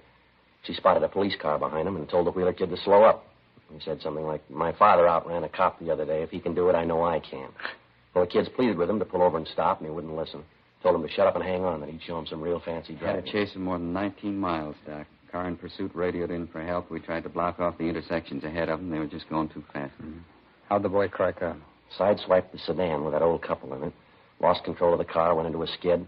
The car hit the curb, blew a tire, piled head-on into a parked truck. The impact drove the engine of the truck right back into the cab. I never saw anything like it. The car the kids were in is almost broken in half. Well, I've done everything I can for them. I'll keep the Wheeler boy in the critical room. The nurse is in there with him now. I'll move the other 3 back into the ward. We want to make our report, Doc. You got an empty slip on it? Yeah, I just finished it. It's right in here. Thank you. You know, I got a 16-year-old boy, Friday. Every time I make one of these things out, I say a prayer. Yeah. Hope they never have to make one out for my boy. Well, excuse me. I better go back in there and check on that youngster. All right, Doc. Thanks. Look at this MT, Frank. Everything in the book. What's that? Listen. Grace Andrews, 13 years, occupation, student. Fractured jaw, teeth knocked out, facial cuts, internal injuries, crushed pelvis, and shock. Here's the next one. Nancy Haynes, 13 years, occupation, student. Deep facial cuts, compound fractures of the right and left legs, crushed chest, possible concussion and shock. The other boy, Walter Stewart, 12 years, occupation, student. Deep facial cuts and contusions, shock and possible concussion. Fractured ribs, possible puncture of the left lung, left hand severed above the knuckles. Here's the slip from the Wheeler boy. Charles Wheeler, 16 years, occupation student. Crushed forehead. Possible spinal fracture. Both legs broken. Fractured ribs, broken pelvis, deep facial cuts, severe internal injuries, and shock. My name's Wheeler. Where's my boy? What have they done with him? All right, take it easy, Mr. Wheeler. Doctor will be out in a minute. I don't want the doctor. I want to see my boy. Where is he? What happened anyway? Would you keep your voice down, please? The doctor will see you in a minute. He's with your son now. Who are you? What do you know about it? Police officers. Your boy had an accident. We're investigating. I know he had an accident. They already told me that. Whose fault was it? Who ran into him? Nobody ran into him, Mr. Wheeler. The accident was his fault. What do you mean it couldn't have been? That boy's a good driver. I taught him myself. Would you keep your voice down, please? I want to get to the bottom of this thing. I want to see my boy. What are you stalling me for? Nobody's stalling you, sir. You can see your boy as soon as the doctor okays it. I'm going to take him to my own doctor. I wouldn't trust my boy in a place like this. Who ordered him here anyway? We did. It was an emergency. The ambulance took him here from the scene of the accident. Well, you still haven't told me how it happened. Now, why do you say it was his fault? Why are you accusing him? It was his fault, Mr. Wheeler. There's no doubt about it. He was speeding, and a police car tried to catch him. He tried to outrun him. In the process, he ran into a parked truck. I knew it wasn't his fault. Sir? So he was going a little too fast. Charlie's a good driver. Why'd you have to chase him? Probably the cause of the whole thing. You're the ones to blame. All right, take it easy, Mr. Wheeler. Take it easy, nothing. Why couldn't you let the kid alone? He can drive as well as I can. Think I'd let the kid have my new car if he couldn't handle it? What about a driver's license, sir? Your son have one? Well, no, I didn't have a chance to get him one. Too busy to take him down there for the test. It's a stupid thing anyway. Any moron can pass it. The point is, you didn't have to chase him. He wasn't hurting anybody, was he? I taught him how to drive. He drives just like I do. He's a fast driver, but he's a good one. I ought to know. Our radio cars had to chase your boy 19 miles, Mr. Wheeler. 11 cars chased him. Your boy was endangering the life of everybody on that highway. In a 25-mile-an-hour zone, he was clocked at better than 70 miles an hour. At one time, we figure he must have been doing better than 90. He went through a dozen boulevard stops. He barely missed a woman pedestrian. The woman had a baby in her arms. Just before he cracked up, he sideswiped another car, an old couple in it. They're in this hospital, too, and they're hurt. They're hurt bad. Now, you go ahead inside and make those two old people believe your son's a good driver, that he was just having some innocent fun, will you? It's not all his fault. He probably wouldn't have done it if you didn't chase him. I know my boy can handle a car. I've raced cops myself once in a while. Charlie was with me. He's cool. He knows what he's doing behind the wheel. Just because you drive fast doesn't make you a bad driver. It helps. Right. Yeah, Doc. Can you spare a minute? This is Mr. Wheeler, father of the boy who was driving the car. This is Dr. Hall. Where's Charlie? I want to see him. I'm sorry, sir. You'll have to wait a few minutes. He's lost a lot of blood. They're giving him another transfusion. What's the matter with him? How bad is he hurt? Here's a report. Read it yourself. What kind of treatment you giving him? You sure you know what you're doing? I think so. I've been on this job for 11 years. That's how long I've been dealing with fools like you. What? I heard you ranting and raving out here at these offices. Well, let me tell you this, mister. All three of you were wrong. That boy of yours lying in there isn't to blame. You are, his own father. You were driving that car tonight. I heard you ranting out here. You taught him how to drive. He can drive as well as you can. He's cool. He knows how to handle a car. You taught him how to race cops. Well, the results are inside, Mr. Wheeler. Look here, I don't want any sermons from you. I want to see my boy. I want to see him right now. You're not going to get any sermons from me. They wouldn't help you. But I'm going to tell you what's on my mind. I've seen your kind for years. I've sewed them up, I've patched them up, and I've pulled a sheet over their face. So far, you're lucky it hasn't happened to you. You're on borrowed time. Must be true what they say. The good Lord takes care of the fools and the drunks. Well, I can tell you now I wouldn't feel half as bad if it was you inside there on that bed instead of your son. Oh, when are people like you going to learn? When are you going to learn? I came down here to see my son. You're not impressing me a bit. Well, then maybe you ought to come down here some weekend, some holiday. Maybe that'd impress you. You stand inside that treatment room with me and watch them come over that table. A lot of them come in married and go out widowed, all kinds, all ages. They pull them out of the wrecks and they drag them in here and they expect miracles from us. They're battered and broken, and some of them you have to look twice because it's hard to tell they're human beings. You know who's responsible, Mr. Wheeler? You know who? Arrogant, egotistical, good, fast drivers like you. Well, I'm sick of you, Mr. Wheeler. I'm sick of the whole rotten, stupid mess. I'm sick of fools like you. Dr. Hall? Yeah. See you a moment, please. Yeah, all right.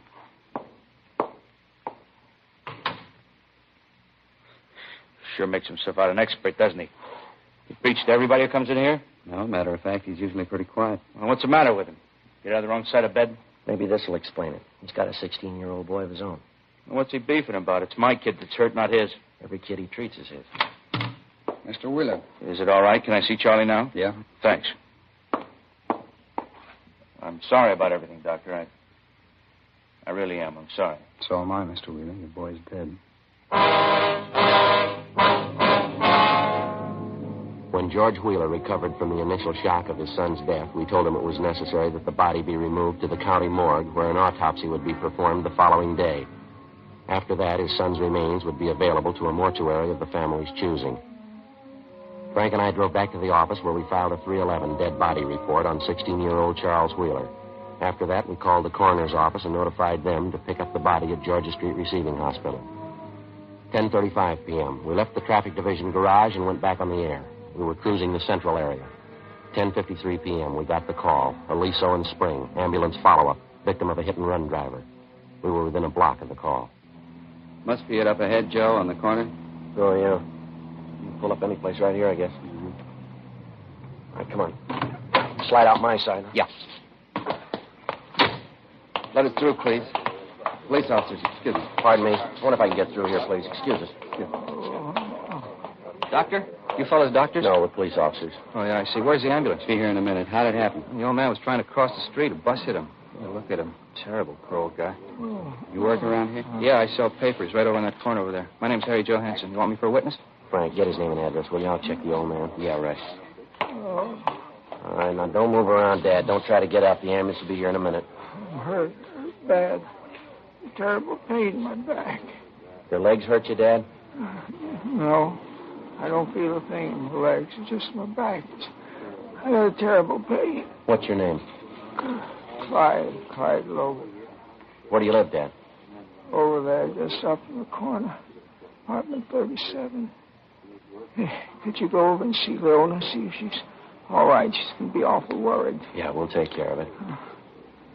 You been drinking, Dad? Well, just a nightcap. The doctor said I ought to have a glass of port every night. I was just on the way home when it happened. Oh, my back. You sure it was just a glass of port, Dad? Yeah, that's right. I never touch anything but that, a glass of port before I go to bed. Say, would you please send somebody to see about Leona, apartment 37? She's going to be awful worried. Yes, sir. We'll take care of it. Oh, this feels terrible. I got to get up. Help me out, will you, officer? All right. You sure you feel up to it, Dad? I don't know. It's an awful pain in my back. I know I'm not supposed to move till the ambulance gets here, but maybe it'll go away if I stand up. All right, sir. Here you go. Frank, see you a minute? Yeah. Cancel the ambulance, will you? We won't need it. Cancel it. Call the wagon. Yeah, all right. I'm going to get help, Sergeant. Are they coming for me? Yeah, you're going to get help, Dad. It's on the way. I come to the corner here and I started to cross over. And what do you think? Right out of nowhere, this big red bus come up the street. It must have been going 60. He hit me and kept right on going. I thought for a minute there I was gone for sure. Did you say it was a big red bus? Red or blue? What's the difference? They run me down. Oh, look at that. Get the ambulance quick. Look at that. What's that? My shirt right here. Look, it's all red. It's blood. Get some help. I'm bleeding to death. Get some help. Oh, there's a sharp pain in my ribs. Let's take your coat off here. That's the idea. That's better. The pain's gone now. Well, I don't know what your blood type is, Dad, but you're bleeding port wine. Oh, no. Worse than you thought it was, Dad. You broke your bottle of port. It's all wrapped up in papers, too. I wonder how it happened. Just look at my brand new shirt, all that good wine. Joe? No, I canceled the ambulance, called communications for the wagon. What's the score? Say, would you please send somebody up to my place to see Leona? It's apartment 37, building right up in the corner. Please look after Leona. Yeah, we'll tell her, Dad. Oh, say, when you see her, would you please give her this? What's this? Piece of liver. Leona just loves liver. I didn't know you were married, Clyde. When did that happen? I'm not married. Well, then who's Leona? That's my cat, the best friend I got in the world. Say, where's the ambulance? No, there's not going to be any ambulance, Dad. We got a car coming instead. Listen, I'm a sick man, Sergeant. I need an ambulance. You're a hit-and-run victim every time you get enough port wine, Dad. I don't know what you mean. It's a glass of port every night. That's all I ever take. What time do you think it is now? Time? I don't know. I went over to Jack. It's about 8 o'clock. Must be 8:15, 8:30. Why? It's 10 minutes past 11, Dad. You're overdue. Get it, Joe. What's the pitch? Don't you know him? Clyde Logan. Got an arrest sheet as long as your arm. Somebody down at Central tagged him with the name Hit and Run Logan. He's a town character. Well, what's the idea of the hit and run story? Oh, he likes attention. Every time he gets loaded, he likes to ride in an ambulance with a siren wide open, so he lays down in the street, pretends he's been hit. I see. Every city's got at least one of them, I guess. Some of them turn in fire alarms. Some of them confess to murder. Some of them just beat their wives. Clyde likes to be a hit-and-run victim. Say, what are you going to do? You're going to lock me up? No choice, Dad. I suppose not. Say, would you talk to the jailer and see if I could get my old job back? I mean, you know, anything in the kitchen. I like to work in the kitchen. Yeah, all right, we'll talk to him. And now, just one more thing. Yeah? Would you would you go see Jackie Martin for me? Place right up the street there. You know, you see the sign there? Yeah, Jackie's old-time wine shop. That's the place. Well, you go in there and you ask for Jackie. You tell him that I sent you. See, you can say that he's not going to get any more of my business. You tell him I won't even pay him what I owe him. Well, what's the matter, Dad? Why are you mad at him? Well, I got good enough reason. All the trade that I've given him and all the money I spent there, a double-crosser. You can't keep customers that way, and he'll find that out. What do you mean, Dad? Well, look, right here on the sidewalk. Yeah? Jackie Martin, him and his cheap bottles.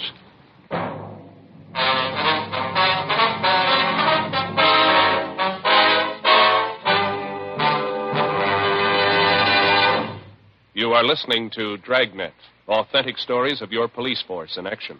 Friends, because of its quality, its extra mildness, its better flavor and aroma, more smokers coast to coast are switching to king-size Fatimas every day.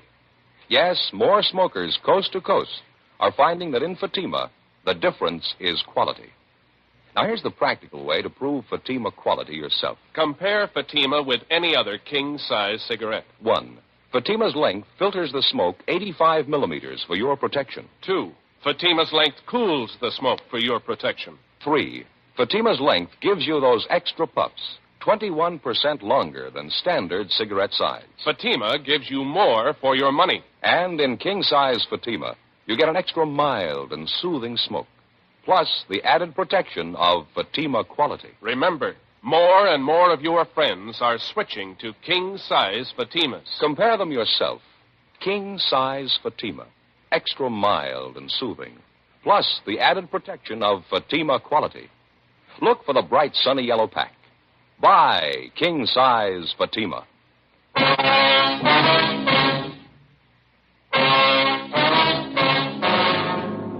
Thursday, July 3rd, 11:30 p.m. There was still half an hour to go before the July 4th weekend even started. But in the last 7.5 hours, Central Traffic had answered 13 major accident calls. 4 of them were fatalities. If it was any indication of the next 72 hours, the 4th of July weekend was due to spell death and tragedy for more people than we figured. 12:10 a.m., we received another ambulance follow-up call, this time at 11th and Georgia. A young couple on a motorcycle trying to beat the stop signal had crashed headlong into the side of an eastbound bus. One was taken to the hospital, one was taken to the county morgue. 12:20 a.m.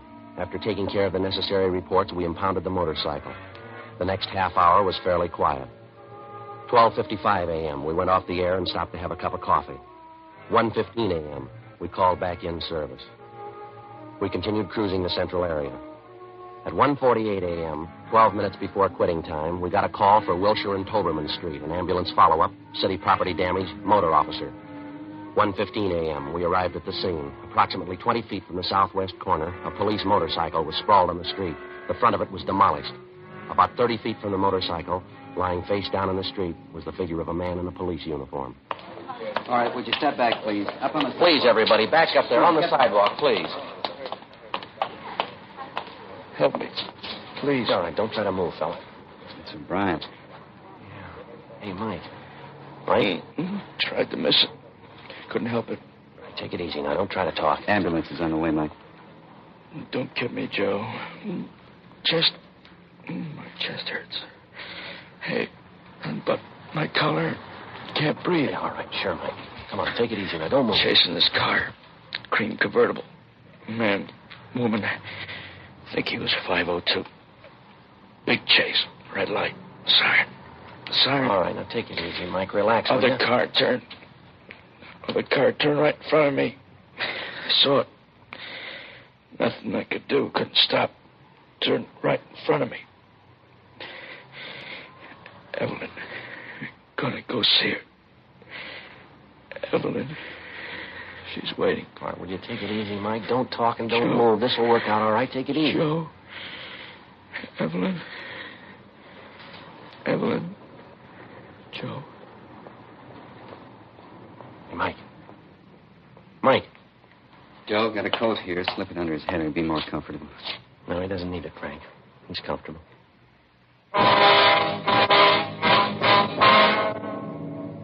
1:57 a.m.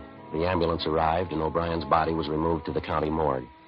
Photographs were taken, diagrams were drawn, and statements taken from the witnesses. A truck from Central Garage arrived and started removing the dead officer's motorcycle. Frank and I went over and started interviewing the driver of the car which O'Brien had collided with.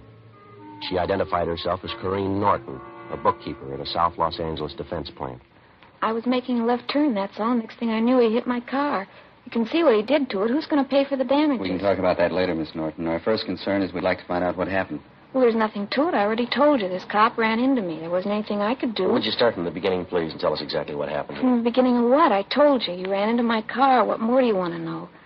Sorry it happened, but I couldn't help it. Look at my car. How am I going to get to work in the Will you morning? please tell us what happened here, miss, just as near as you can remember? Well, I was going down this way on Wilshire on my way home. I started to make a left turn onto Toberman, and this cop on the motorcycle drove right into me. Wasn't anything I could do. His fault. I couldn't help it. Could we see your operator's license, please? Oh, certainly. Let's see. Here's someplace. Yeah, here it is. All right, you want to read it out, Frank? Yeah. California operator's license number B208-927. Okay, got it. Corrine, C-O-R-I-N-N-E-M, Norton. 10,033 Ruth Ellen, Los Angeles. 10,033? Right. Female, 5'3.5", 123 pounds. Born February 18th, 1909. Blue eyes, brown hair. Must wear adequate glasses. Just a minute. Okay. You have your glasses with you, Miss Norton? Oh, yes, right here in my purse. I really don't have to wear them. I can see just as well without them. Were you wearing your glasses at the time of the accident? Yes, I was. I took them off right after the accident. Here they are, right here in my purse. See? Miss Norton, we understand the motorcycle officer had his red light and siren in operation at the time of this accident. Did you see it or hear it? No, I didn't hear any siren, and I certainly didn't see any red light. And when's the first time you saw the officer, ma'am? When he hit me, he seemed to come out of nowhere. He was going very fast. You say you were in the process of making a left turn. Is that right, Miss Norton? Did you give a hand signal indicating that you were going to turn? Of course I did. I always do. You touched your car since the accident. What do you mean if I touched it? Was your car just like it was when you were driving it prior to the accident? Yes, I suppose it is. I mean, with the exception of the damage he did. You're sure you gave a hand signal, Miss Norton? Of course I am. What's this all about, anyway? Well, if your car's exactly the way it was before the accident, and you're telling us the truth here, how do you account for the fact that the left-hand window of your car is still rolled up here? What? The window on the driver's side of your car there, it's closed tight. You couldn't have made a left-hand signal, now could you? But I don't understand it. I'm sure I made a signal. I think so, anyway. Are you trying to say I'm to blame for that cop's We're not death? trying to say anything, ma'am. We're trying to get the facts here. Well, you certainly have a funny way of doing it. What do you call facts, anyway? Trying to incriminate me in this thing? I was making a left turn and he ran into me. It's as simple as that. I don't know what you're so excited about. The man just died, Miss Norton. We're trying to find out why. Well, why ask me? I didn't kill him. Speeding along on a motorcycle like that. He shouldn't have been going that fast anyway. That's his job, ma'am. That's what they pay him for. He was chasing a drunk driver. All right, that's his job. He knew it was dangerous when he took it. Yes, ma'am. Part of his job, that's what we pay him for. Well, he's dead, Miss Norton. Who's going to pay him for that? 2:15 a.m. A traffic car took Corrine Norton downtown to the station where her statement was to be taken and a further investigation made. Frank and I contacted Sergeant Joe Whitehead of the medical detail and informed him of Mike O'Brien's death. He told us he'd notify the business office and the parents of the dead officer. Because of our close association with O'Brien, we happened to know that he planned to get married July 15th, the first day of his vacation. The girl he was going to marry was an Evelyn Monroe. She lived in the Silver Lake district. We told Whitehead that we'd notify her. 2:30 p.m., Frank and I drove out Sunset Boulevard to the girl's house. Oh, hi, Frank. Joe. Oh, I... Mike with you? Well, no, he isn't, Evelyn. Well, come on in. Have some coffee. I'm just waiting for Mike. All right, thank you. Guess Mike's a little late tonight. Come on in. How do you like your coffee? Cream and sugar? Black will be all right, thanks. Both of us. Look at the dining room table. Pretty nice, isn't it? Yeah, Evelyn, it's very nice. Nicest wedding presents I think I've ever seen. Didn't know we had so many friends. You see what the boys in the motor squad sent us? Electric mixer, all the attachments, too. Yeah, we see him. Very nice. What's the matter, Joe? Hard day? Yeah, it was. It was a tough one. Oh, you're just like Mike. When he gets off work, he's grumpy as a bear. I don't know why. Nothing tough about your job. You ought to work for the man I work for. Coffee's coming right up. Joe, you're going to have to tell her I can't. Do me a favor. Yeah, I'll try. Here you are. I think you ought to like these donuts. I get them at the bakery down the street. Mike's crazy about them. Would you sit down, Evelyn, please? I'd like to talk to you. Oh, sure, Joe. You sound serious. What's the matter? It's about Mike, Evelyn. Mike? What about him? But he wanted us to come by and see you. He was hurt tonight. Oh, no. Was it bad? Yeah, I'm afraid so. What happened? Where is he? Can I see him? No, not now. A little later. What happened? They told his mother and dad? Yeah, Evelyn, Joe Whitehead's out there now. Joe Whitehead, medical detail? Yeah, that's right. He usually doesn't go out right away unless they're dead. Joe? Joe, tell me the truth. What's happened to Mike? What's happened? Well, he's dead, Evelyn. No. It isn't the truth. He can't be dead. He was chasing a drunk driver over on Wilshire. A woman turned in front of him. Couldn't get out of the way. Didn't have a chance to lay his bike down. Sorry. It's not true. Can't be it's not true. He called me at 11. He'll be here at any minute. He'll be here any minute. Mike. Mike! Oh, Evelyn, please. There's nothing you can do. Nothing anyone can do. If crying would help, I'd cry with you. But it's not right. It isn't right. Why should he die? Why should he? I'm sorry. Went fast. He didn't suffer. Talked about you. The last thing was about you. Hard to realize. I can't understand it. I can't. There's no reason for it. No reason for a lot of it. Why, Joe? Why did he have to die? Why did he? Oh, I don't know. I got an idea, maybe, Evelyn. Why? Somebody forgot to put out their arm.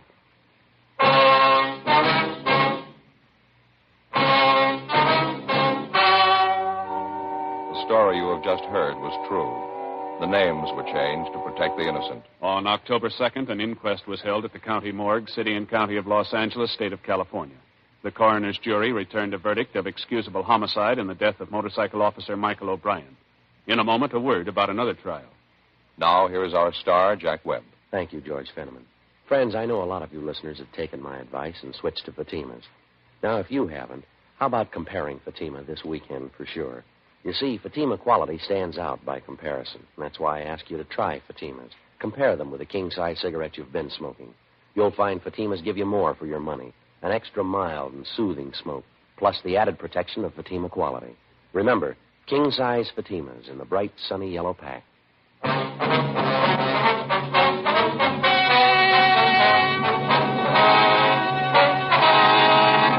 Normally, at this time, we give you the result or outcome of legal proceedings against a person or persons for criminal action. You've already heard the results of the documentary cases portrayed on Dragnet tonight. 4th of July weekend is at hand. 40 million automobiles will drive 5 billion miles. Please make every mile a safe mile. Be considerate of the other driver on the road and have a happy weekend. We don't want to read your name on Dragnet's trial page.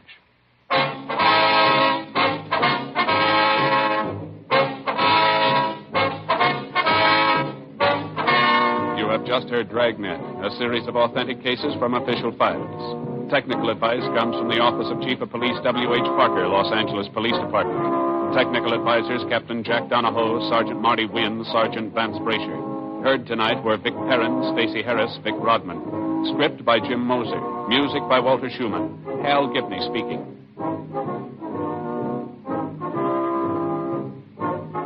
Ladies and gentlemen, you may now read Dragnet every day on the comic page of your favorite newspaper. Please consult your local daily paper. King Size Fatima has brought you Dragnet, transcribed from Los Angeles. Yes, adventure is yours tonight with Counter Spy on NBC.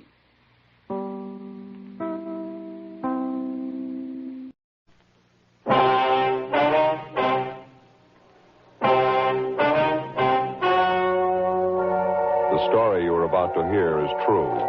The names have been changed to protect the innocent.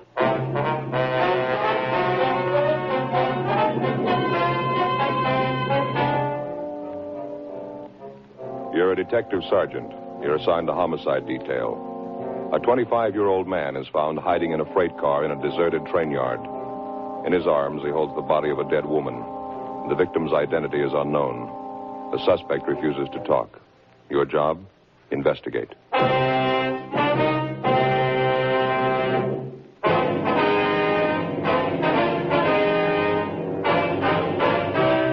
Dragnet, the documented drama of an actual crime. For the next 30 minutes, in cooperation with the Los Angeles Police Department, you will travel step by step on the side of the law through an actual case transcribed from official police files. From beginning to end, From crime to punishment, Dragnet is the story of your police force in action. It was Tuesday, January 18th. It was cold in Los Angeles. We were working the night watch out of homicide detail. My partner's Frank Smith. The boss is Captain Lorman. My name's Friday. I was on the way back from the record bureau, and it was 10:38 p.m. when I got to room 42. Homicide detail. Joe? Hi. They cop out to anything yet? Nothing. I keep asking him questions. Might as well be talking to myself. He might be in a state of shock. No, I don't think so. You got anything on him from R&I? No, he's clean. You and Stahl want to get over to the morgue, roll the dead woman's prints? Yeah, sure. Maybe you'll have better luck with it. See you later. Yeah, sure.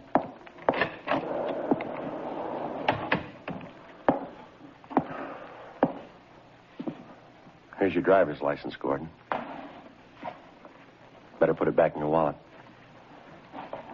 Gordon, put it back in your wallet.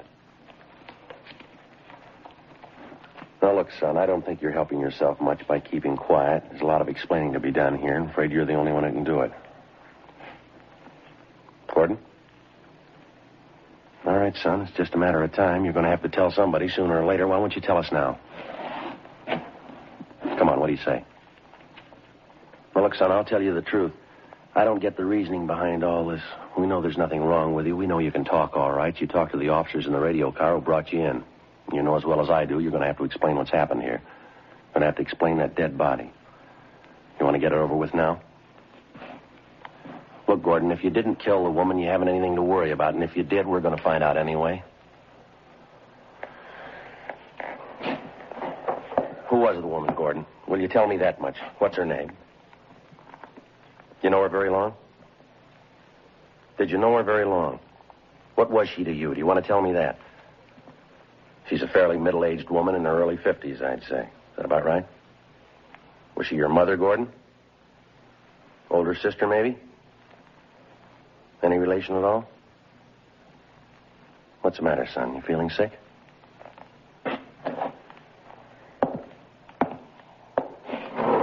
How about a cigarette? All right. Bother you if I smoke?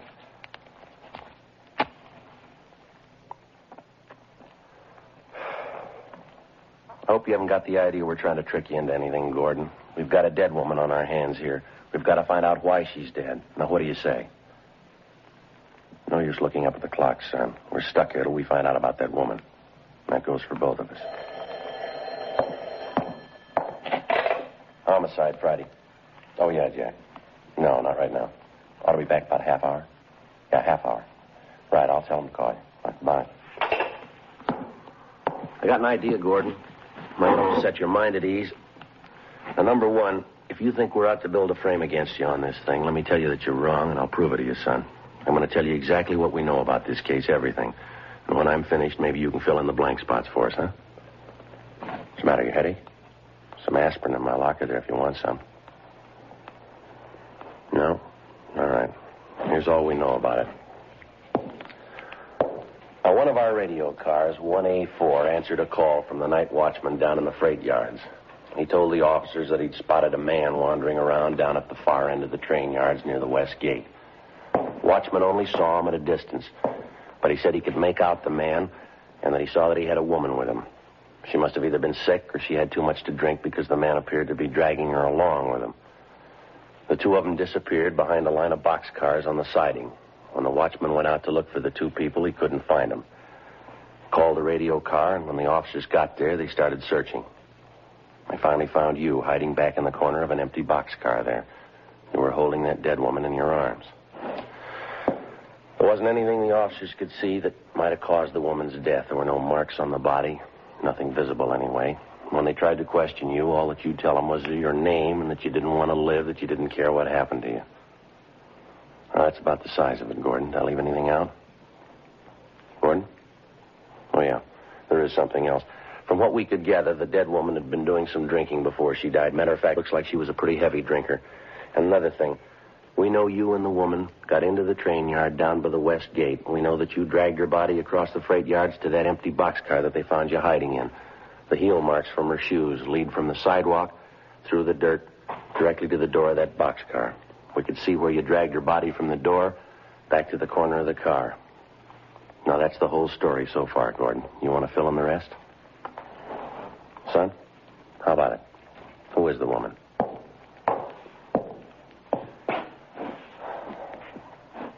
All right, look, how about these items we found in your pocket, Gordon? This address book here.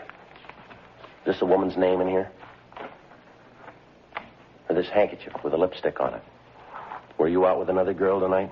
Were you, son? If you were, it might help to tell us who she is. Do you hear me, son? How about this lady's ring you had in your pocket? Name Elizabeth engraved on the inside. Does that tie in at all, Gordon? Who's it belong to? Homicide Friday. Oh, yeah, Frank. You get an ident on her? Mm-hmm. H-O-F-F-M-A-N. 2 N? Right. You going out there now?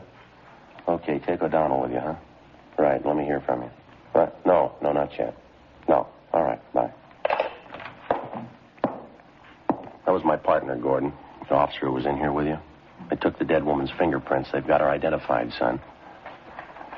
It's Elizabeth Hoffman, age 52 years, music teacher. Last known address, 5473 6th Avenue.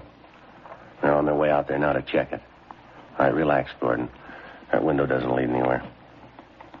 Now, you want to take another look at this ring? You got a fair idea that it means something, Gordon. They examined the dead woman's hands. They know she was wearing a ring recently. Her name's Elizabeth Hoffman. Name Elizabeth engraved inside this ring. Now, look, boy, we're going to get the answer sooner or later. How about it? What were you doing with this ring in your pocket?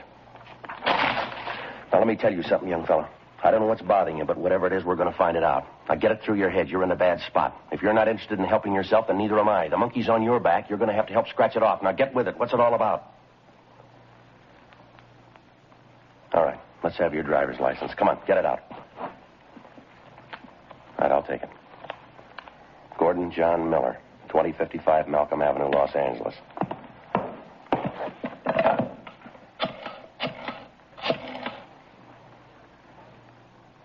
Hello, information. If you have a phone listing for 2055 Malcolm Avenue, thank you. Yes, ma'am. Mm-hmm. 32192. Thanks a lot.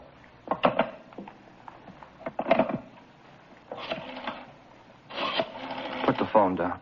You ready to tell us? No, I won't tell you. All right, any way you want it, Gordon. You can't call them. They won't let you. You can't call them. All right, take it easy. They can't tell you. They don't know. Give me the phone. All right, You sit can't. down. I said sit down. If you won't answer the questions, we'll find somebody who will. Give me your wrist. Now, sit still. Now, the sooner you get it through your head you're not here on a traffic ticket, the better. You're going to stay cuffed to that chair till we're ready to book you. I'm sick of treating you like a baby. They can't tell you. They don't understand. They can't tell you. They can't be any worse than you. Now, sit still there.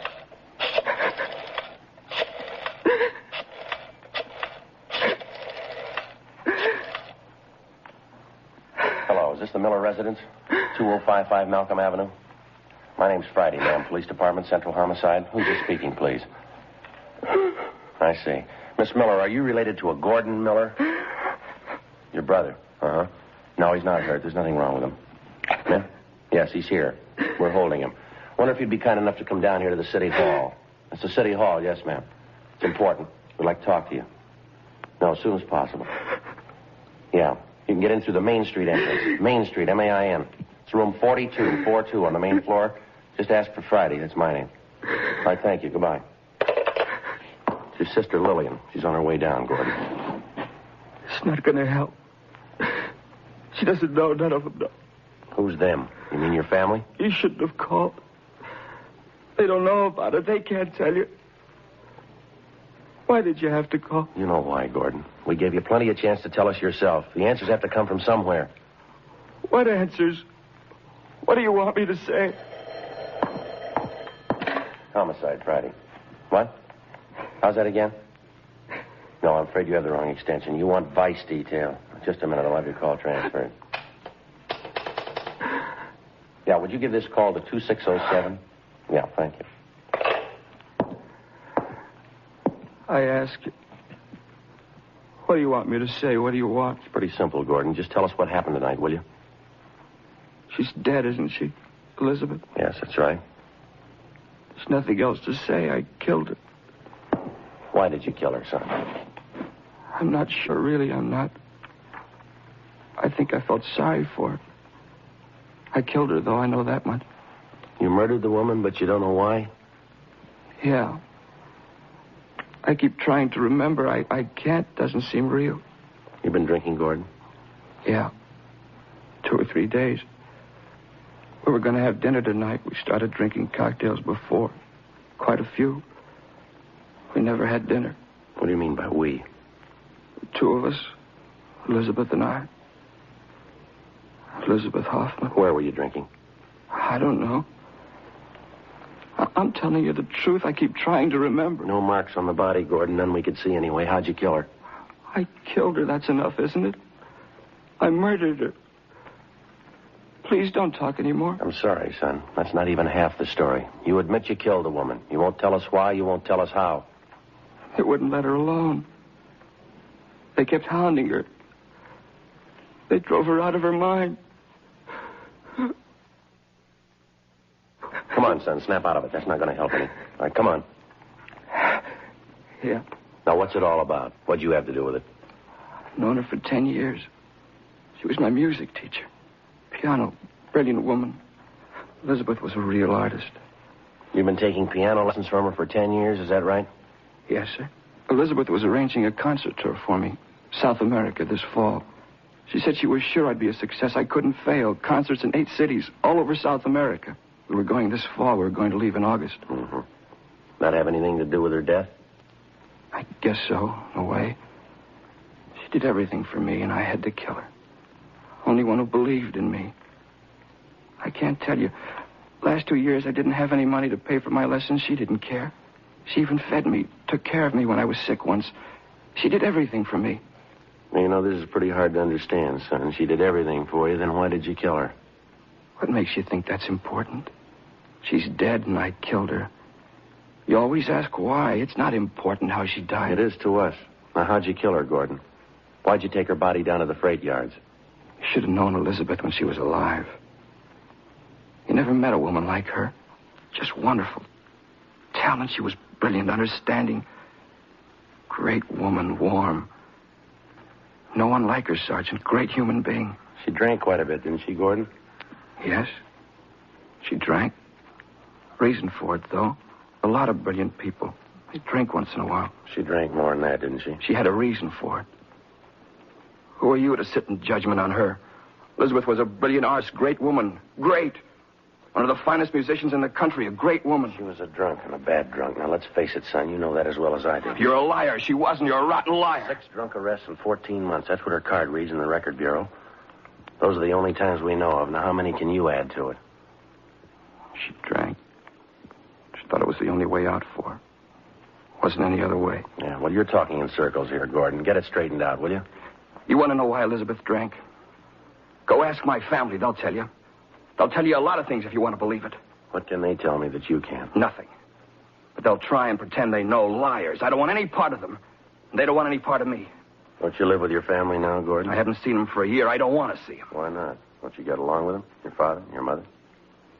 My mother's dead. Died when I was 12. Just my father and my sister. What's the matter? Don't you get along with them? I just want them to let me alone, that's all. Just let me alone. How about Elizabeth Hoffman? Your family know her pretty well? Yeah, they know her. They didn't understand her, though. I really loved her. She loved me. I don't think I follow you, son. I knew you wouldn't understand. I was in love with Elizabeth. She was in love with me. We were going to get married. You're 25 years old, Gordon. Is that right? Yes. Elizabeth Hoffman was 52. That's what our records show here. What about it? Well, 27 years difference. It's a little unusual, wouldn't you say? Well, what of it? Everything that's great is unusual. That's what makes it great.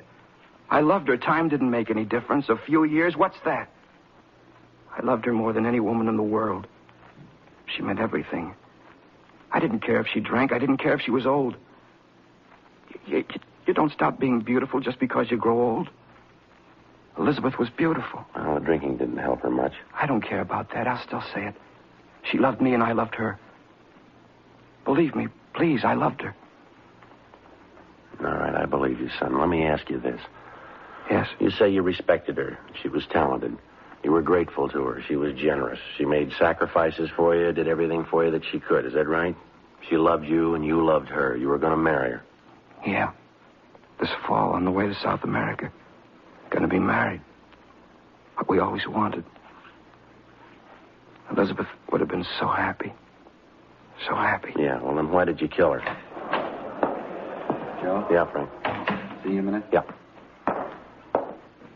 Sorry to interrupt you. Something I think you ought to know. Yeah.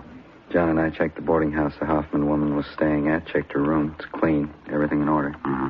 Miss Miller had the room next to hers, shook his place down, too. Anything? His bags were all packed. Looked like he was ready to go. Something else. Yeah. On the kitchen sink, bottle of poison.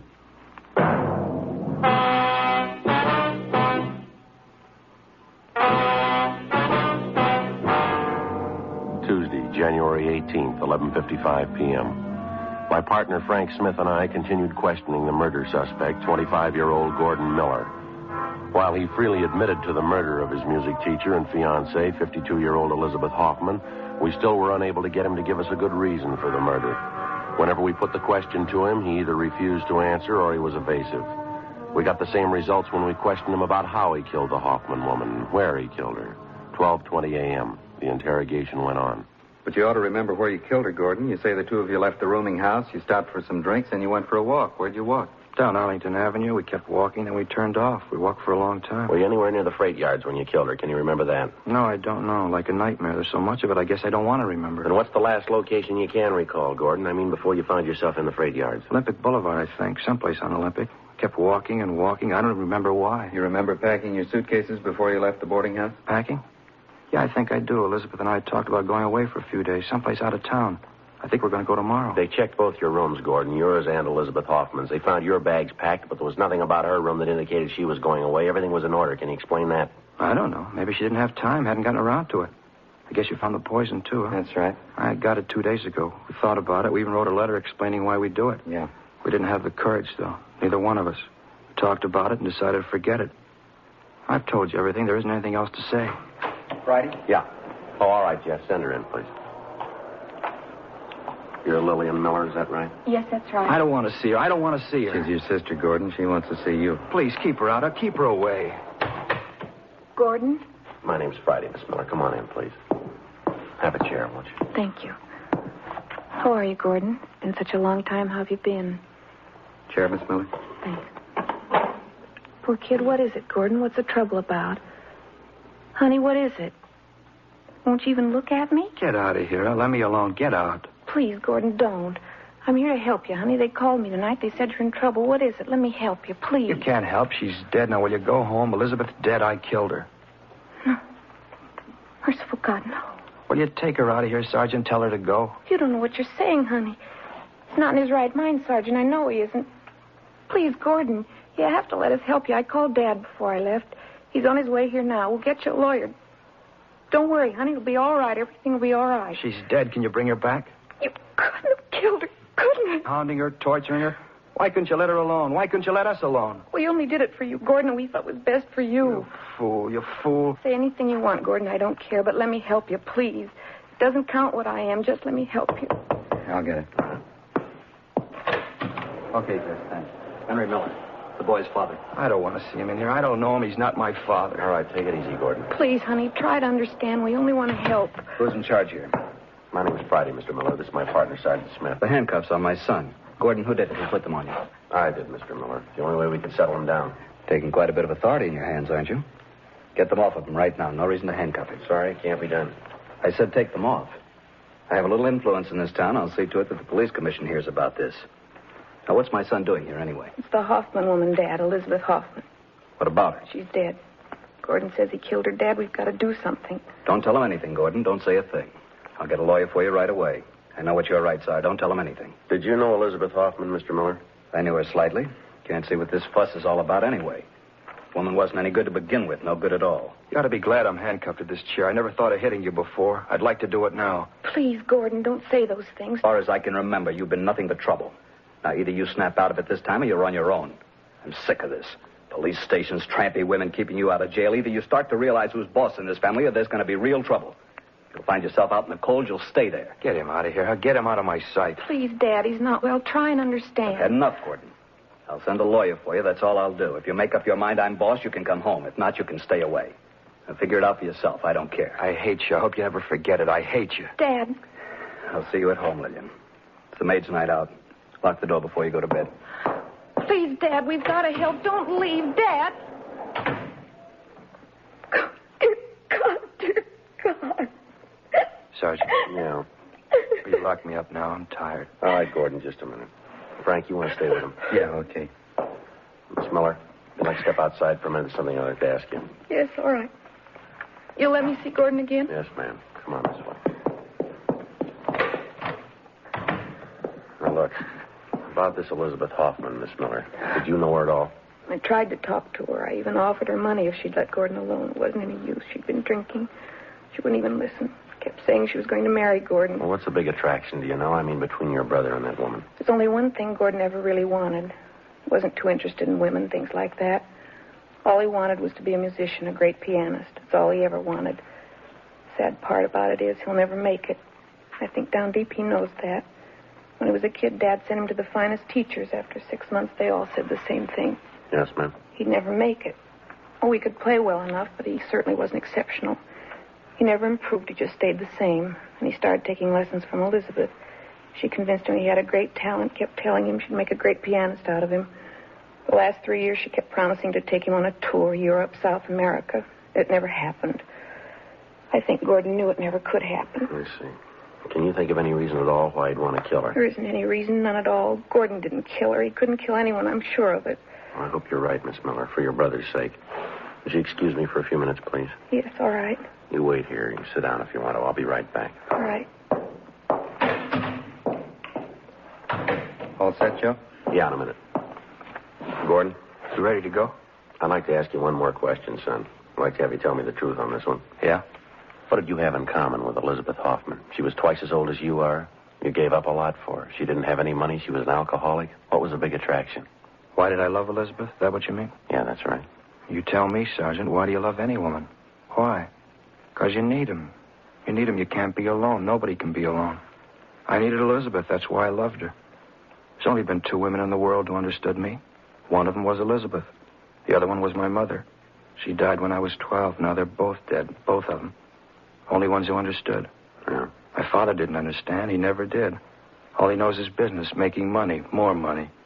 That's why he hated Elizabeth. He was jealous. She understood me. She knew what I was like, knew all about me. When I was with Elizabeth, I was safe. I was happy close to her. There wasn't anything to be afraid of.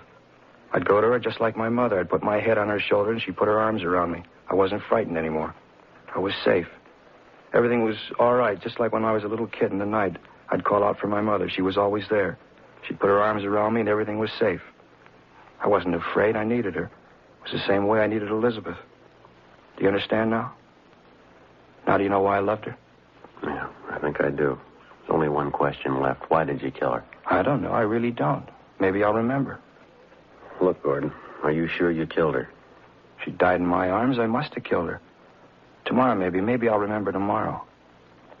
Is Lillian still here, my sister? She's waiting outside. Did you hear my father, what he said? Told her to be sure and lock the door? Mm-hmm. Just like my father. They don't have to lock that door. It was locked 13 years ago. How do you mean? It was locked the day my mother died.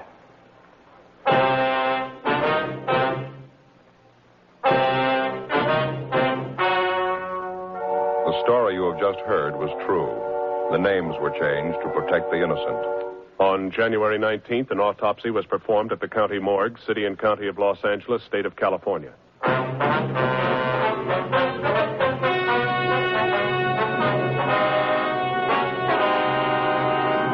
The results of the autopsy performed on the body of Elizabeth Hoffman showed definitely that she had suffered from a chronic heart condition aggravated by excessive drinking.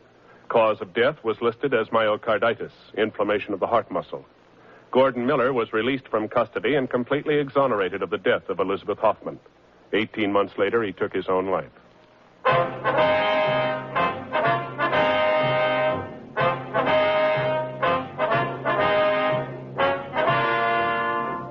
You have just heard Dragnet, a series of authentic cases from official files. Technical advice comes from the Office of Chief of Police W.H. Parker, Los Angeles Police Department. The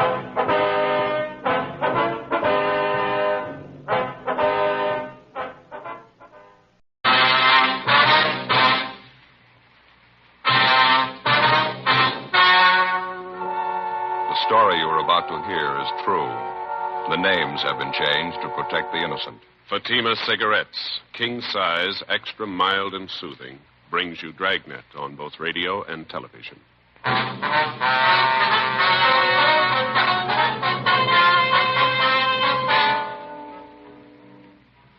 You're a detective sergeant. You're assigned a robbery detail. 2 armed bandits hold up a restaurant in your city. The owner is slugged, beaten viciously. One of the bandits is shot. The other makes good his escape. Your job? Get him. Friends, the name Fatima has always stood for quality.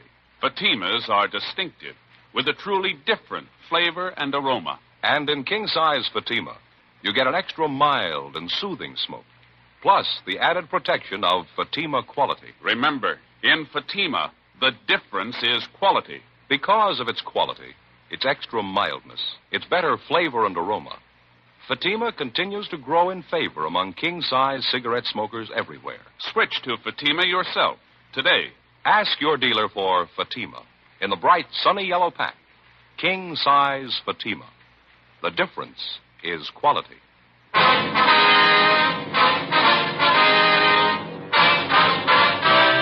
Dragnet, the documented drama of an actual crime.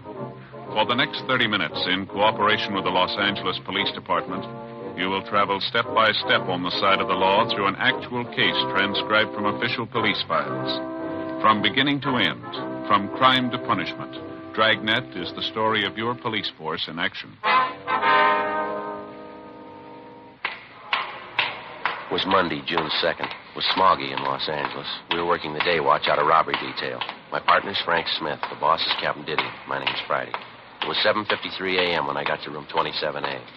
Robbery detail. Oh, good morning, Joe. Morning, Frank. What's doing? Not too much. How was the weekend? Oh, it was great. I hated to come back. It's sure nice up there. Where'd you go? Same place? Yeah, Lake Mary. You remember Don Camp House up there, don't you? Yeah, sure. He said say hello. Fishing's real great up there. You ought to try and make it next month or so if you can. Fat chance. Well, what's the matter? The in-laws are loose again. They're coming down for a visit. Never stay less than a month. That'll take care of my vacation. That's too bad. Why don't you say something to the wife? What's the use? Why start an argument? Well, what do we got here? Anything hot? Yeah, this one here. Hold up and slugging, cafe down on South Hill. Radio car boys jumped him. Shot one of them. The other one got away. They identified yet? Yeah, the one who was shot, Benny Ashford. Record long as your arm. Graduate from Folsom. Some of them never learn. How about the number 2 man? Don't know. They tried to talk to this Ashford last night. He wouldn't tell them anything. I called the hospital just before you came in. They operated on the guy 6 o'clock this morning. You're going to call as soon as he's able to talk. It's going to be a couple days at least. Mm-hmm. How much did they get? Here's a crime report. Thank you. Did you talk to the victims yet? No, not yet. It's a fair night's work, isn't it? $805 in cash, man's diamond signet ring, estimated value of $1,500. 17 stitches in the victim's scalp, slugged with a revolver. Huh?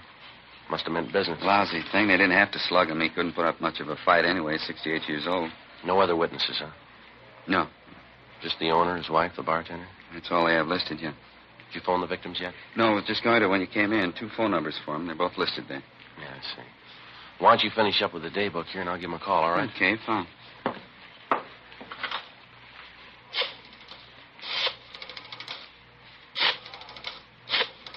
Here, you want a pencil? Oh, thanks. Hello, this is Friday, Los Angeles Police Department, Central Robbery. Mr. and Mrs. Reiner there, please? Neither one of them, huh? Well, how about the bartender? Is he there? 6 o'clock, I see. No, that's all right. I got their home phone. Yeah, thanks very much. Nobody there.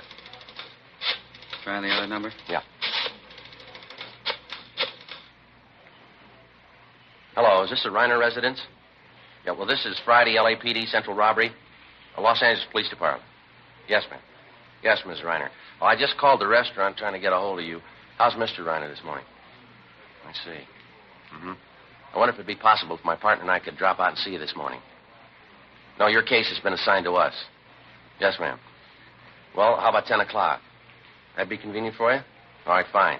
Yes, right away. Thank you very much. Bye. Well, I got it set up, Mr. and Ms. Reiner. Yeah? 10 o'clock this morning out at their home. How's the old man feeling? My wife says pretty rough. He lost quite a bit of blood. Big shock for an old man. It's too bad. She says he's still pretty hazy, but we can talk to him. One thing he remembers pretty well, though. Yeah? The face of the man who slugged him. 8:20 a.m. We finished making up the day book, and then we went over to the main jail to interview 2 other robbery suspects who'd been booked in over the weekend. We completed our 5:10 reports on them, and then we got in the car and drove out to the Westchester district to talk to the victims of the cafe holdup the night before, Mr. and Mrs. William Reiner. 9:55 a.m. We arrived at the Reiner home, and a small, gray-haired woman answered the door and asked us in. She identified herself as Mrs. Reiner. Come right into the living room, officers, and make yourselves to home. All right, ma'am. Thank you. You go ahead, I hope you'll excuse the way the house looks. Everything's all upset. I haven't had a chance to do any picking up. It's perfectly all right, ma'am. We understand. I was up with my husband half the night. Head hurt him something terrible. It was almost 6 in the morning before he got to sleep. I hope this is enough to make up his mind for him. How do you mean, Mrs. Reiner? About selling the place. I've been after him for months to get rid of it. Business like that's for younger people. We're getting too old to keep it up. Besides, the doctor's been telling William he needs more rest, less worry. I see. Well, how's your husband feeling now, ma'am? Oh, not so well. He lost so much blood and his head's so sore. He's taking a nap right now. I expect he'll be awake in a few minutes. That's all right with you, isn't it, officer? Yes, ma'am. It's perfectly all right. We'd like to go over the thing with you anyway. Might possibly be something that you forgot to mention to the officers last night. Well, I told them everything. I'm sure I did. Maybe some of the details, Mrs. Reiner. Maybe some little thing that didn't seem important to you could mean a good deal to us. Well, I don't know. I thought I told them everything. Where do you want me to start? Well, when did you first notice the 2 hold-up men, Miss Reiner? When they come out of the back room. I guess they'd been hiding there. You noticed them earlier in the evening? I mean, were they customers in your place? Well, I'm not sure, but I think so. Where were they served? Was it in the restaurant or were they in the bar? Well, there again, I'm not positive, but I think it was in the bar. I think I served them 2 bottles of beer. You don't happen to remember what you did with those 2 bottles, do you, ma'am? Possible we may be able to lift some prints off of them. No. The officers asked me that last night. It wouldn't do any good. You see, I was the only one who touched the bottles. We used the regular big mugs, and I poured the beer for them. Neither one of them touched the bottles. Now, how about the man who escaped, Miss Reiner? You remember him pretty well, do you? What he looked like, I mean? Oh, yes. Yes, he's the one who did all the talking. He's the same one who hit my husband, too. What did he look like, ma'am? How old would you say he was? Oh, I don't know. I think I'd say he was in his late 30s, yes. How tall, ma'am? Well, my husband's 5'9", and I'd say the man was 2 inches taller than him. He's huskier, too.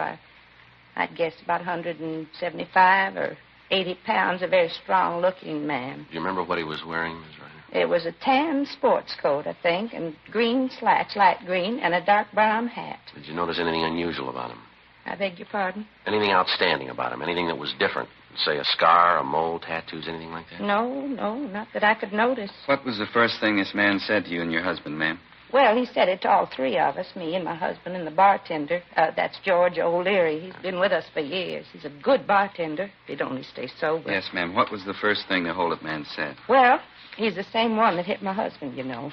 He said in a real loud voice, he said, "This is a stick-up. Get your hands up high and keep 'em there." Well, what happened then, ma'am? We put our hands up for George. That's the bartender, you know. Scared him so bad he dropped a full bottle of bourbon. Bob did, too. Broke all over the floor.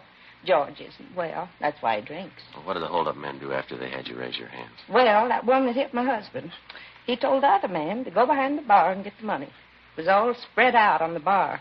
William and I was just checking the register when it happened. Let's see. Would you go on, please? Well, after they got the register money, they put it in our bank bags, and then they went through my purse and through my husband's wallet and through George's wallet, too. They took George's last $1.50. Got $805 in all. Cash, I guess you knew that. Yes, ma'am. What happened after that? Jenny, where are you? Oh, will you excuse me, officers? My husband. Yes, ma'am. Right ahead. I'll just see what he wants. I think he'll be able to talk to you now. All right, ma'am. Frank, do you remember to bring that mug book? Yes, it's out in the car. That's good. We can leave it here with the Reiners. Pick it up later tonight. Okay, you want me to get it now? No, let's wait and see how he is. Officers, would you like to come back here? Officers? Yes, ma'am, we're coming. Jenny, would you pull up chairs for the officers? Oh, why, surely. Officers, this is my husband, Will. How do you do, Hello. sir? Here you are, Sergeant. Thank you very much. You catch the other man yet, the one who hit me? No, sir, not yet. That's why we're out here. We know that you don't feel too well, Mr. Reiner. We'll try to keep it short. No, I sure don't.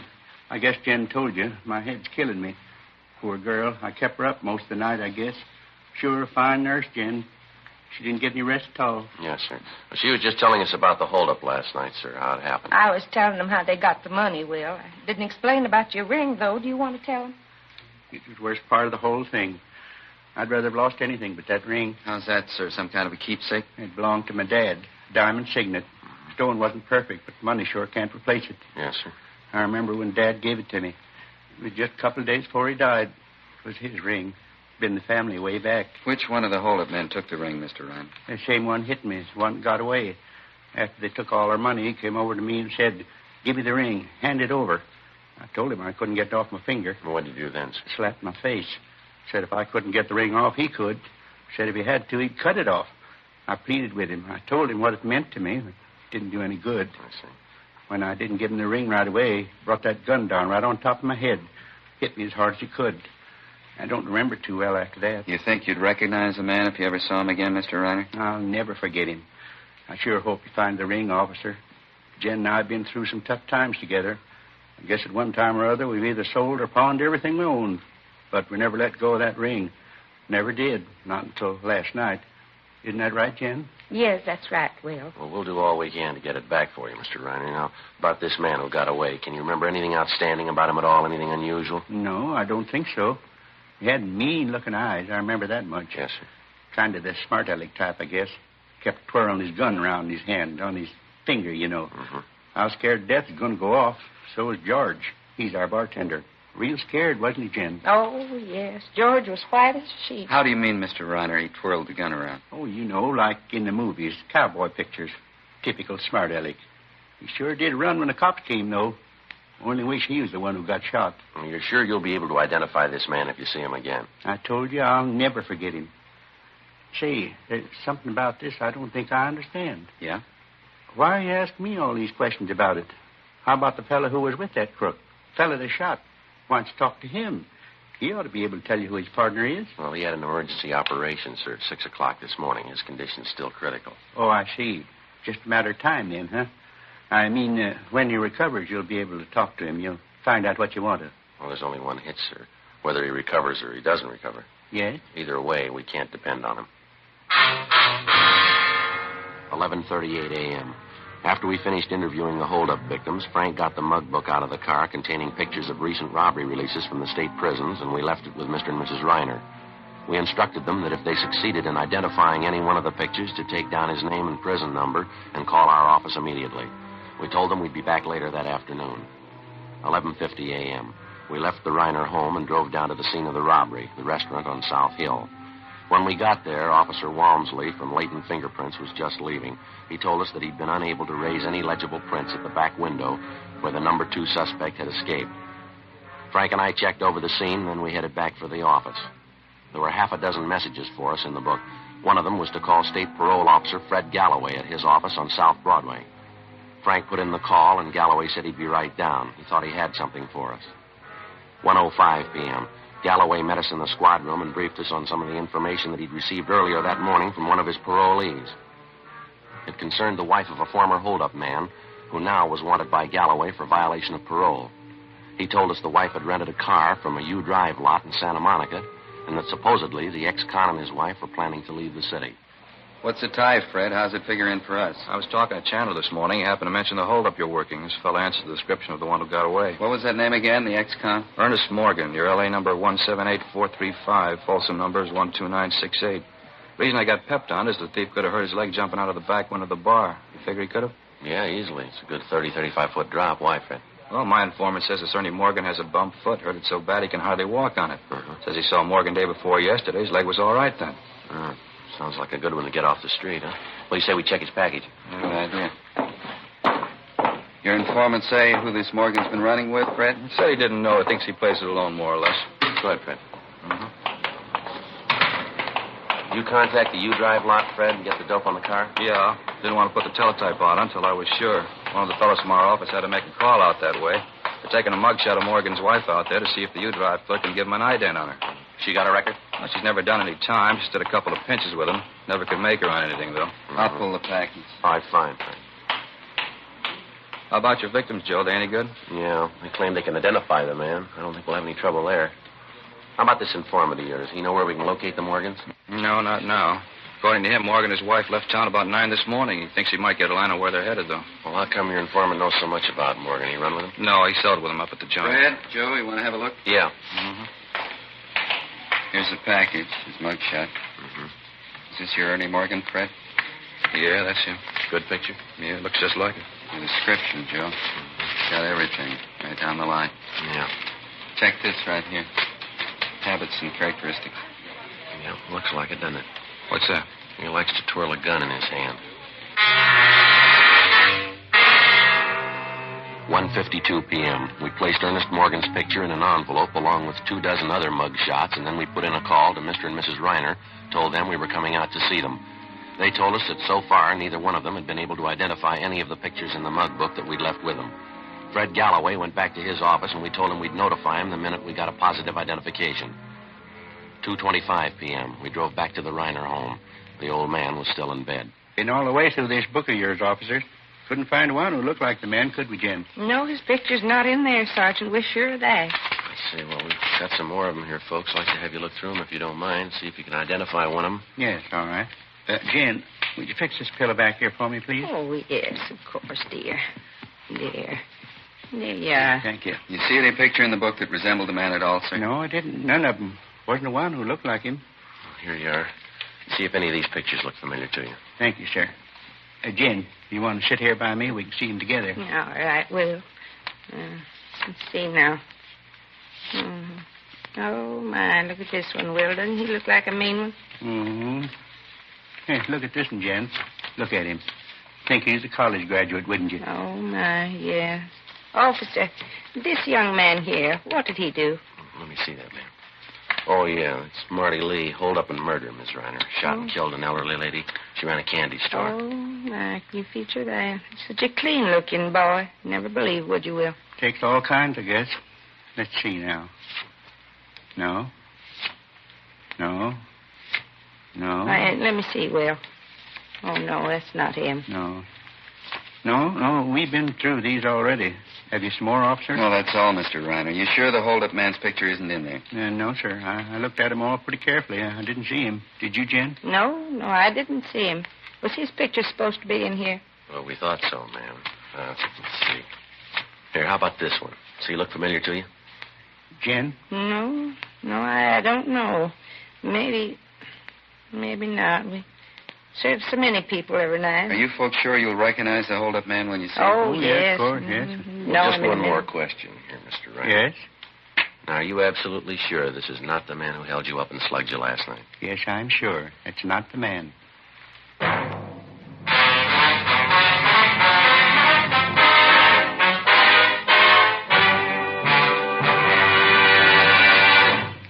You are listening to Dragnet, authentic stories of your police force in action.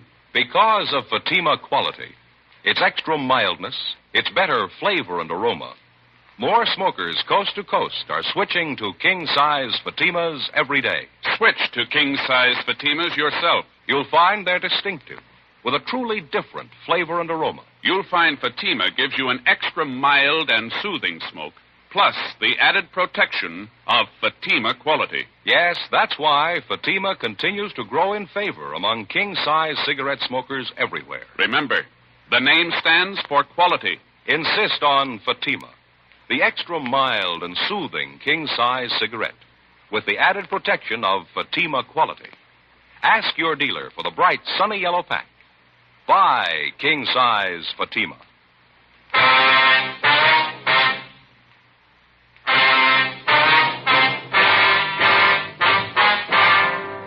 Monday, June 2nd, 2:45 p.m.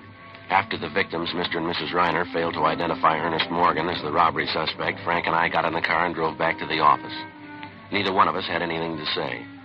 Just at the moment we figured that we had the suspect positively identified, the victims themselves had contradicted what we thought was definitely the answer to the case. It wasn't by any means a news story. One of the first lessons a working detective learns is to keep an open mind, regardless of how incriminating the circumstances first appear to be. The big fallacy of a detective being too sure too soon is based, for the most part, on the failure to recognize that police work means human beings dealing with human beings. So instead of going by the usual odds, the human margin for error is doubled. Frank and I didn't have too clear an idea of how or why it came about, but suddenly we found ourselves farther away from the solution of the case than before we started. 3:10 p.m. Lousy day, huh? Yeah, sure. 10 after 3. Feel like I haven't slept for 2 days. Yeah, I know what you mean. Pretty hard to figure, isn't it? Sure hope the wife did the washing today. Why? She won't feel much like talking. I sure don't. Well, let's check the book, huh? Yeah, I'll do it. A couple of phone calls, Joe. One from the hospital, prison ward. What do they want? Our number one suspect, Ashford. He's doing better than they figured. Be available for interview tomorrow morning. Lucky thief, huh? Was a copy, would have died. Another message. It's from Galloway. Wants us to call him. It's still a Madison number? Yeah. Want the pad? Oh, yeah, please. There you go. Adult parole, please, men. Thank you. Fred Galloway, please. Smith, robbery, LAPD. Thanks. Hi, Fred. Frank Smith. Uh-huh. Yeah, that right. He sure about that? Uh-huh, sure doesn't figure. No, I didn't mean a thing to him, yeah. Okay. Right, thanks, Fred. It's got me, Joe. Why, what's the matter? Galloway got the report back from that U-Drive lot, place where Morgan's wife rented that car. Mm-hmm. They identified her as the woman who rented that car. She offered him a deal. She didn't want to leave a cash deposit for the car. Well, what'd she offer? Man's ring, diamond signet. After we got the word from State Parole Officer Fred Galloway, we got out a broadcast and an APB, in addition to those we already had out. We requested that the rented car and the occupants be held for questioning in connection with the robbery of Reiner's Cafe the night before. If a man's diamond signet ring was found in possession of the occupants or in the car, it was to be booked as evidence. The following morning, Frank and I interviewed our number one suspect, Benny Ashford, in Ward 13,400 at General Hospital Prison Ward. Because he had the idea his partner had run out on him and taken the money with him, that he'd let him down, Ashford was in a fairly cooperative mood. After talking with him for a little more than 20 minutes, he named Ernest Morgan and identified his mugshot as his companion in the robbery of Reiner's Cafe. He also told us the holdup was Morgan's idea and that Morgan had told him the job would be a pushover. We asked him where he thought we might locate Morgan, and he told us our best bet was Las Vegas, Nevada. Supposedly, Morgan had a good friend in Las Vegas, an ex-con by the name of Harry Breen. Frank and I went back to the office where we met with Inspector Farnan and Captain Didion. At 1:30 that afternoon, according to instructions, Frank and I signed out a trip car and headed out U.S. Highway 91 for Las Vegas. We checked in at the Las Vegas Police Department a few minutes before 8:30 that night. The alleged friend of the suspect, Morgan, Harry Breen, had already been taken into custody by Las Vegas officers on the request of Captain Didion. We began questioning Breen, and he readily admitted that he was acquainted with Morgan. All right, how long ago did you see Morgan? I don't know, this afternoon sometime. A lot of hours in an afternoon. When did you see him? What are you so excited about? What did he do, commit a murder? Now, look, Breen, how much time do you owe the state? What's that got to do We with it? didn't drive all the way up here just to pass the time of day with you. You know he's hot. If you want to cover for him, you can serve his time. Look, I don't get it. I'm not his keeper. If you want him, find him. I bet we're going to find him if we have to walk all over you to do it. When the two of you are up doing time, you can figure it out for yourselves. Trouble with you cops, once a guy does time, you can't leave him alone. I've been leveling since I got out. I've been carrying a lunch pail every day. All right, now look, Breen, who do you think you're giving a snow job? We've been kidded by experts. You're not giving us anything new. We didn't send Morgan up to see you. If you're so lily-white, how come Morgan got in touch with you? All right, I'll tell you. You're as bad right now as the day they locked the gate on you. You're never sorry for what you've done. You just moan because they caught you. Save that act for the jury, Breen. We're not going to buy it. Now, what about it? Where is he? Wait a minute, huh? What are you so sore at me for? I didn't rob anybody. Who said you did? You must have been talking to Morgan. All right, I have. I told you I talked to him. He came around this afternoon. Now, get off my back. What do you want? He's hot. He wanted to cool off. Where's he now? I don't know. Well, look, how should I know? He came around with his wife, asked for a favor. I couldn't do it. I just got married. My wife's a square. I told her about it. She wouldn't go for it. The guy's a big crybaby anyway, trying to tell me how we ought to stick together. He's never done a favor for me. You see the car he was driving, Breen? Yeah, convertible coupe Packard. California plates. How'd you notice? You got the license number? No, he asked me where he could get some cold plates. I figured it was hot. You get him any plates? Look, I wouldn't know where to get them. I already told you. I've been leveling ever since I got out. There's no use kidding. I couldn't do any more time. I'm too old. One more trip and I'm through. I'm really through. I got a good wife. She works every day. I don't want to lose that. All right, Breen. You take your choice. What do you mean? Who do you like the best, Morgan or your wife? What about it? All right, you got it.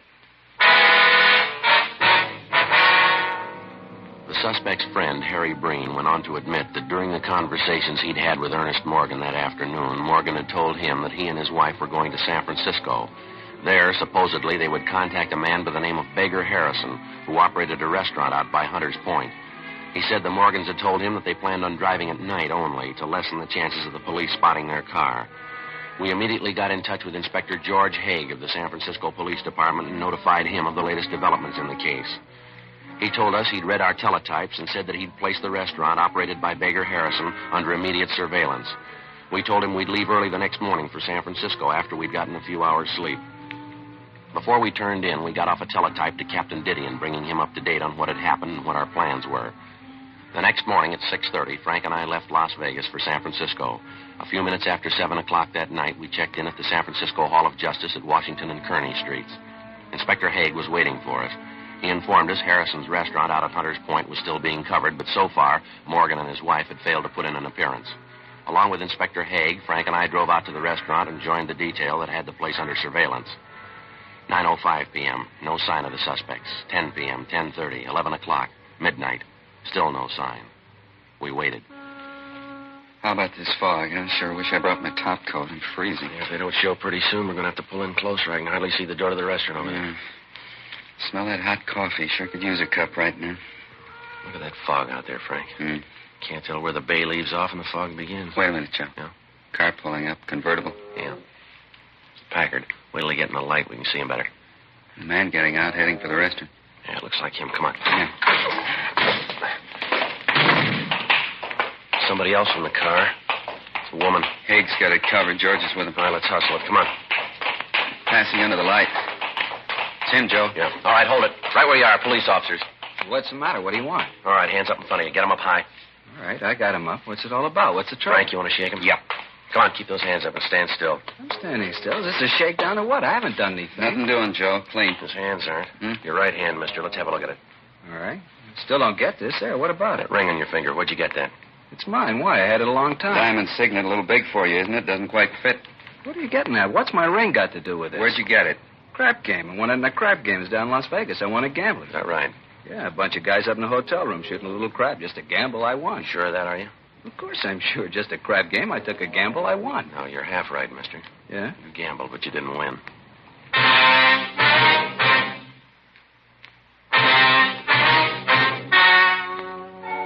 The story you've just heard was true. The names were changed to protect the innocent. On August 8th, trial was held in Superior Court, Department 89, City and County of Los Angeles, State of California. In a moment, the results of that trial. And now, here is our star, Jack Webb. Thank you, George Penniman. Friends, because you know what you're looking for in a king-size cigarette, all we ask you to do is compare Fatimas and then make up your own mind. You'll find Fatimas are distinctive, with a truly different flavor and aroma. You get an extra mild and soothing smoke, plus the added protection of Fatima quality. Smoke king-size Fatima. I'm convinced you'll agree that the difference is quality.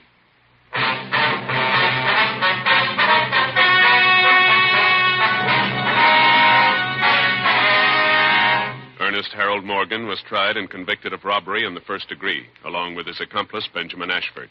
Ernest Morgan's wife was tried for conspiracy to commit robbery and found not guilty. Robbery in the first degree is punishable by imprisonment in the state penitentiary from 5 years to life. Ladies and gentlemen, when you buy defense bonds, you help build your own future security. You also become a partner with Uncle Sam in building America's security. Buy your bond today.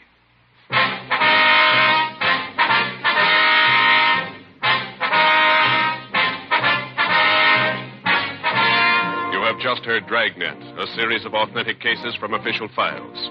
Technical advice comes from the Office of Chief of Police W.H. Parker, Los Angeles Police Department. Technical advisors Captain Jack Donahoe, Sergeant Marty Wynn, Sergeant Vance Brasher. Heard tonight were Vic Perrin, Virginia Gregg, Harry Bartell, Ralph Moody. Script by Jim Moser. Music by Walter Schumann. Hal Gibney speaking.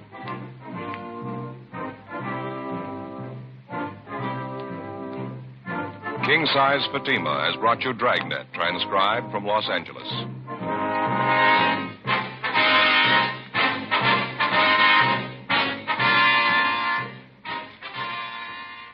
This is NBC, the national broadcasting company.